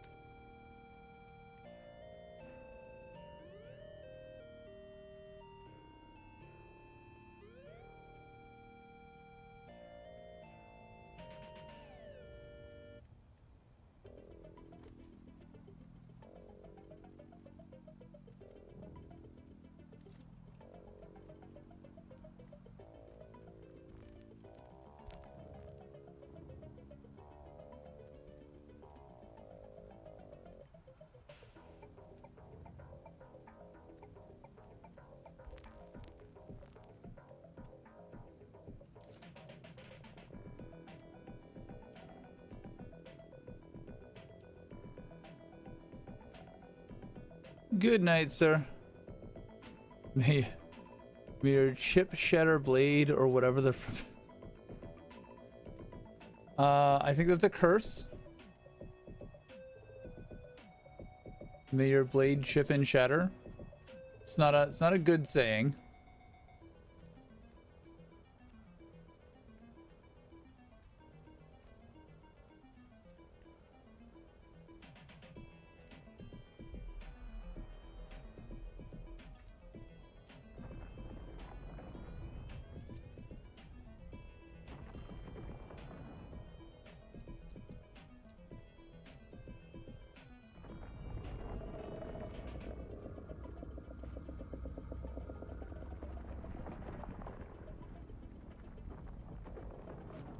Don't like that.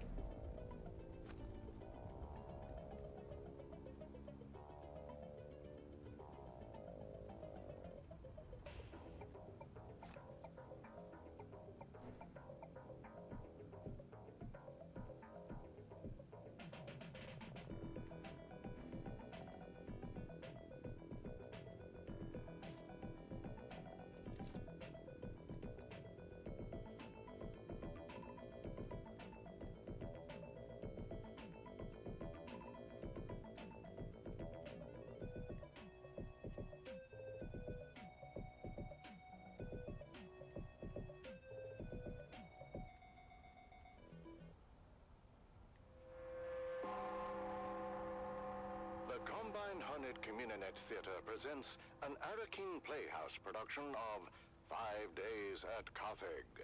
Brought to you by the generous patronage of the Padishah Emperor and the tireless support of the Spice Miners Fellowship and Galicia Committee. And now, it's time to dim the lights and return with us to those fateful days before catastrophe came calling. It's part 2 of 5 Days at Carthage.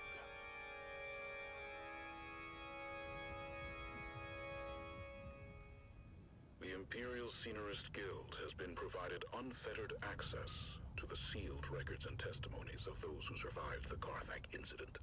The following dramatization represents the official truth, as judged and signed by the Imperial Chamber Court and Aulic Council. So let us journey then to the burning sands of Arrakis, a desert planet in a far-flung corner of the known universe. The year is 10-1-94, and the war of assassins between House Atreides and their ancient enemy House Harkonnen is well underway. We join our story in the bleak hills of the Simpo Uplands, a barren and windswept place, devoid of any life. Devoid, but for the crew of smugglers carefully negotiating the fact that hellscape. Locals. There are no locals anymore. Half-line forges fortune teller in Arson said these hills were wild with evil spirits. She called them Jinn. The bigger question is, how the hell a half-blind fortune teller in Arson knew to talk about these hills at all? Did we not agree to keep quiet about coming here? Simple was a restricted sector. Sardaukar kill on sight if they find you. I didn't say we were coming. I asked if it was haunted. Jingo and Max were saying it was, and I don't want any part of any ghosts or jinns or whatever. So, what did your half-blind fortune teller say? He told us an old grabbing tale about the jinn. Angry spirits, born when someone dies suddenly and violently, without knowing the how or why of it.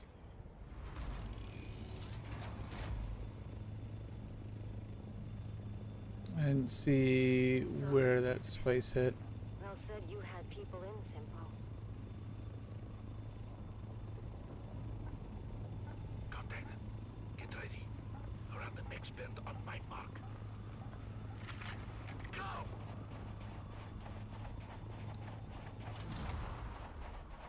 Hold up! Hold up! What? What is it? I didn't know what it was, but I got some on my boots. Hey! Got anything like that? Looks like it could have been a kit box. There's a bit of tail. Boss, if anyone else is in this sector, that was very loud. What are we doing here anyway? I'm told this is a restricted sector. The Sardaukar kill on site. This one's got a sense of humor. Let's kill her. Huh. You can try. Time to move. We're here for an old family heirloom. A necklace I left in the care of my sister. Didn't mark you as the sentimental type. Sentimental got nothing to do with it. What's mine is mine. As long as my toad of a mother didn't find it and trade it for a pinch of spice. What makes you think it isn't a hardened pile of scrap with the rest of the place? Maybe it is. That's what we're here to find out.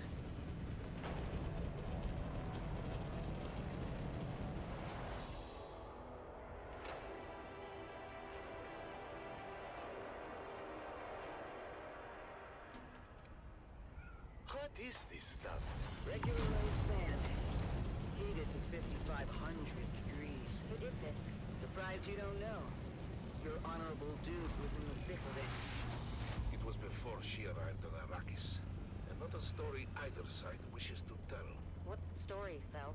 Simpo was a Harkonnen village. After Shadow took her eyes from us. It means the village elders were bought and paid for.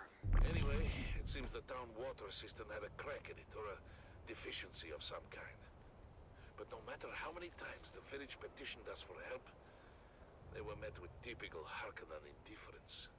Granted, we had a war of assassins to wage, and there were other priorities. But that didn't sit so well with the younger folk in the town. Seems that dying of thirst makes you cranky. Go figure. So let me guess. They went behind your backs to the Atreides. Yeah, you got a smart one here, Val. Don't screw it up. Of course. The clever bastard Tufir Hawat immediately saw both the strategic and propagandic value in turning a Harkonnen stronghold. Duke Leto tasked his best men with the job. You know, I don't think propagandic is a word, you big ox. What did the Harks do? Harkonnen loyalists within the town began a campaign of sabotage to discredit the Atreides and undermine the sister project. Typical Harkonnen treachery. A superficial investigation uncovered the treachery, but the Atreides engineers couldn't prove their innocence and were ultimately arrested. I'm sure that didn't sit well with the Duke. The Atreides acted quickly and decisively, deploying a full garrison to free their engineers and install the younger upstart villagers as the new town leadership. I'm sure that fat slig of a bear would love to hear that. He did not.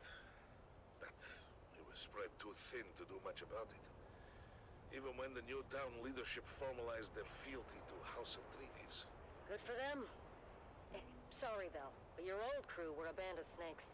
You must never be sorry for observing the truth. But at the same time, snakes are at their most dangerous when cornered. What happened? The Baron grew tired of losing ground to the Atreides, and dispatched the biggest snake of all to fix his nephew's problems. Peter de Vries, the Lord High Snake himself.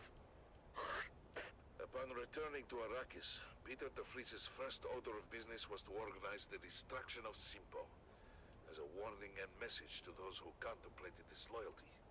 A massive host of Harkonnen house troops arrived in the dead of night to encompass the town.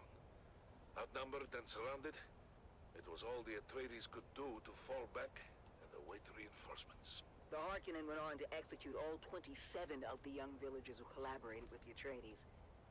My sister Sigrid among them. I did not know that.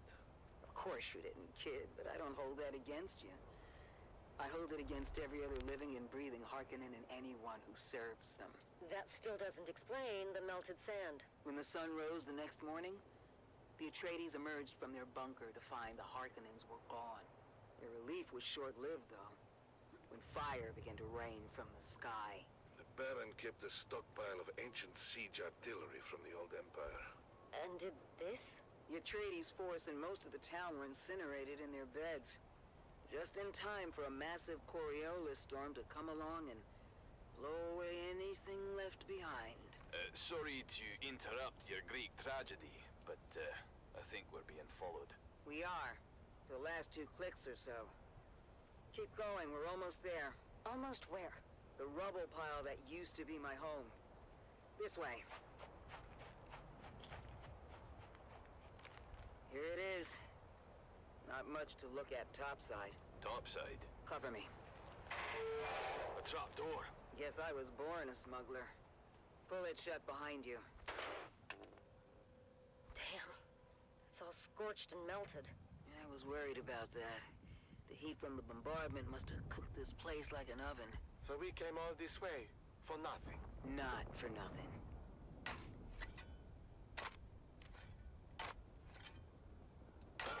We're in business. Huh. What kind of necklace is that? Shit. I thought we'd have more time. What's the plan here, boss? Same as always. Kill them before they kill us. What's waiting for us up there, Stisk? Probably half the scabs in the Haga Basin. Oof, that's a lot of scabbies. How are we on ammo? We don't have far to go. We don't? Trust me. We'll be back in Carthag before sundown. First round's on me. On 3, you're gonna put a full burst through the hatch. And then? We run like hell. That's not a plan. 3, 2, shoot! Sounded like a plan to me. Go, go, go! Multiple contacts! All around us! Weapons hot! With me! Reloading! Reloading! Head for that ruined house! By the way, boss, Carthag's been dry for months. Beast Rabban has ordered a total prohibition on alcohol. I know! He's a real bastard! Then what are we drinking when we get there? Oh, ye of little faith! On 3, we grenade and move! 3, 2, grenades out! Yeah!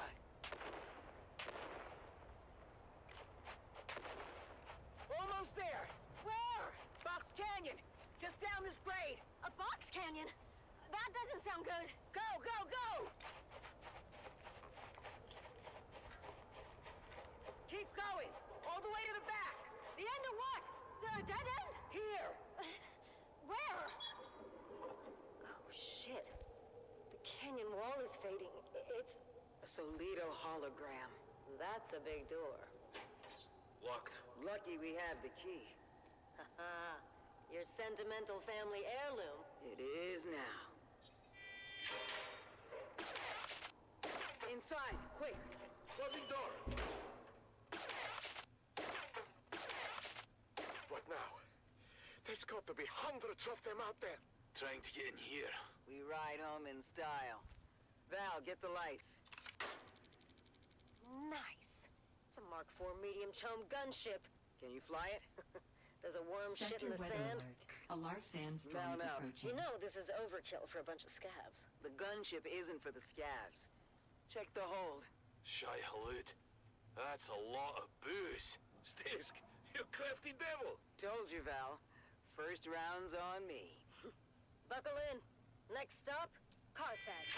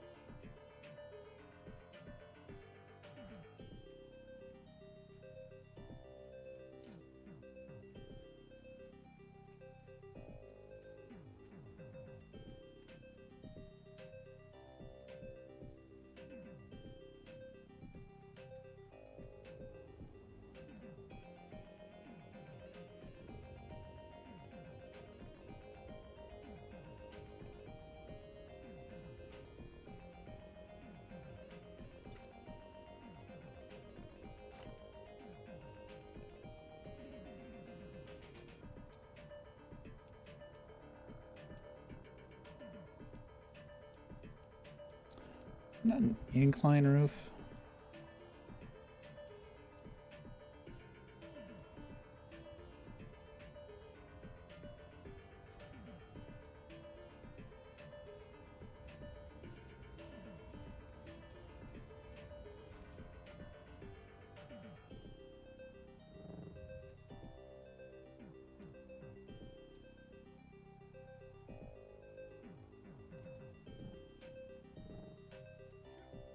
Jesus, come on.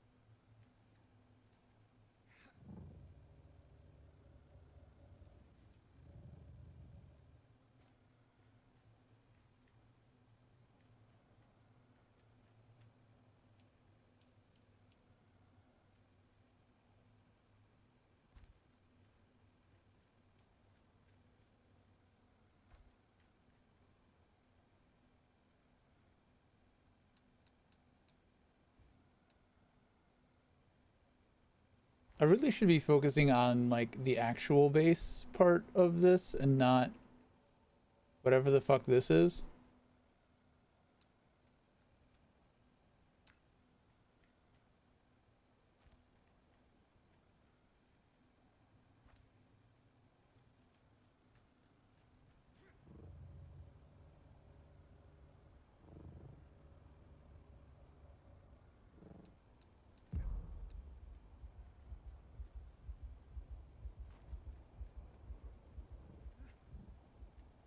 Falling off things.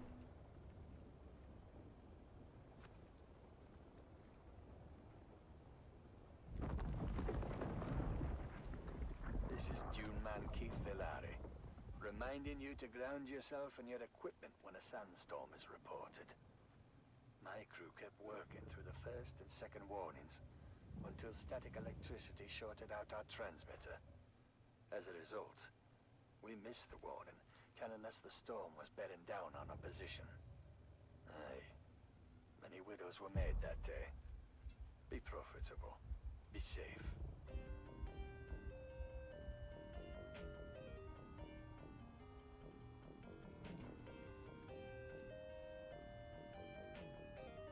Okay. That works.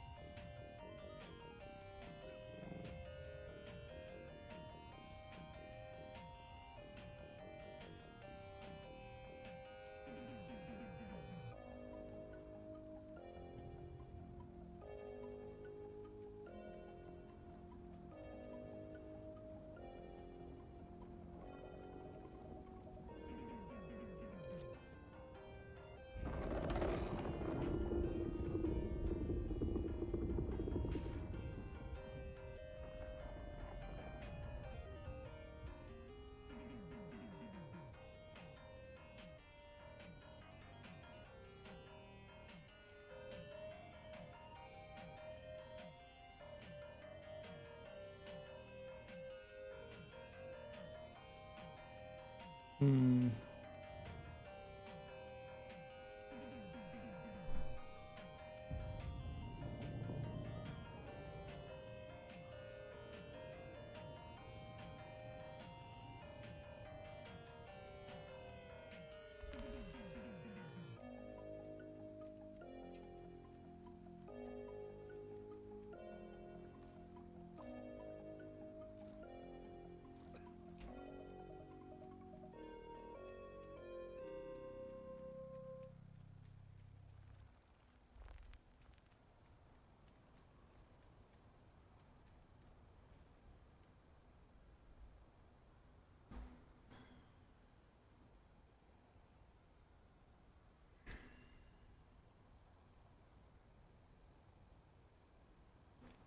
I can keep bringing the roof down.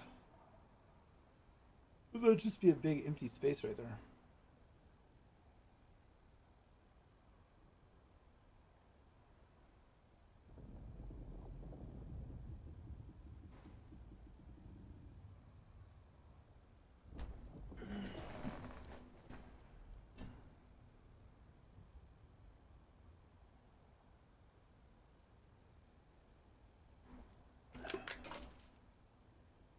It's already 11.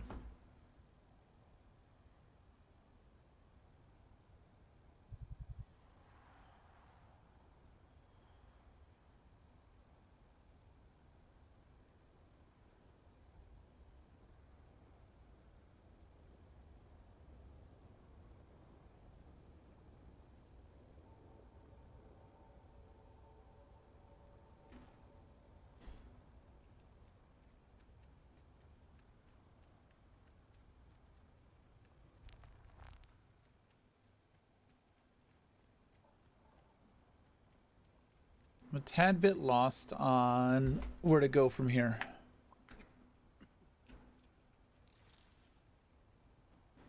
It might be wise to start on the rest of this and see where it goes.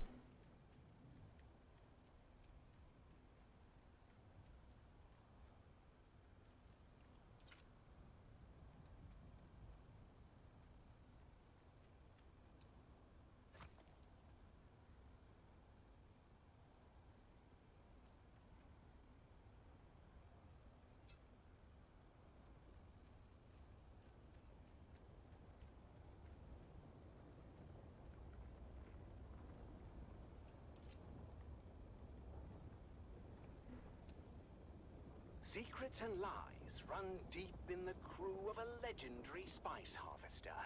It seems there is more to fear on the dunes than monstrous worms and deadly storms. Sometimes, death comes in the guise of those you trust the most. Join us on our continued search for the truth I need more behind plus the stone. disappearance of Chief Jarek Thorn. It's Death on the Titan, Episode 2, Web of Fear. Crew Chief Jarek Thorn died under questionable circumstances following a heated argument with deckhand Rico Marr. And while searching Rico's locker, Captain Noah discovered a coded message from Atreides intelligence addressed to the dead crew chief. I started the day by reviewing the recording of Captain Noah's initial interrogation of Rico Marr. Rico, now why don't you come clean? We found the Mimic film in your locker. How did it get there?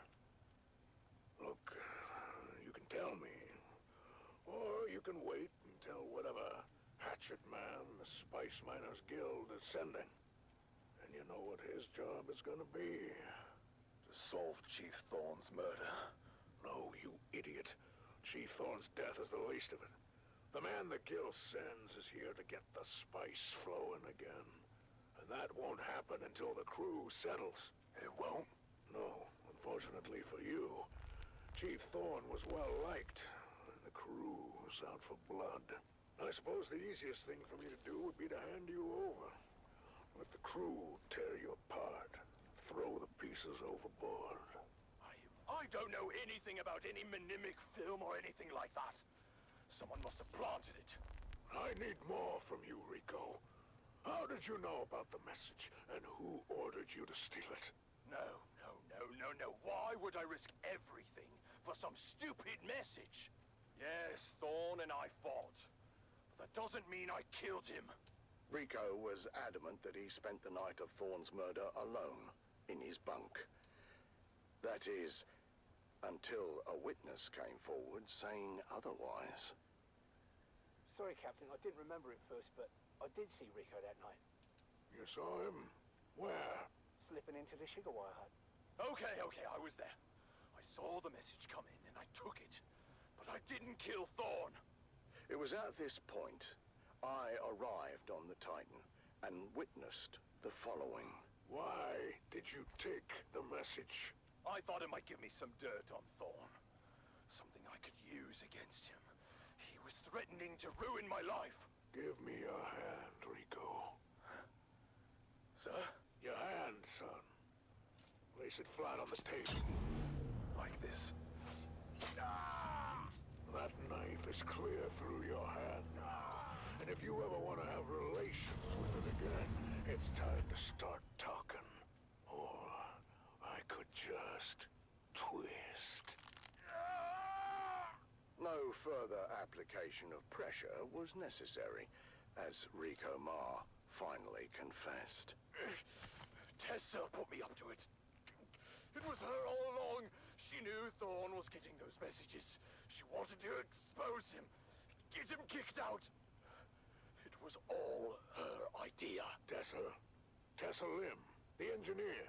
My investigation into Tessa Lim took me to the operator of the Shigawire Shack during Thorn's rotation.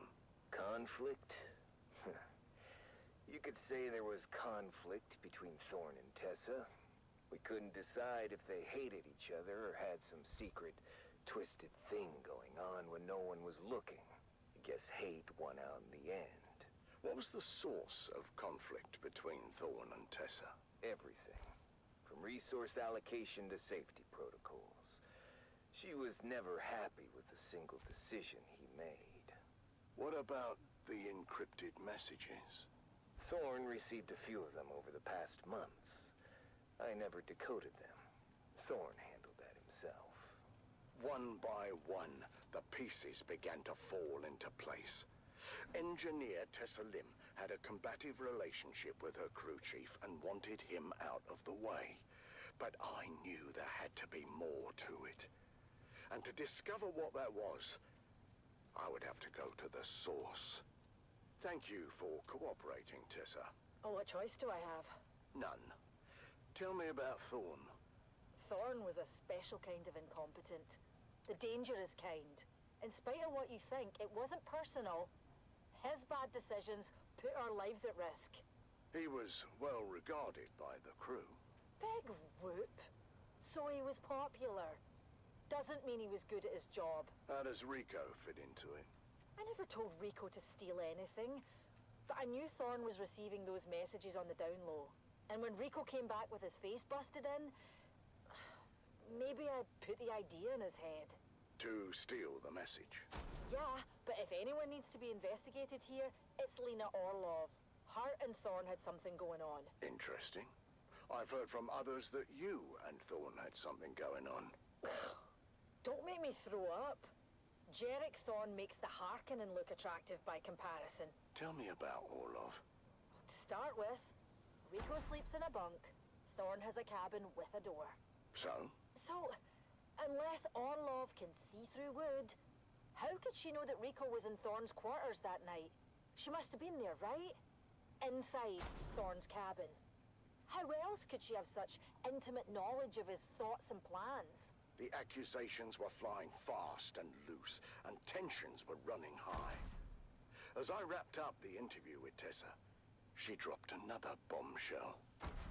And if Rico I was gonna surprise visit you right now, but I've been in the loading screen for almost 10 minutes. Oof. That's rough.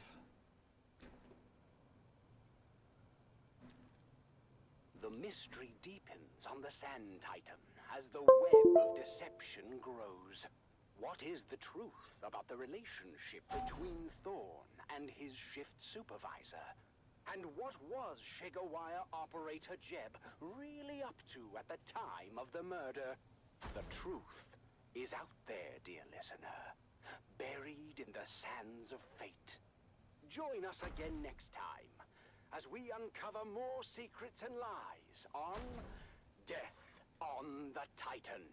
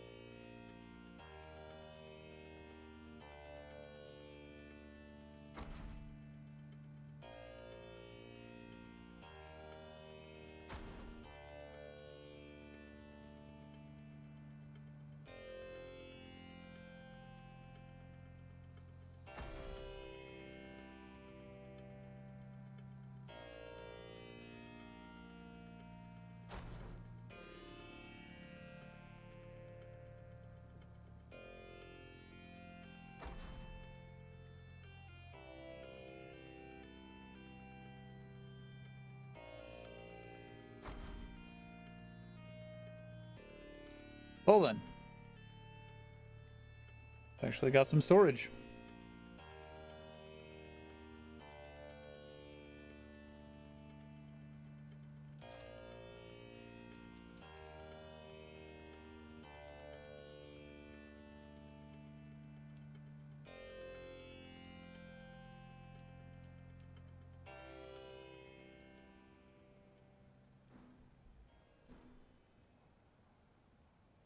That's what you get for linking the Twitch stuff?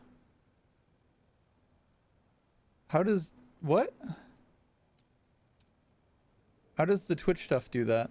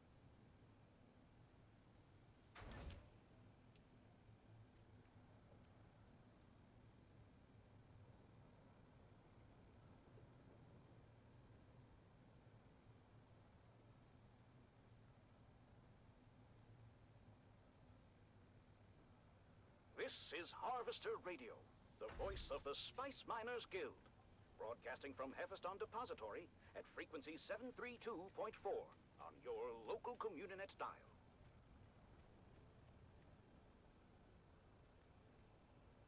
Was a joke? Oh. I figured it was a joke. I just didn't understand.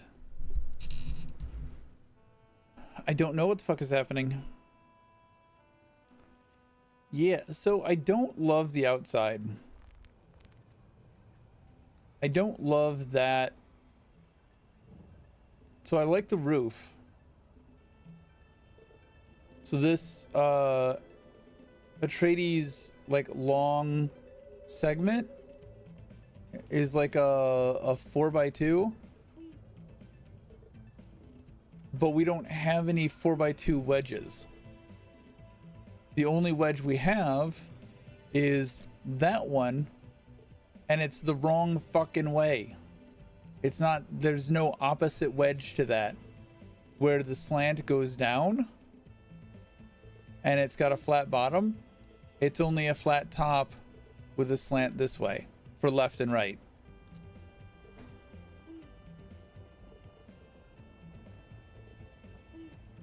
Huge, huge oversight. We need one of those. But I do like how the Coriolis storm is impacting Haga Basin. Haga Basin's all weird right now. I do like the way that it looks, the roof over top. I like it from this direction. Not so much from the other direction.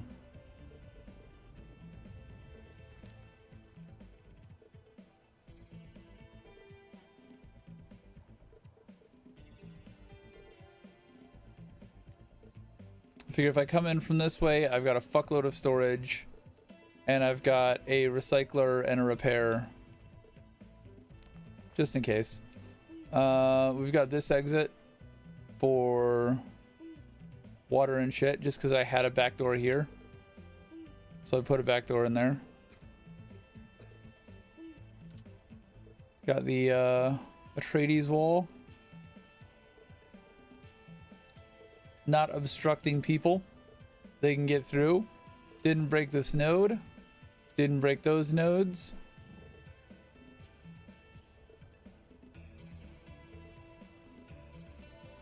Very important. Got the roof up here. Not sure what I'm going to do with this connecting bit yet. Some wind turbines up here. Some wind turbines down there. I'm happy with most of this.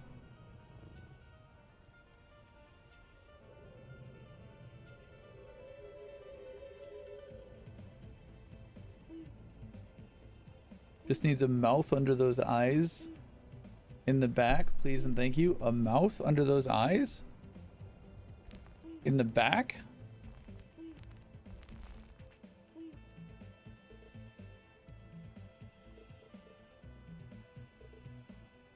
What?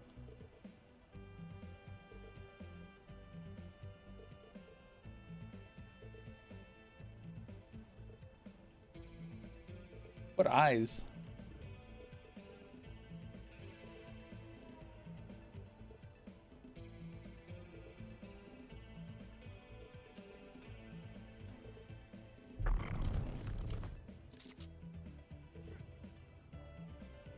Oh, those two? And that's just, it wraps around. It's a library of some sort.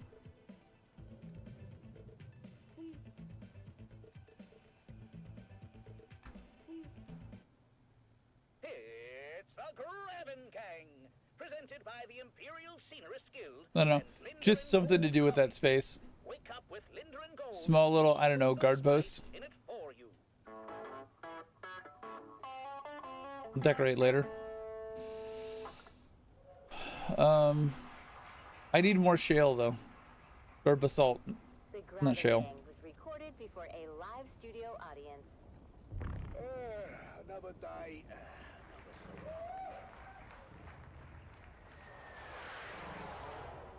And there goes Frank flying by. Hello. Hey there, neighbor! How do you like my new bouncer?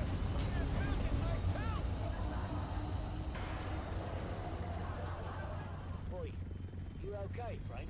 Just a question. Yeah, don't you worry, love. He missed our property entirely. Oh, there you are. Morning, sunshine. Graven life isn't for the faint of heart, but at least we keep it interesting. Now, if I can just get this old water recycler working, who in the right mind would make it like... Oh, come on. Oh, fantastic. Rustin Asculi, thank you for the follow. Much appreciated. How you doing?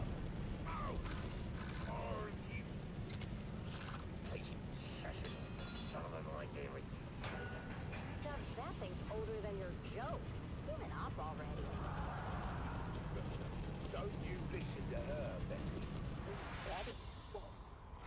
Recycler, of course. At least we know who we're burying when she conks out for the last time. Yeah, right. Yeah, almost got it. How is it, And she'll start purring. is it Rustina Asculi? R.I.P. Betty. Gone, but not forgotten. Rustin A. Scully. Do you remember Scully the last or Scully? time we got Frank to help? You were visiting your sister in Arakeen, and Depot 12 got popped with that. Sounds sexier. Yeah? Well, you don't Scully. remember. The man said my hair was 3 centimeters of a guild rex. Oh, now I remember. You were kinda shaggy. Rustin Asculi. I needed it cut. And I told you to wait until I got home. I don't know why you would ever go to Frank. I look like a bloody Harkonnen for weeks. You playing Dune?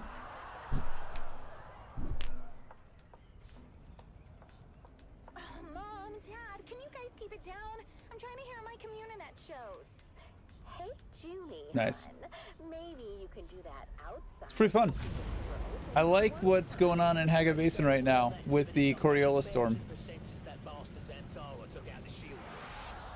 How did Zentara take out the shield wall in one day, and it took you 6 months to build a shed? Don't you compare me to that outlaw. No, trust me. I've seen his holo. You don't compare at all. Now that's seditious talk, that is. He's an enemy of the Imperium. Oh, that sounds like a good game for frisky time. Enemy of the Imperium. Ew, you're gross.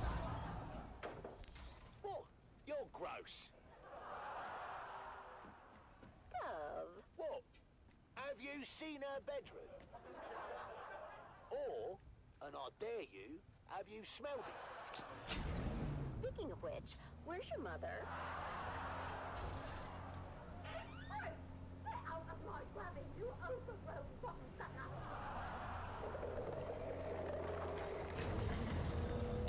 Mum, what are you doing? I'm teaching this thing some manners! Mum, it's a sandworm. These radio programs are so weird. That one had spunk! Why do we have to live with the worms? I can take anything around it, but enough with the worms already! Look, you heard what the science man said about our gravity, yeah? The worms were like a highway through the rock. But he also said they come through so fast. They emulate what they imagine Herbert would have listened to. We should charge them a toll. 5 Solari per trip. That's interesting. Is that confirmed? I'd not heard that. Speaking of which, it's off to the trade post. Ah. Interesting theory.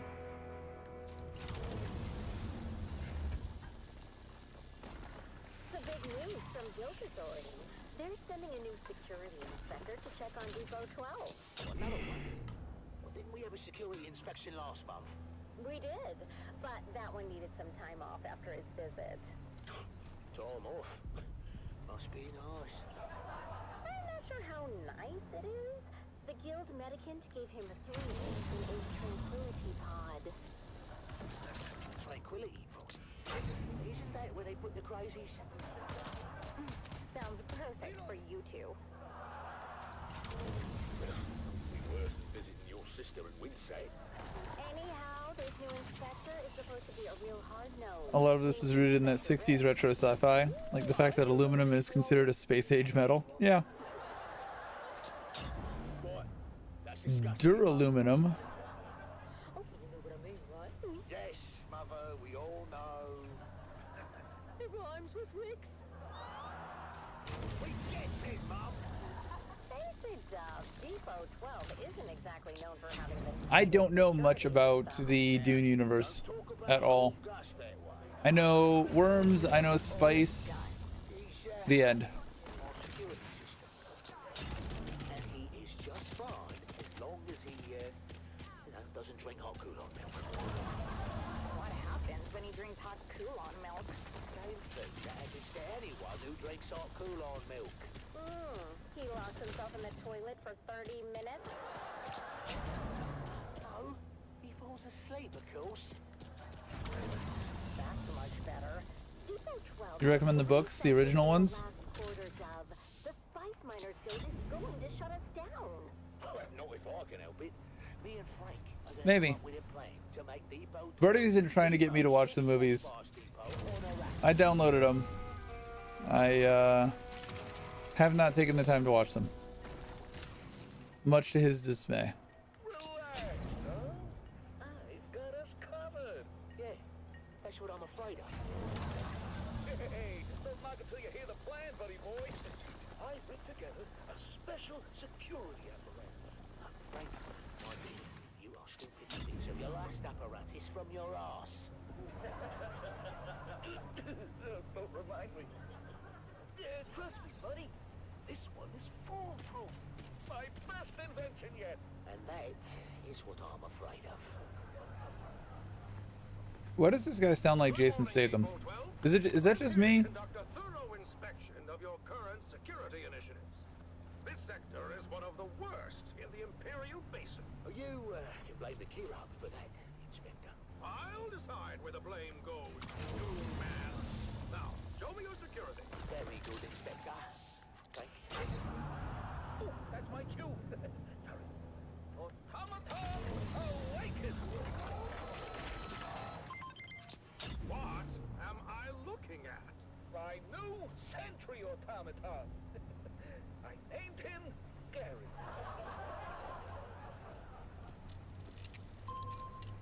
He's scanning for intruders now. Is he? Don't worry. It's all clockwork. No Bavarian proscriptions broken here.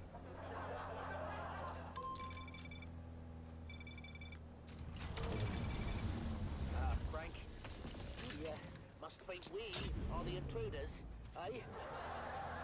Oh, that's not good. What do you mean that's not good, Frank? I mean, maybe it's not good.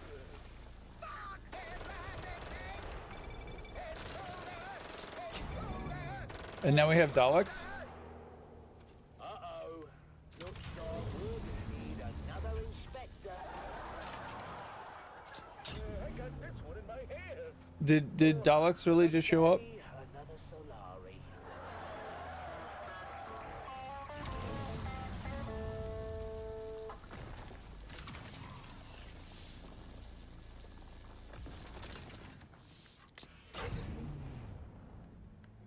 How much do we have? Not enough. Not enough is how much we have.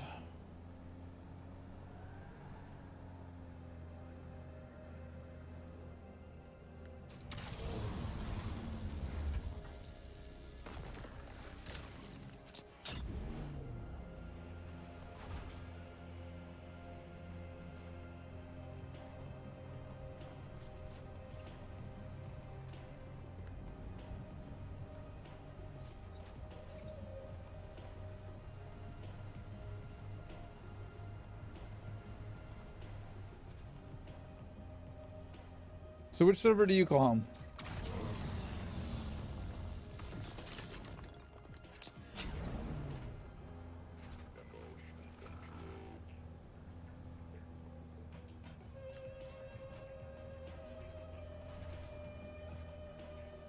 Private server.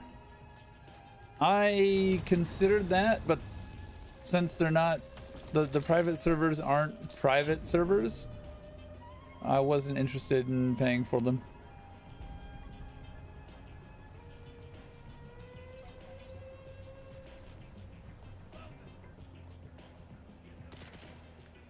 Yeah.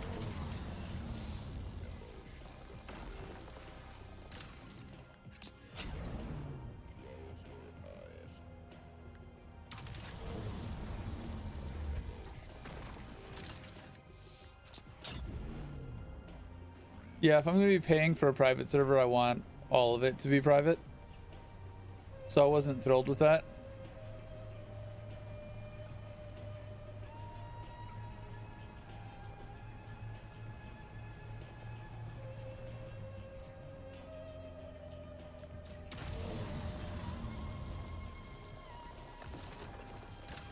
I also generally play pretty vanilla.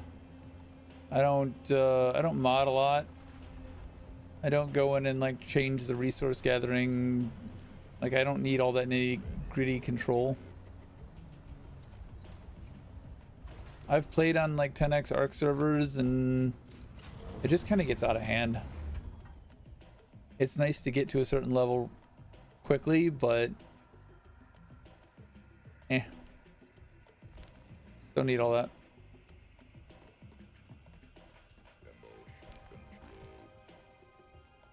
I'm gonna die if I don't drink.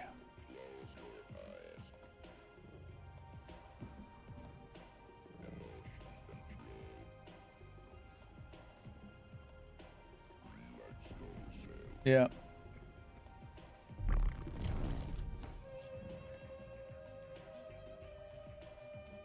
Which really, that's the point of having the private server, right?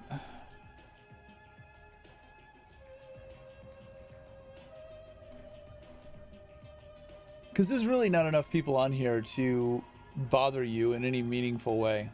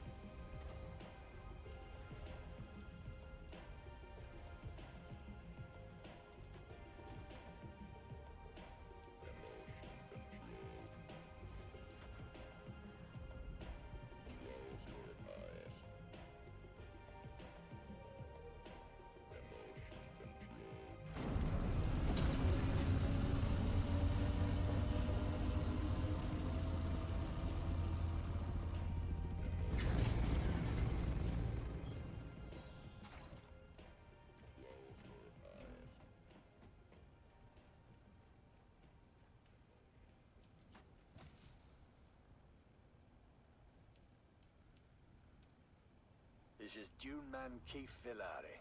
All guild brothers know about the danger of entanglement in harvesters. But what about the cost and equipment downtime? Each moving part must be carefully sanitized of blood, bone, and other viscera, costing your guild greatly in lost time and efficiency. Be profitable. Be safe. The Combined Hunted Communinet Theater presents an Arakin Playhouse production of 5 Days at Carthage. Brought to you by the generous patronage of the Padishah Emperor and the tireless support of the Spice Miners Fellowship and the Leisure Committee. Alright, let's get back to building. I think this might be a 2-day operation. I did not think it was going to take this long.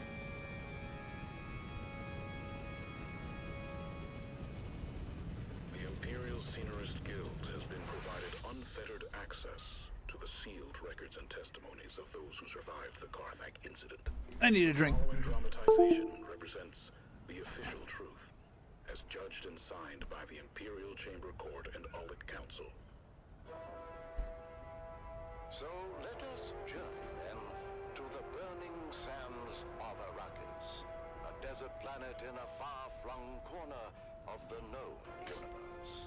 The year is 10-1-94, and the war of assassins between House Atreides and their ancient enemy House Harkonnen. Vertibi, did you ever get your game loaded? Oh. Pretty unplayable, so you decided to feed Shai Hulud for a tooth, but now I'm stuck in another loading screen. 10 minutes now? Shit.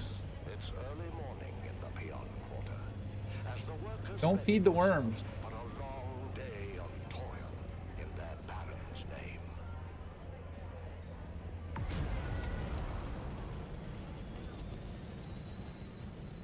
Come to tea, Devon.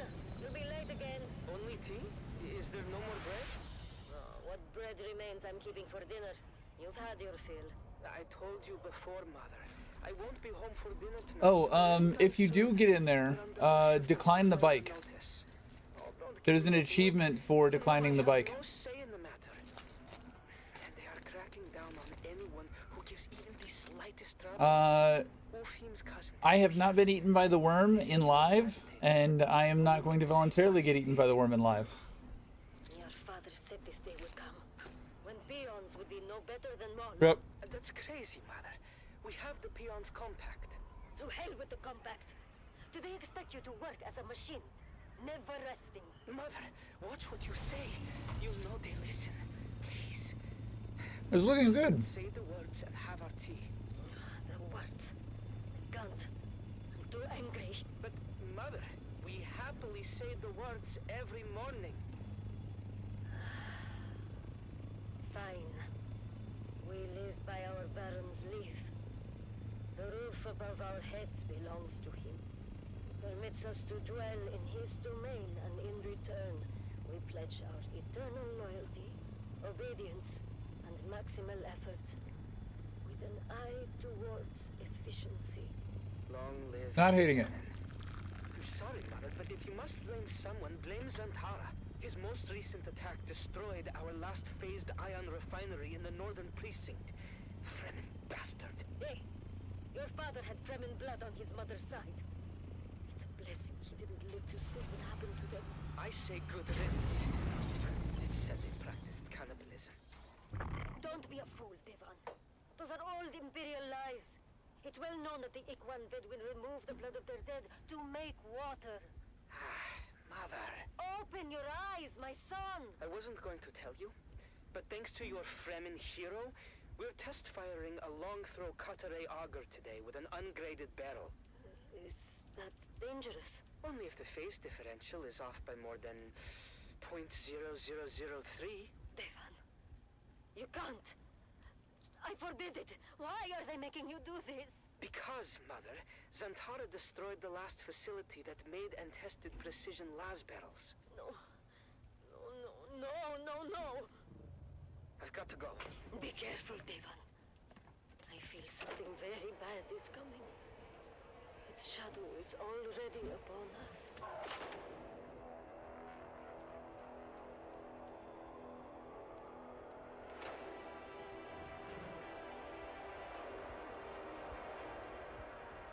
Mason condenser is at full potential. Are we clear to start the firing cycle? Alright, so another 5,000. Let me out. 100% aligned. And still, my reservations remain. I'll be sure to let the Baron know next time we have dinner. For now, let's get on with our job. You had dinner with the Baron? No, Arek. He was being sarcastic. And I will say it again.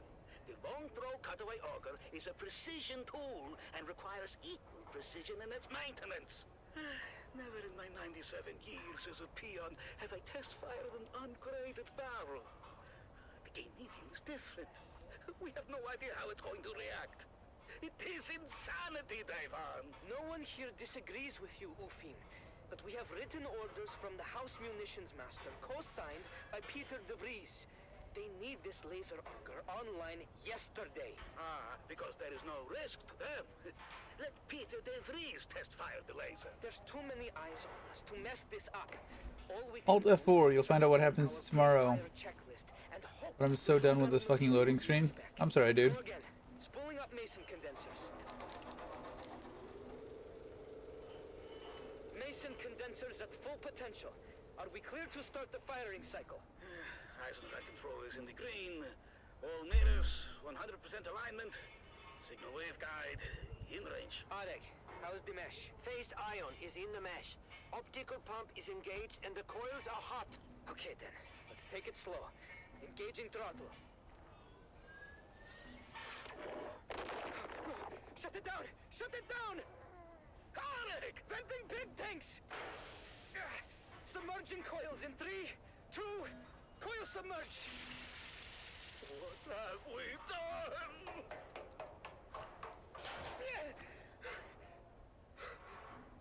Arek!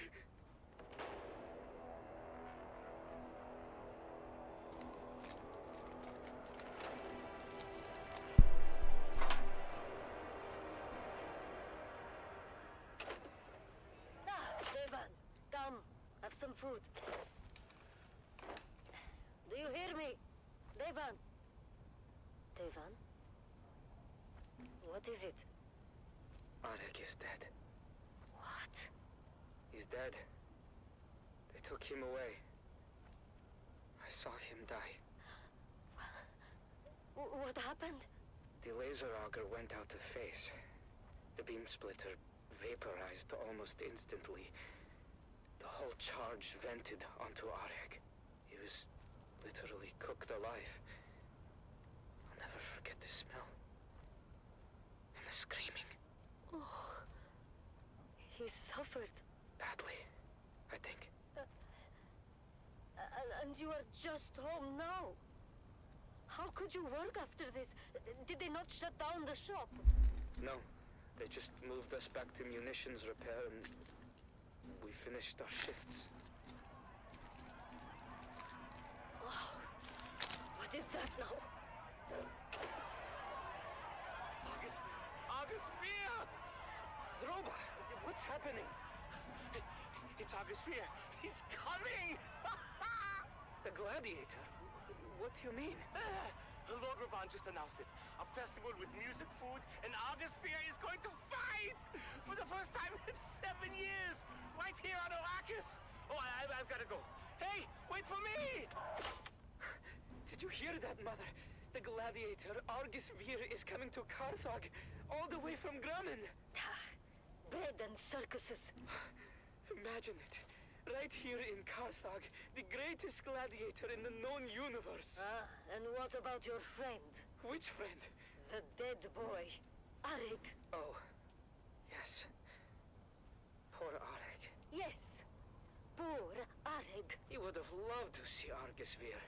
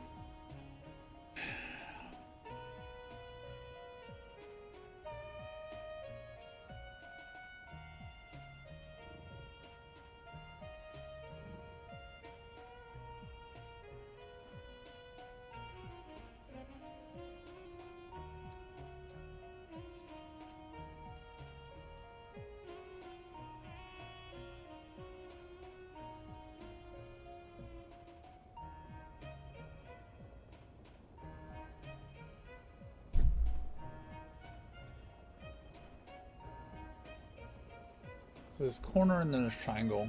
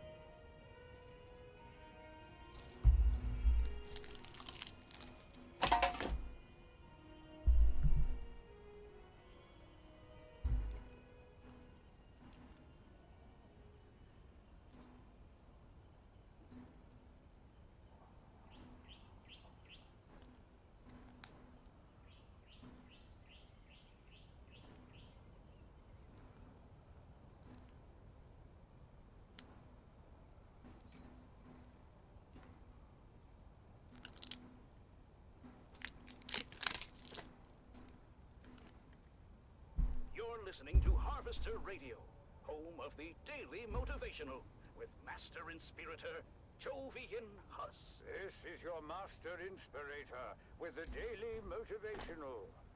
Today we must work hard, in silence, and let productivity be our cry.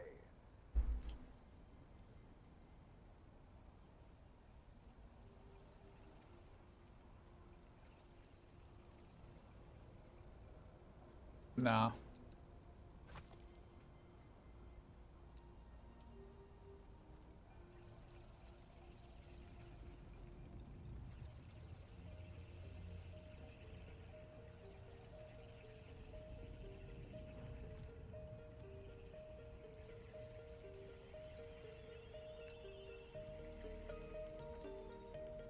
Well, no, because I can't do it same as this side.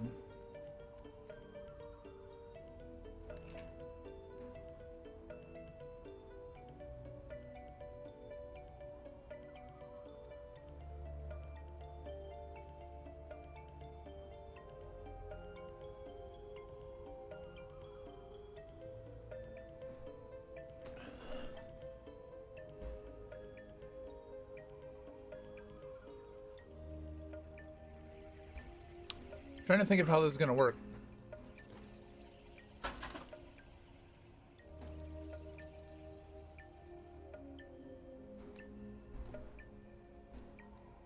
I don't have a solid plan. I'm just kind of going with it. That's the garage. That's the only thing set in stone. Out here will be a hangar.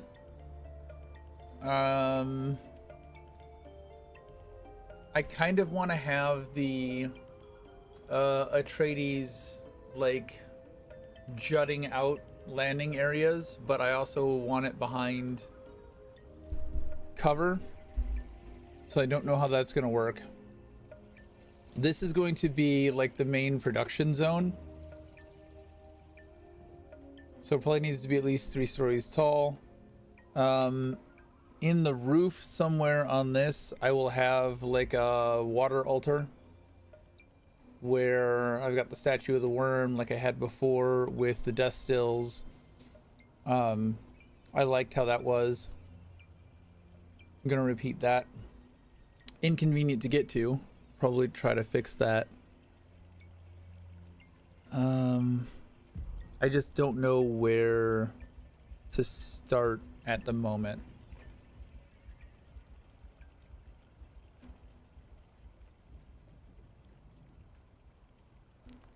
I don't have a solid concept other than base on pillars.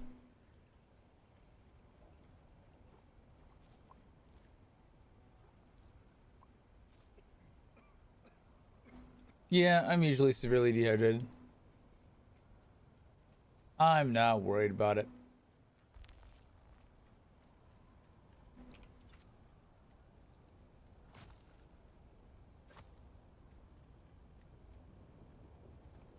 I also don't want to do big box.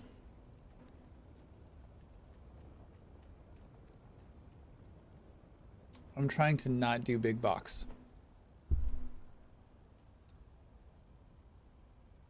But I think it's going to end up at least a little big box. The mystery deepens. aboard the Sand Titan, as Crew Chief Jarek Thorne's death remains unsolved, and the flies begin to circle.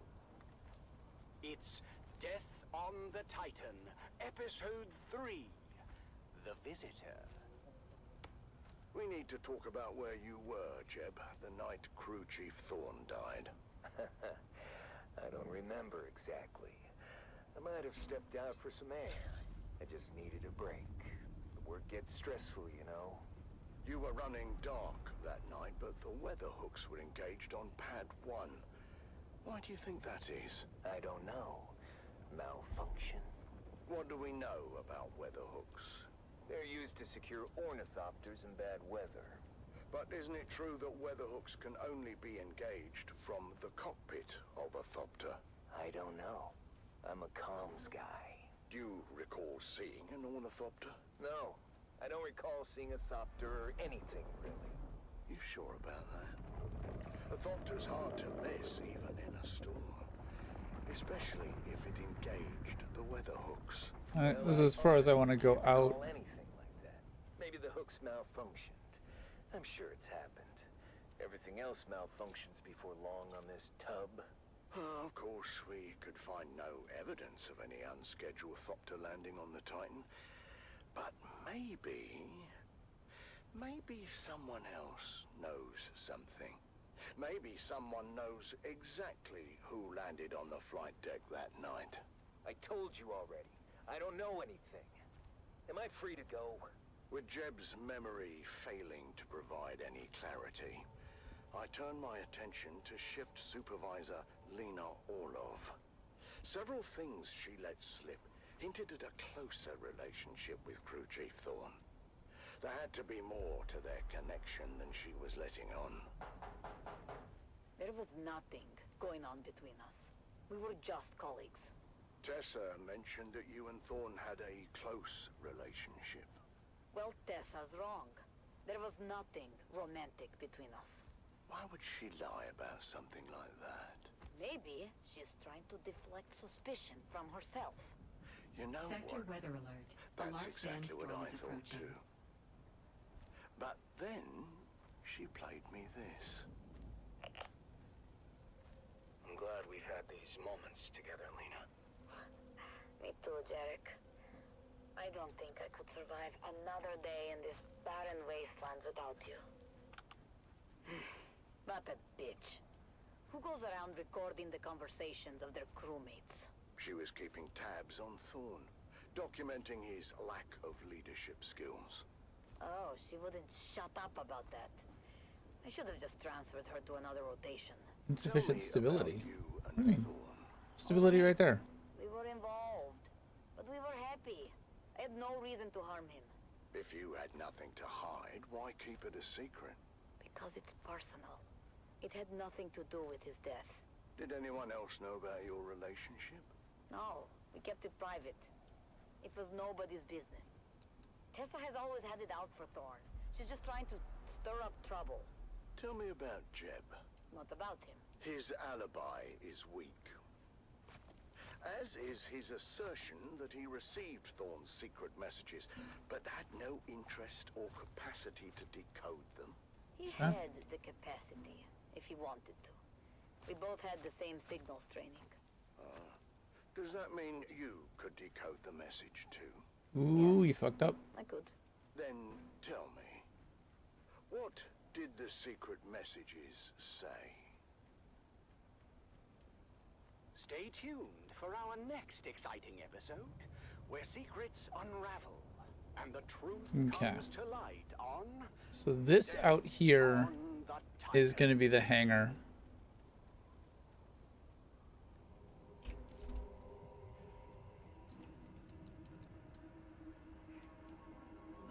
Let's see.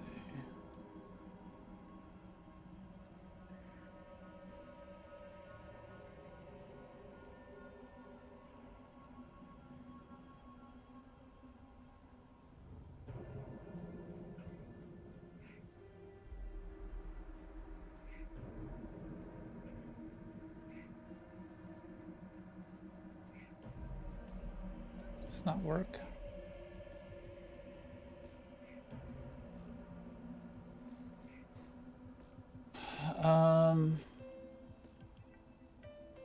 These pieces are frustrating.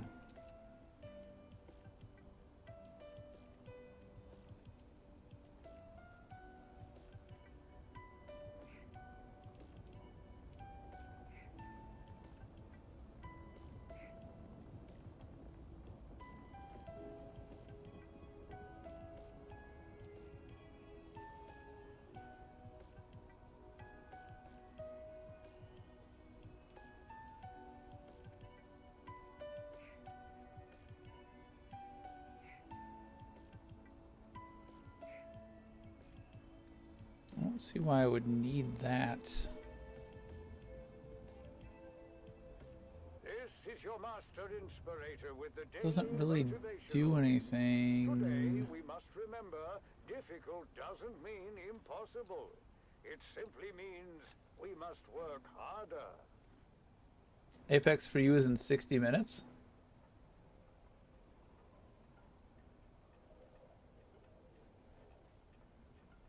What does Apex mean?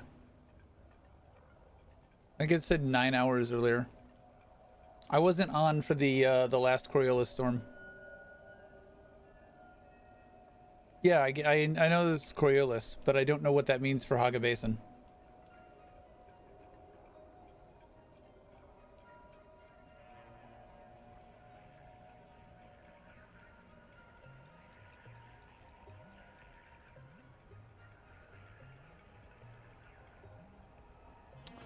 Yeah, that was really annoying last week when that happened.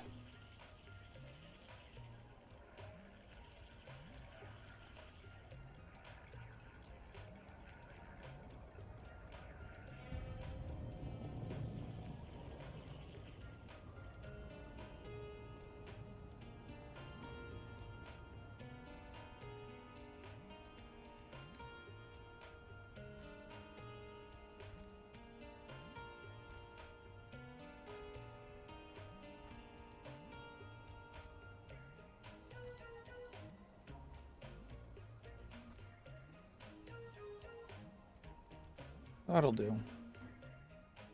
I think I've got an idea taking shape.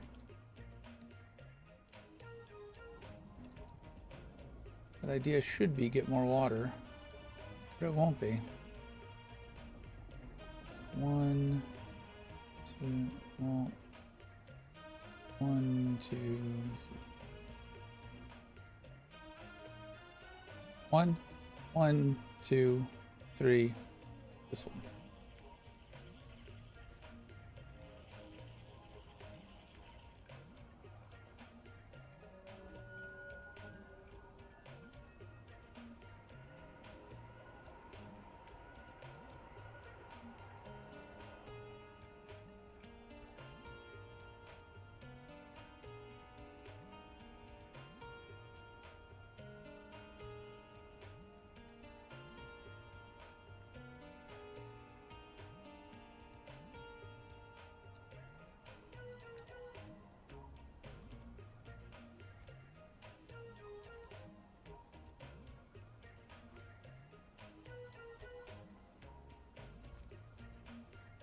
Yeah. All right. I think I'm liking this. Okay. I like where this is going. I like where this is going. Took me a minute to get there, but I like it.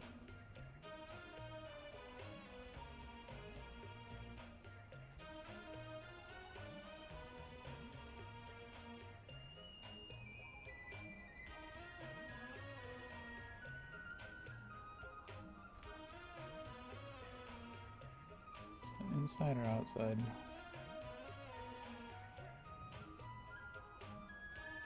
They don't stack very well, do they?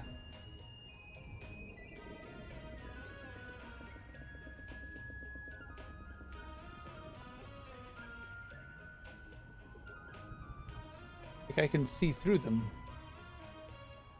That's not a wall.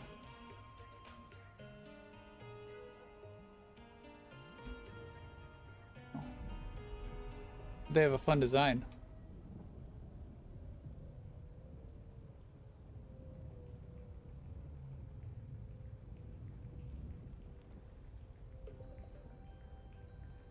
I don't like that they're not sealed, but it is a hangar, so I don't know, maybe it's okay.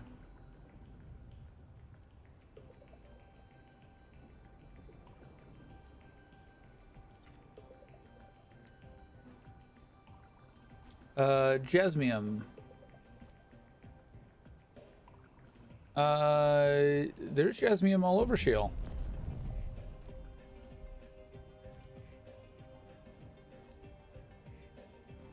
So if you go out of the map, I don't know if you live on the edge of the map, but if you go out of the map and then you come in down here at, you know, whatever that is, 7 o'clock, 8 o'clock,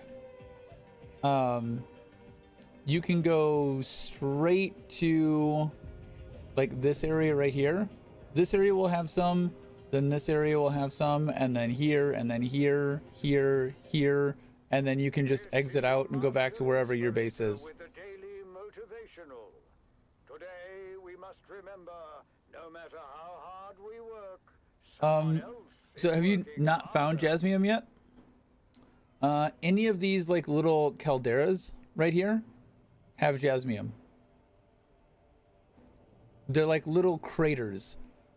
Some of these guys will have little pockets in it, but your best bet is anything that looks like it's a crashed crater and has a pool of green. That's where you wanna go.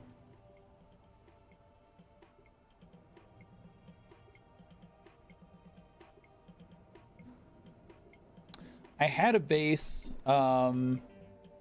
right over here by this, like in this little spot right here, but I needed to reclaim that for a deep desert fob.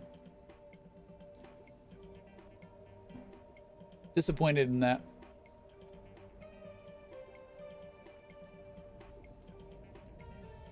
I don't like that there's that slit in there, but I think I'm gonna have to deal with it.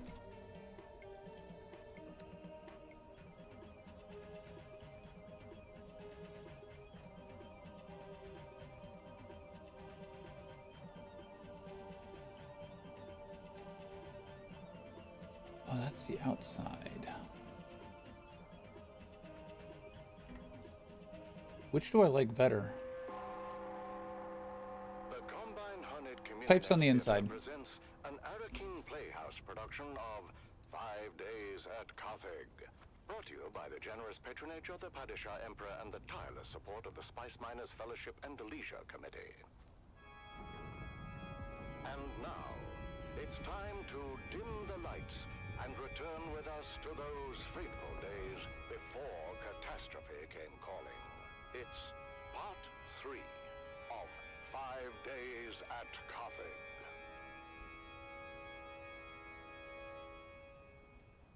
The Imperial Scenarist Guild has been provided unfettered access. Further inside land records claim. and testimonies of those who survived the What are you Carthage talking about? incident. The following dramatization represents the official truth, as judged and signed by the Imperial Chamber Court and Aulic Council. What do you mean, move further inside land claim? Let us journey then to the burning sands of Arrakis, a desert planet in a far-flung corner of the known universe. The year is 10-1-94, and the war of assassins Explain? between House Atreides Please? and their ancient enemy House Harkonnen is well underway. We join our story alongside What is the difference? at the Great Carthage Amphitheater.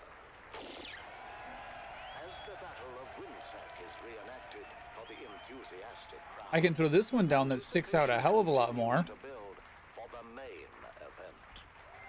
The history-making return of the legendary gladiator, Argus Veer.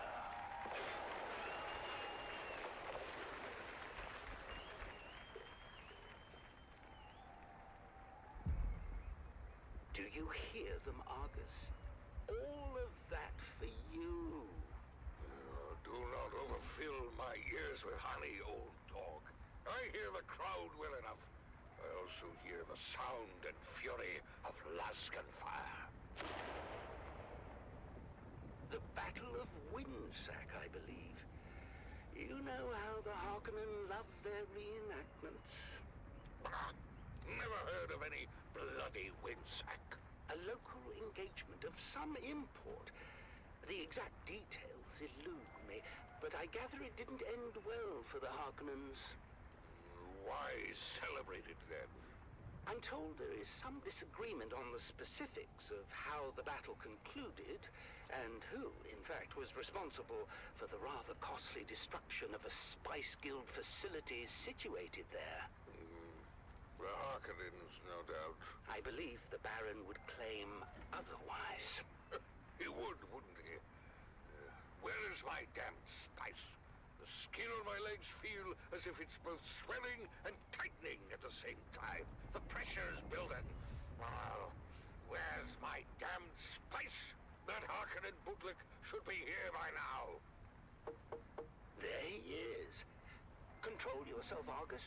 And do keep in mind we are here at their sufferance. Now, enough of your prattling, Page. You're beginning to sound like my sixth wife. Damn her eyes. Oh, hello. You're not Vestari? No. Vestari had to attend a pressing matter.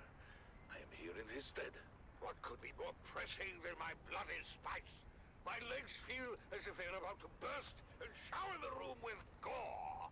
I have your spice. As requested, a 7% solution of melange, elaka oil, and Karana brandy. Did you mix it yourself? Who the devil cares? Give it here! Something tells me he's dead. No,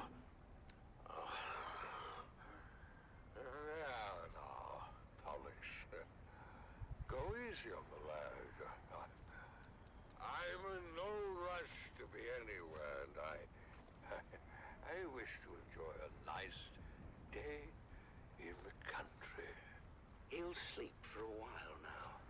The battle is still hours away. I know it looks bad. We're mostly retired these days, but when the Baron calls, Argus can never refuse. I'm afraid his vanity wouldn't allow it. I grew up listening to Argus Veer on the Communinet. My father said he was the greatest gladiator in the known universe. Unfortunately, maintaining a reputation as the greatest gladiator in the known universe comes at heavy cost. By now, Argus has had every major organ slashed, crushed, or punctured. Every bone broken multiple times. He's had so many parts rebuilt, replaced, or regrown completely over the years, the Beni Tlilaks will no longer guarantee their work. They say he shouldn't even be alive. I had no idea. No one does. As I said before, his vanity would never allow it. Still, the chronic pain he endures on a daily basis would drive most men to self-annihilation. But Argus Veer will never willingly die. His vanity would never allow it. You keep saying that. And with that, the Battle of Windsack is litigated once again. The crowd making plain their love for the Baron's men, in spite of the long shadow cast by the outcome of that very battle. Everyone knows the Atreides were responsible for Windsack. That much has never been in doubt. House Harkonnen was punished because your thick-headed cousin Glossu destroyed the moonfish industry on Caladan. I've heard that before, and it's ridiculous. What could fish halfway across the universe possibly have to do with Windsack? Let me ask you this, dear. Who spearheaded the Imperial investigation into the destruction at Windsack? Your boss, Hasamir Fenring. Everyone knows this. Oh, I wonder if that's the same Hasamir Fenring that was heavily invested in the moonfish industry. I hear that Fenring lost over a third of his fortune when the industry collapsed. Can you imagine? The bastard. Who? Fenring or your lunk-headed cousin? The Count bleeds our house dry with massive debt for a facility we didn't even destroy. You know I love you and your whole eccentric family, dearest. But if someone deliberately reduced our holdings by a third... I would skin them alive, of course. Spoken like a true Harkonnen. Would you deny Count Fenring the same accommodation? As much as the Baron bemoans it, I doubt House Harkonnen is substantively injured in anything other than pride. But enough of this. Are the girls ready? The streets are filled with revelers, and I'm not going to be late again. It erodes my authority, and I resent it. Girls! What? How dare you address your mother that way? As if you were speaking to common Mala. Try again. Yes, Mother? You all look so lovely. It's a shame Feyd-Rautha won't be there to see you. What? What do you mean he won't be there? I heard over the steward comms. It seems Feyd and some of the cousins were readying to attend the arena when a contest of boasting broke out. Of course, it wasn't long before an impromptu hunting party formed, and the group found themselves on a highliner bound for Rosek. Rosek? I'm not going. Me neither. You're dressed, you're going. Consider it your sole familial obligation. I had those dresses brought in from Chusik at great expense. You will be seen in them. Not by Feyd-Rautha. And he's the only one we care about. Feyd is the premier get as far as eligible bachelors are concerned, darling. Who puts that nonsense in their heads, hmm? It's true. Ever since the Atreides girl humiliated him at Arsent, Feyd has been actively receiving suitors. Whores, you mean? Oh, you're fooling yourselves, girls. All of you. You haven't the slightest chance with Feyd-Rautha. No. His mate will be selected for political advantage above all, and we offer none. Father! I know you think me cruel, but it's the truth. Saved by a knock at the door. Grim tidings, High Prefect. Girls, out. You stay, darling. Davros, report. We're getting calls from all wards, sir. Somehow, a sizable supply of alcohol has made it through the security zone and is being distributed throughout the city. Throughout the city? Drunken debauchery reported in all wards, sir. We're shutting down pores as fast as we can, but we can't keep up. I told them this would happen. You can't drive the workers harder and harder and take away their outlets at the same time. The pressure can only build so much before it explodes. So what do we do, sir? What do?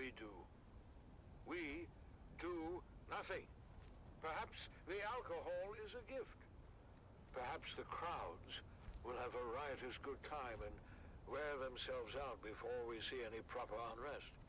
Perhaps. Read on the crowd's Unlikely. Happy, sir. Excited for the most part. Excited for Argus Vir, that is. If there's one clever move Lord Raban has made in recent memory, darling, it's delivering the Great Gladiator. I thought the old hedgehog was retired. He is, but Glossu had nothing to do with it. Argus Vir is here at the Baron's request. Well, it doesn't matter who brought him. What matters is that he's here. I shudder to think about how the crowd might respond were they denied their spectacle. Well, we'll all be denied, sir, if we don't get going. Your ground car awaits. Vastari! What happened to Valentin? Oh? I know I'm late with your spice, but it's been insane up top. The crowd's worked up as I have never seen. Oh my. Argus. Yeah, well, better wake him already. He's up next. I think that might be a problem. I can get a bucket of water or something. We're going to need more than a bucket of water, I'm afraid. Argus Vir is dead. Dun dun dun.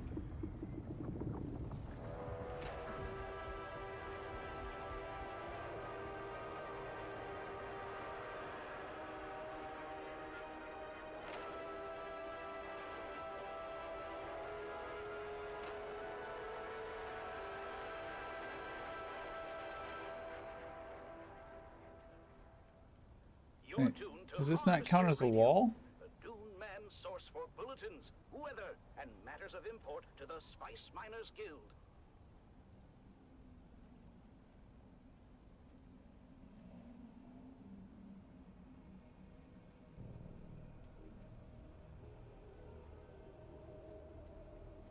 I mean, it seems to count as a wall.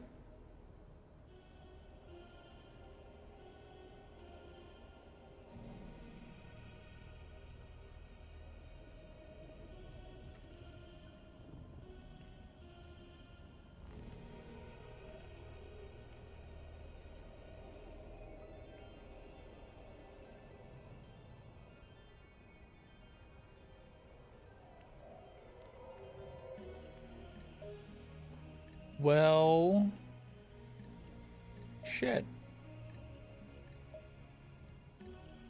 Why doesn't that work?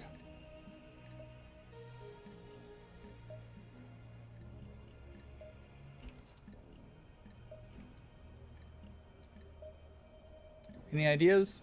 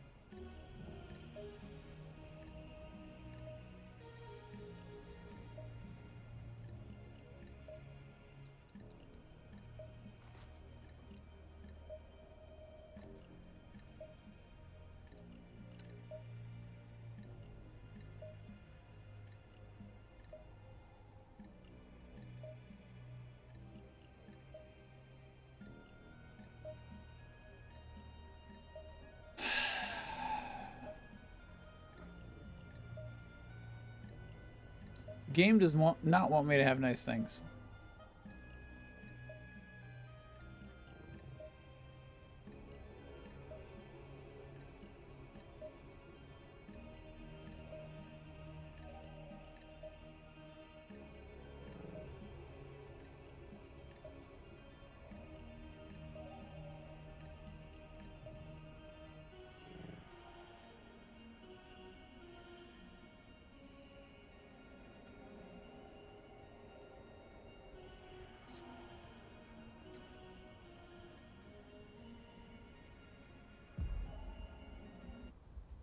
It's the Graven Kang, presented by the Imperial Scenerist Guild and Linder and Gold Coffee.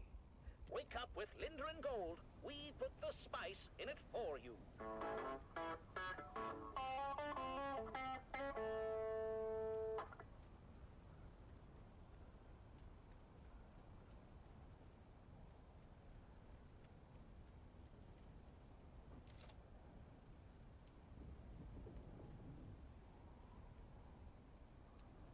The Graven Gang was recorded before a live studio audience.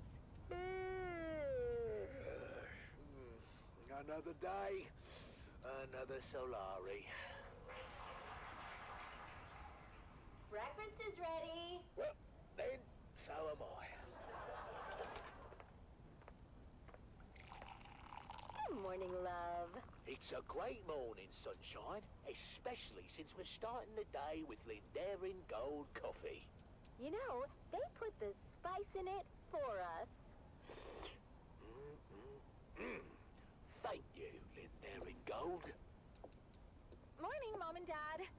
Canute asked me to go to the festival with him. Wait, which one is Canute? The one who dresses like a Kiran? No, that's Faisal. Canute is the one with the, you know... You know, the father is of the siege persuasion. Oh, The Fremen half-breed. Dad, stop being horrible. They're called Town Fremen, and they separated from their siege brethren generations ago. Oh, that's great. And now you're going to the festival together. Enchanted. I'm forcing Canute to go and have a good time. Forcing him? Why? He's been mopey ever since the Fremen disappeared. I want to lift his spirits. Oh, that's so sweet, honey. Well, you better get used to the These idea. walls aren't gonna work, are they? The Fremen are ever coming back. The Emperor made sure of that. Ugh, I've got to go. Bye, Mom. Bye, Nana. The heights all fuckery. What about you, Dove? What about Oh, why give me special pieces that don't fit in with building The spice cake stuff? competition? Oh, this is my year, Marika.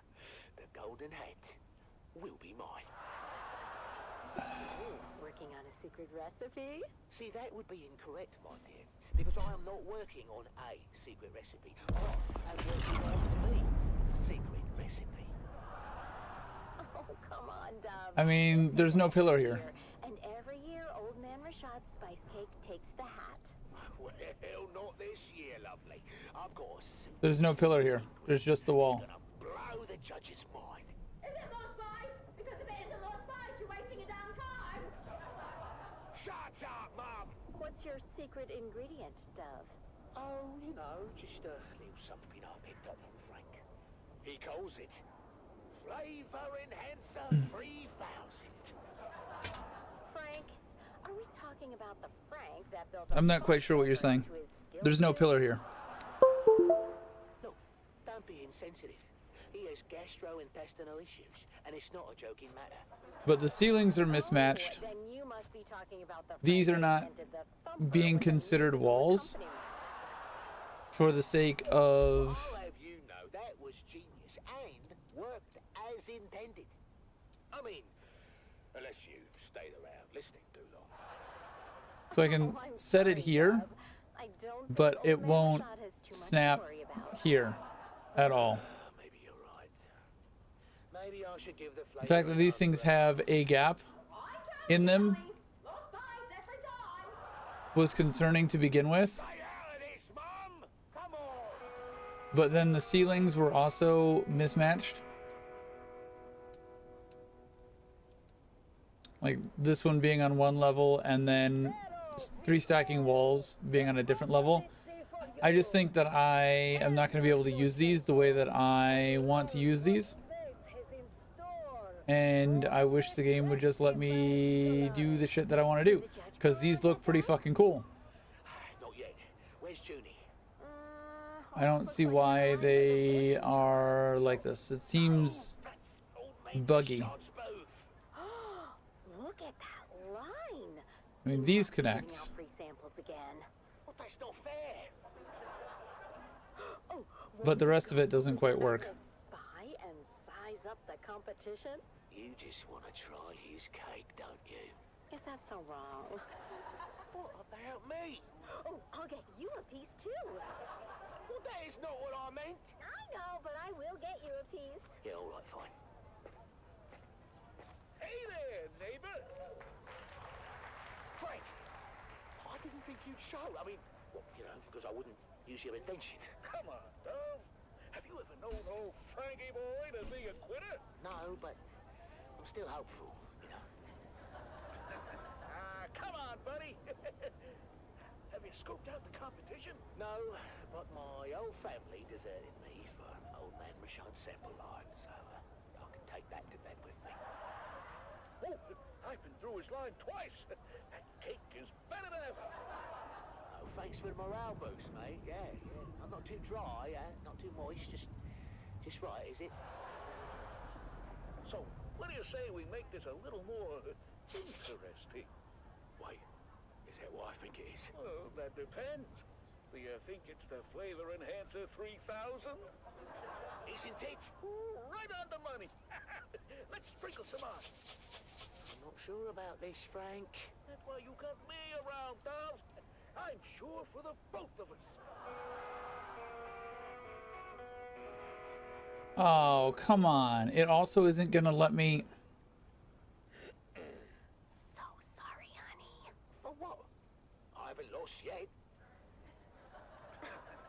so cute that you think that.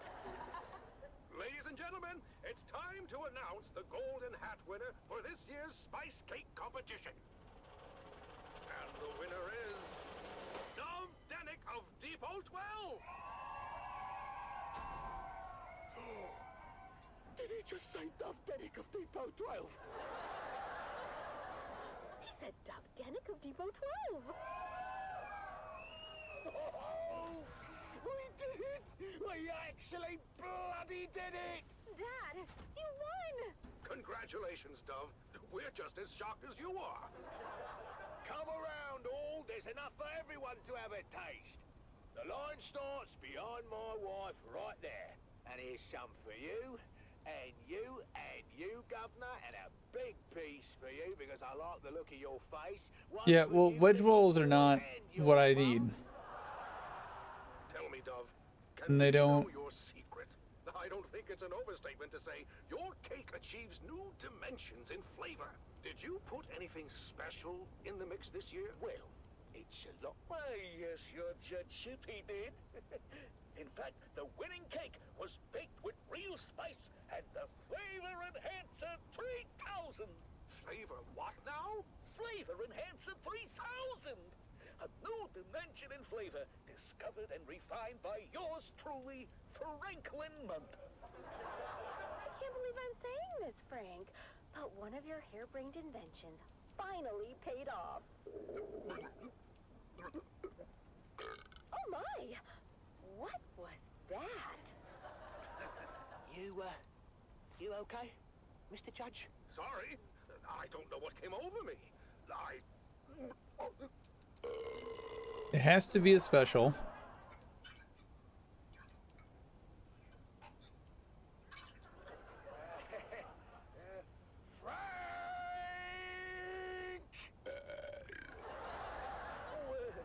I forgot to tell you about that part.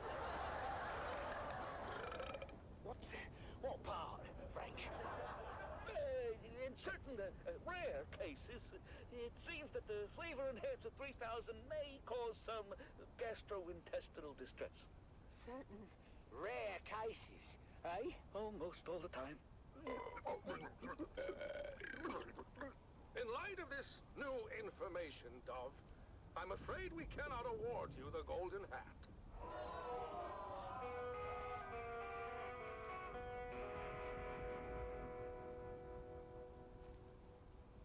Well, we didn't win, but at least we didn't do any permanent damage. Yeah, Dad. That's progress. Well, you know what? All things considered, I think we did pretty good today. Yeah, we did.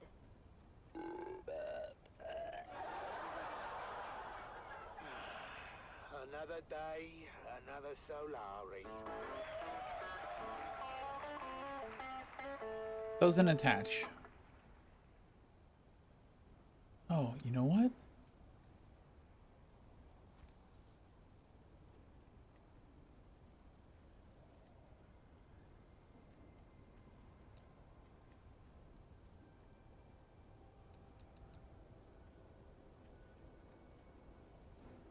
It's not ideal, but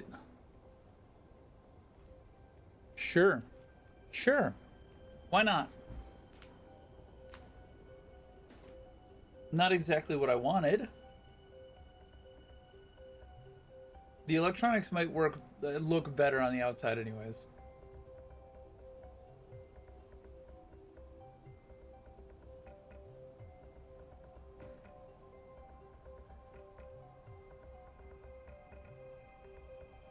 There is no triangular wedge wall.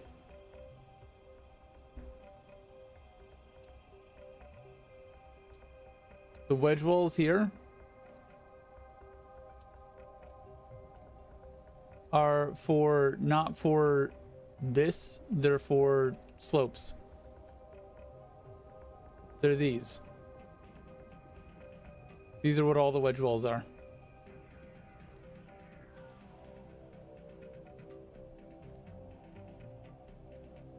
This is not what I need.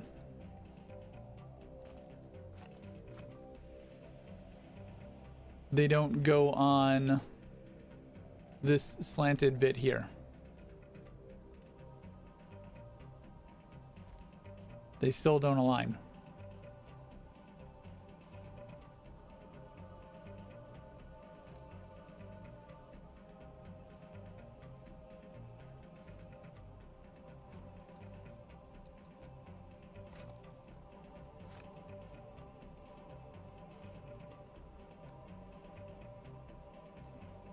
Now the problem will be the ceiling. Reminding you to secure all guild equipment at first worm sign. My crew waited too long and lost both crawler and carryall to the Leviathan. We thought we'd landed the big bonus, but now it will take generations for our children and grandchildren to work off our debt to the guild. Be profitable. Be safe.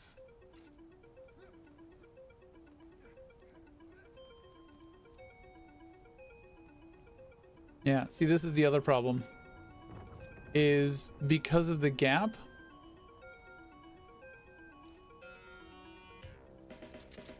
Because of the gap right here between these, the pillars aren't actually going to touch the ceiling.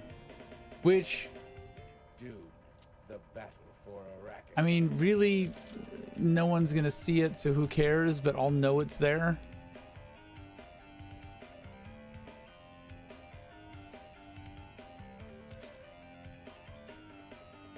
So it's gonna bother me. But it might be one of those things I just have to live with.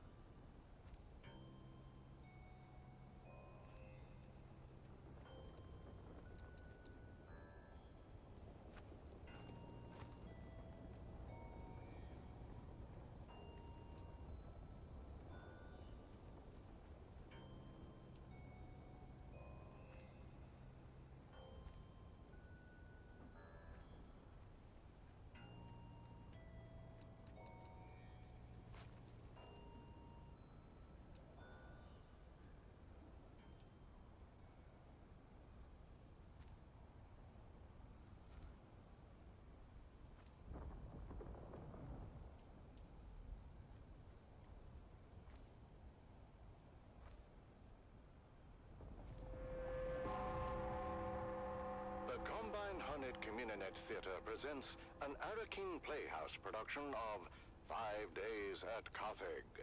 Brought to you by the generous patronage of the Padishah Emperor and the tireless support of the Spice Miners Fellowship and the Leisure Committee. And now, it's time to dim the lights and return with us to those fateful days before catastrophe came calling. It's part 4 of 5 Days at Carthage. I'm hoping this will actually do what I want it to do. Scenarist Guild has been provided unfettered access to the sealed records and testimonies of those who survived the Carthage incident. The following dramatization represents the official truth, as judged and signed by the Imperial Chamber Court and Aulic Council. So let us journey then to the burning sands of Arrakis, a desert planet in a far-flung corner of the known universe. The year is 10-1-94, and the war of assassins between House Atreides and their ancient enemy House Harkonnen is well underway. Once again, we join our story in the tunnels below the Great Carthage Amphitheater. After months of being overworked and forbidden from all vice, a massive cargo load of illicit alcohol has found its way into the city and flasks of the anxious capacity crowd. What happened, Val? You've been gone forever. More importantly, is it done? It's done. I poisoned my boyhood idol, my father's boyhood idol. An old man at the end of his rope, just hanging on for one last time in the spotlight. One last bow. Something bad happened. Well, My path back here took me through the main concourse, where I came face to face with a 20-meter hologram of you, Stisk. Then you, Zoe, Jingle, Max, and finally me. No way. How can they be looking for us, Stisk? Not just the Harkonnens, the Imperials as well. There's an alert on both communionets. Don't worry about it. I've got it covered. Bullshit, you've got it covered. They know we're here. It's a miracle none of them followed me back. I said don't worry about it. In about 10 minutes, we're all gonna walk out of here together right through the main concourse. You drinking your own supplies, Stisk? Our faces are probably spinning on every corner in the city by now. There's security everywhere. In 10 minutes, the authorities are gonna be too busy to even care about us. What are you talking about? Too busy with what? Too busy with the poor people of Carthag. So tired, so overworked, and forbidden from even a drop of the good stuff to ease their troubled minds. Until we come in and drop a cargo load of paint stripper into the pent-up town. They overindulge. But can you blame them? All that angst has to erupt somewhere. But what do you think's gonna happen when they learn their beloved hero is dead? There's no way they could know. It just happened, and it takes a while for word to get out. Not if someone's already putting that word out. We told everyone, boss. People were pissed. And you'd be surprised how fast word spread. They really love this Argus Fear guy. Who is he? I already told you. He's the greatest bloody gladiator in the last 300 years. I don't watch blood sports. I'm more of a Geops guy. I predict a full-blown riot. 10 minutes tops. That's how we're gonna walk out of here. The crowd's all liquored up and pissed off. All right, we're water sealed. After Argus Fear is dead, there's gonna be blood in the It works. It don't look great, but it works. It's impossible to track in the chaos. Oh, not just the crowd is liquored up. How about the whole damn city? But how do they know it's us, Stisk? The vault we hid with containers of food. I reported it all destroyed with the rest of Sandworms. But it wasn't destroyed. You lied to your own people. Then we stole from them. What the hell, Stisk? And how did they find us so fast? So this is actually, I think, smaller than what I had before. Smuggler Ornies have standard issue transponder masking. They do. But our cover wasn't blown by the Harks or the Imperials. It was blown by our own side. Of course they would recognize their own transponder mask. What did you do to us, Stisk? We can never go home now. Sorry, Val. If there was any other way. Any other way to do what? Betray and steal from our own? She doesn't care about the smugglers, Val. This is all about the Harkonnens. That's right. The Baron and all his spawn can go to hell and take their city with them. Carthag can burn to the ground for all I care. Just like City. Poor thing would live. If they get out in time. Chance my sister got. What the blazes is the whole of Davros? This crowd car hasn't moved in 10 minutes. It's the crowd, sir. As you correctly surmised, they seem particularly agitated. Watched it, man. I told you to take the back way and damn the main thoroughfares. This is the back way, sir. I'm getting reports from all precincts. The people are well lubricated and taking to the streets. Father? What, Ludmilla? Can't you bloody well see I'm working? Oh, relax, dearest. The poor girl only said she has to... Damn it. I told you all to go before we left. Davros, what do you suggest? I like it, but it is smaller than... The angry, inebriated mob encircling us at this very moment. Wait a second, sir. There's a bulletin being flashed on all Communinet frequencies. Put it through. This is Germ Communinet 1 with an emergency bulletin. At 21 local time, Carthag officials announced the death of famed gladiator Argus Fear. Further reports indicate widespread unrest Do throughout the city. I keep that or no? Rioting at Amphitheater Square. Prefecture authorities have ordered the streets cleared, effective immediately, as a curfew is now in effect. Let's go live now to... I am surrounded by fools, darling. And not the drunken, slack-jawed apes cavorting just beyond. No, the fools I lament are the dead-eyed imposters within my own organization. These so-called prefecture authorities that have, for some unknowable reason, ordered a curfew and the streets cleared. 2 orders that I, as the High Prefect of Carthag, with the most complete knowledge of our forces' capabilities, would submit. We have no bloody hope in hell of enforcing. 2 orders that will, I guess this works. only serve to incite the drunken mob more, if not compel them to violence. Darling, the girls are afraid. Listen, girls, this is a Series 7 armored ground car. Same vehicle used in the Emperor's own livery. The Series 7 is renowned throughout the Imperium for its immense. Amphitheater security has been overwhelmed, sir. The surrounding precincts are pulling back as well. Word is, this is escalating into a full-scale revolt. Darling, if we don't survive this, I want you to know, I hate your entire family. Father!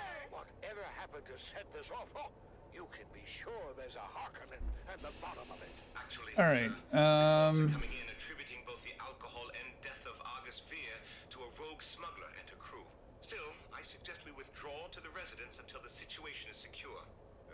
Yes, Stavros, get us out of here. Sir, do you mean... Yes, Stavros. Engage the battering ram. Very good, sir. Now would be a good time to ensure all your safety harnesses are well fastened. It gets quite bumpy at ramming speed.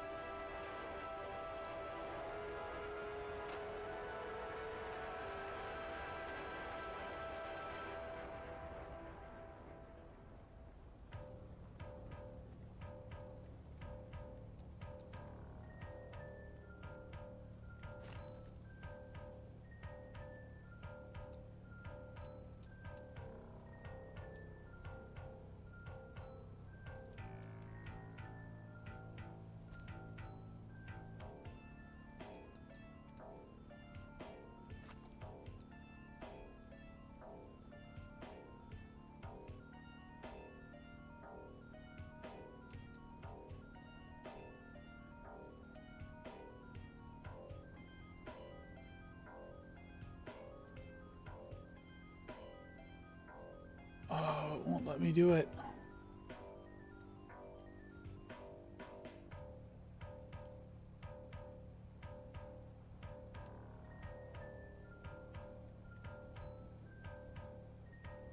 I can do it with a half. Why can't I do it with the half? Consistency. Who needs it, right?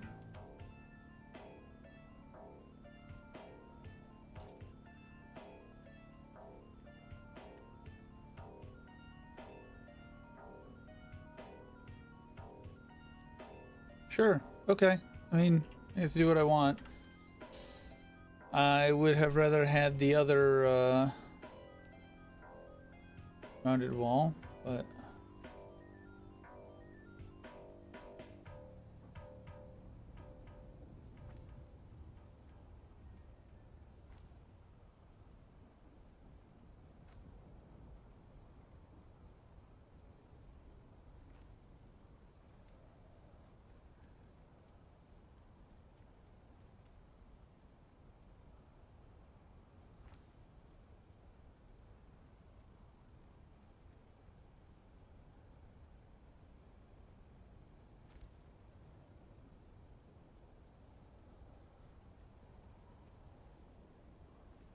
This is your Master Inspirator with the Daily Motivational. Today, we must remember when you live with purpose, hard work isn't an option. It's a necessity.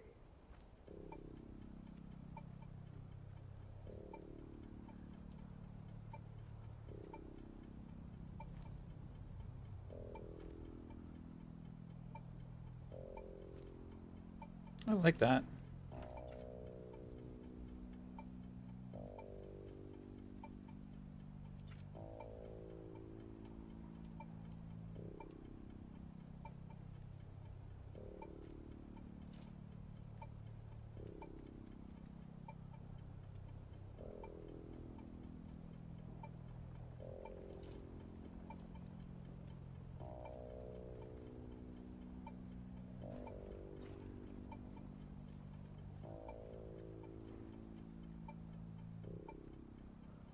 One's more mechanical, one is a window.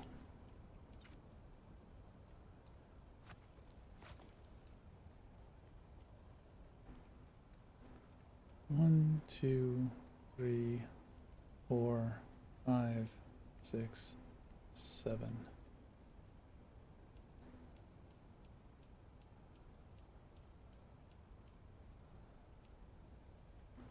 One, 2, 3, 4,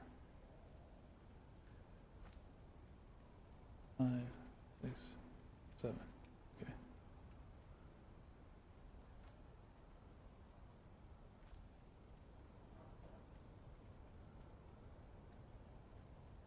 A seasoned crew chief goes missing from an iconic harvester, and nothing is as it seems.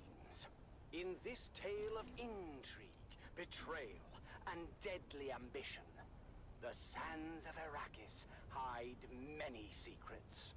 I'm almost out of Plastone again. As we begin to unravel the dark and mysterious truth behind the disappearance of crew chief Jarek Thorne. It's Death on the Titan, Episode 1, Eye of the Storm. It was my first time on the Sand Titan, but I knew it well. Everyone did. It was the last of the old Venport Demeter 4 super harvesters. A 6-deck factory harvester with a rebuilt Dyrmidium centrifuge.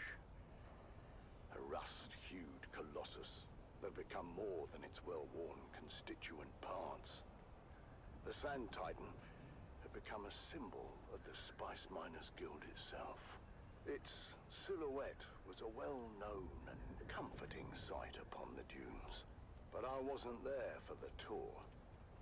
I'd followed a long and circuitous route from Transport Thopter to Transport Thopter as I worked my way into the deep desert where the Sand Titan roamed. It's already fucking 1 in the morning. It was my job to solve problems and make sure that the spice kept flowing. Yeah, I think I'm going to end up having to finish this tomorrow. Probably off stream, because I have... Probably going to go see the girlfriend, and then I've got D&D. The deep desert was known to be a chaotic and violent wasteland with rapidly shifting weather patterns, amongst other palpable dangers. Yeah, I mean, I'm almost there. My hangar has shrunk. I'm not thrilled with that. I'm not thrilled with the gap in these walls and how this works. I'm not thrilled with the fact that that causes these pillars to not touch. I was ordered out of my comfortable existence in Arrakeen to find the Sand Titan and make things right. As the last leg of my fragmented journey neared its completion. But I think it still works. I need to decorate the floor to give the landing pads. But that can come after I actually get a production room up and running. In fact, Thorne had never even been late for a single shift until that fateful night. My first interviews were with the tool pushers assigned to Thorne's shift. I would continue, but I am going to run out of Plastone here. So I'm going to need to go get more basalt. That means we were operating mechanical only. All electronic systems have to be shut down. You know, to protect against the heavy electromagnetic interference generated by the storms. Anyhow, like I said, we were running dark, which means all holograms were offline. We had no quick way of finding them. Yeah, Titan's a massive beast. So, what did you do? We did it the slow way. Searched everywhere from the top down. That's the command deck, the mess, the crew deck, the crew lounges, the intake deck, the processing deck, the storage racks, shaft disposal. We even suited up and checked the flight deck. No easy feat on the edge of two hard-charging I am Coriolis fronts. out of Plastone. Nothing. No one had seen Thorne anywhere. It was like he vanished. So we'll put a regular ass roof on it. That's where we'll put our water collectors. I'll need a way to get up there, which will probably come from somewhere over here. Maybe this will be a door going up. His body had been pulverized in the separator. And we knew it was I still need my water altar. hair mixed into the stew of blood and bone. Crew Chief Thorne was dead. That was for certain. And the I need to figure out where the water altar is gonna go. anything but clear. But what might have been written off as I'll probably have another level above this. began to look more and more suspicious. This section right here will probably have another level up.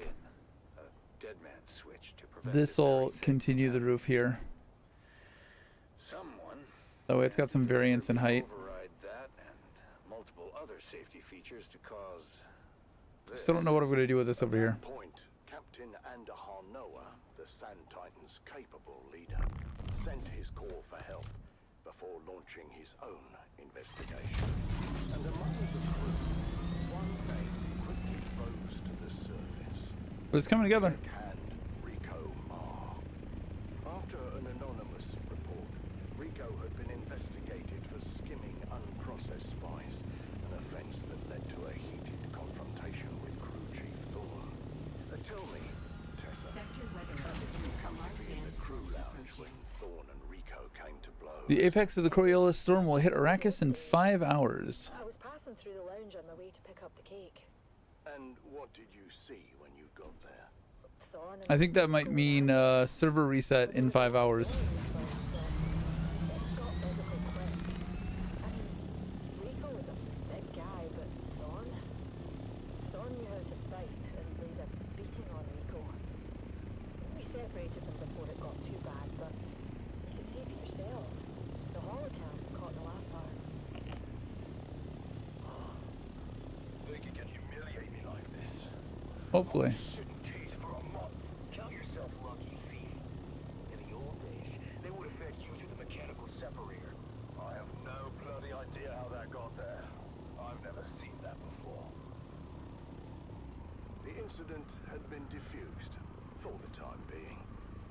But the tension between Thorne and Rico was palpable.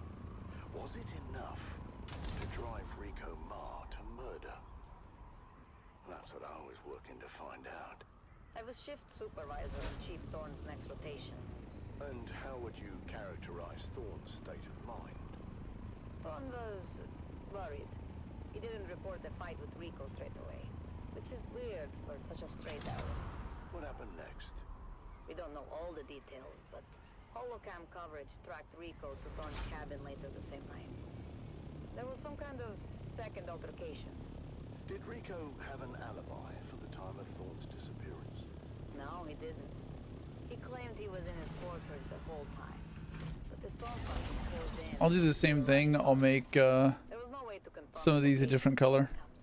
So, with suspicions mounting against So I don't think Captain Noah there's a good floor deco. And what we found next raised even more questions. What am I looking at? That's a mnemonic film wire containing a coded message to Thorne. I knew exactly what it was, but I wanted to learn what the shift supervisor knew. Far as we could tell, the code was based on old cipher used by Atreides signal intelligence. The plot was thickening. Why was Thorne receiving secret messages from the Atreides? And why was that message in Rico's possession?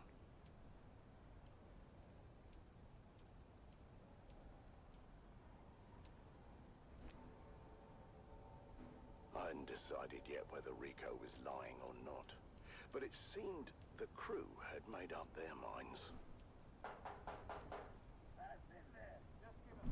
I need agave seeds.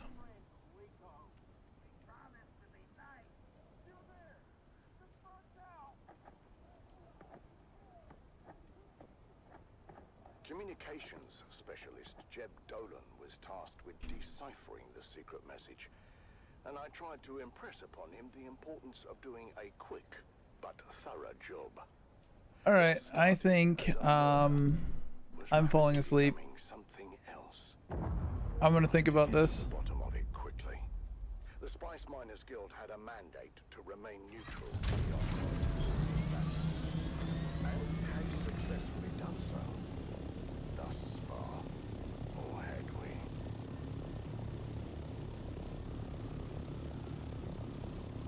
Join us again next time, as new secrets are revealed, and we dive deeper into the enigmatic death of Crew Chief Jarek Thorne. Hearing the explosions, not seeing the spice. Stay vigilant and watch the sands, until death on the Titan returns. Yep.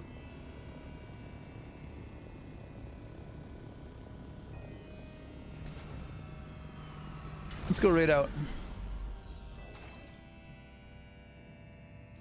Who are we gonna raid?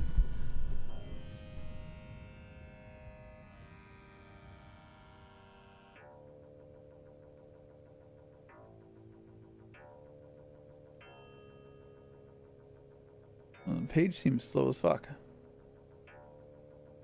Let's try this again.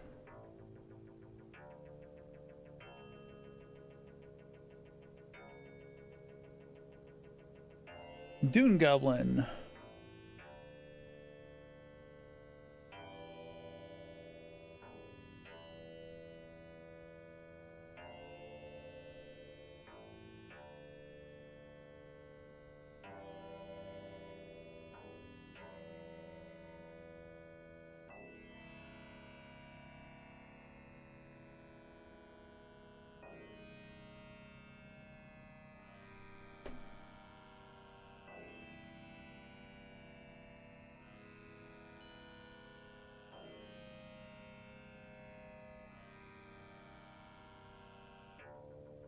Oh, Identity Crisis is playing Metro.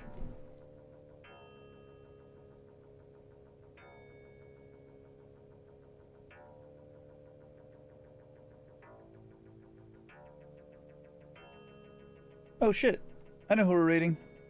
Good friend of mine, good friend of the channel.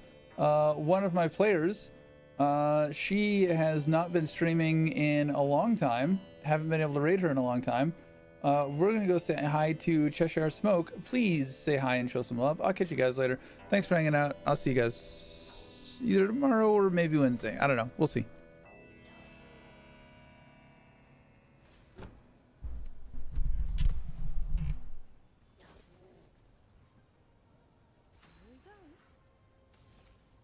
I saw your future.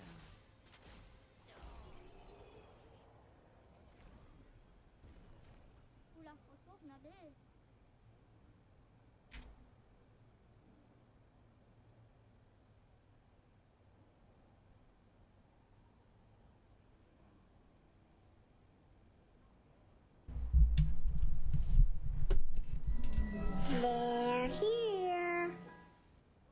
Cheshire. Emotional damage. Cheshire, maybe you should fix your mic.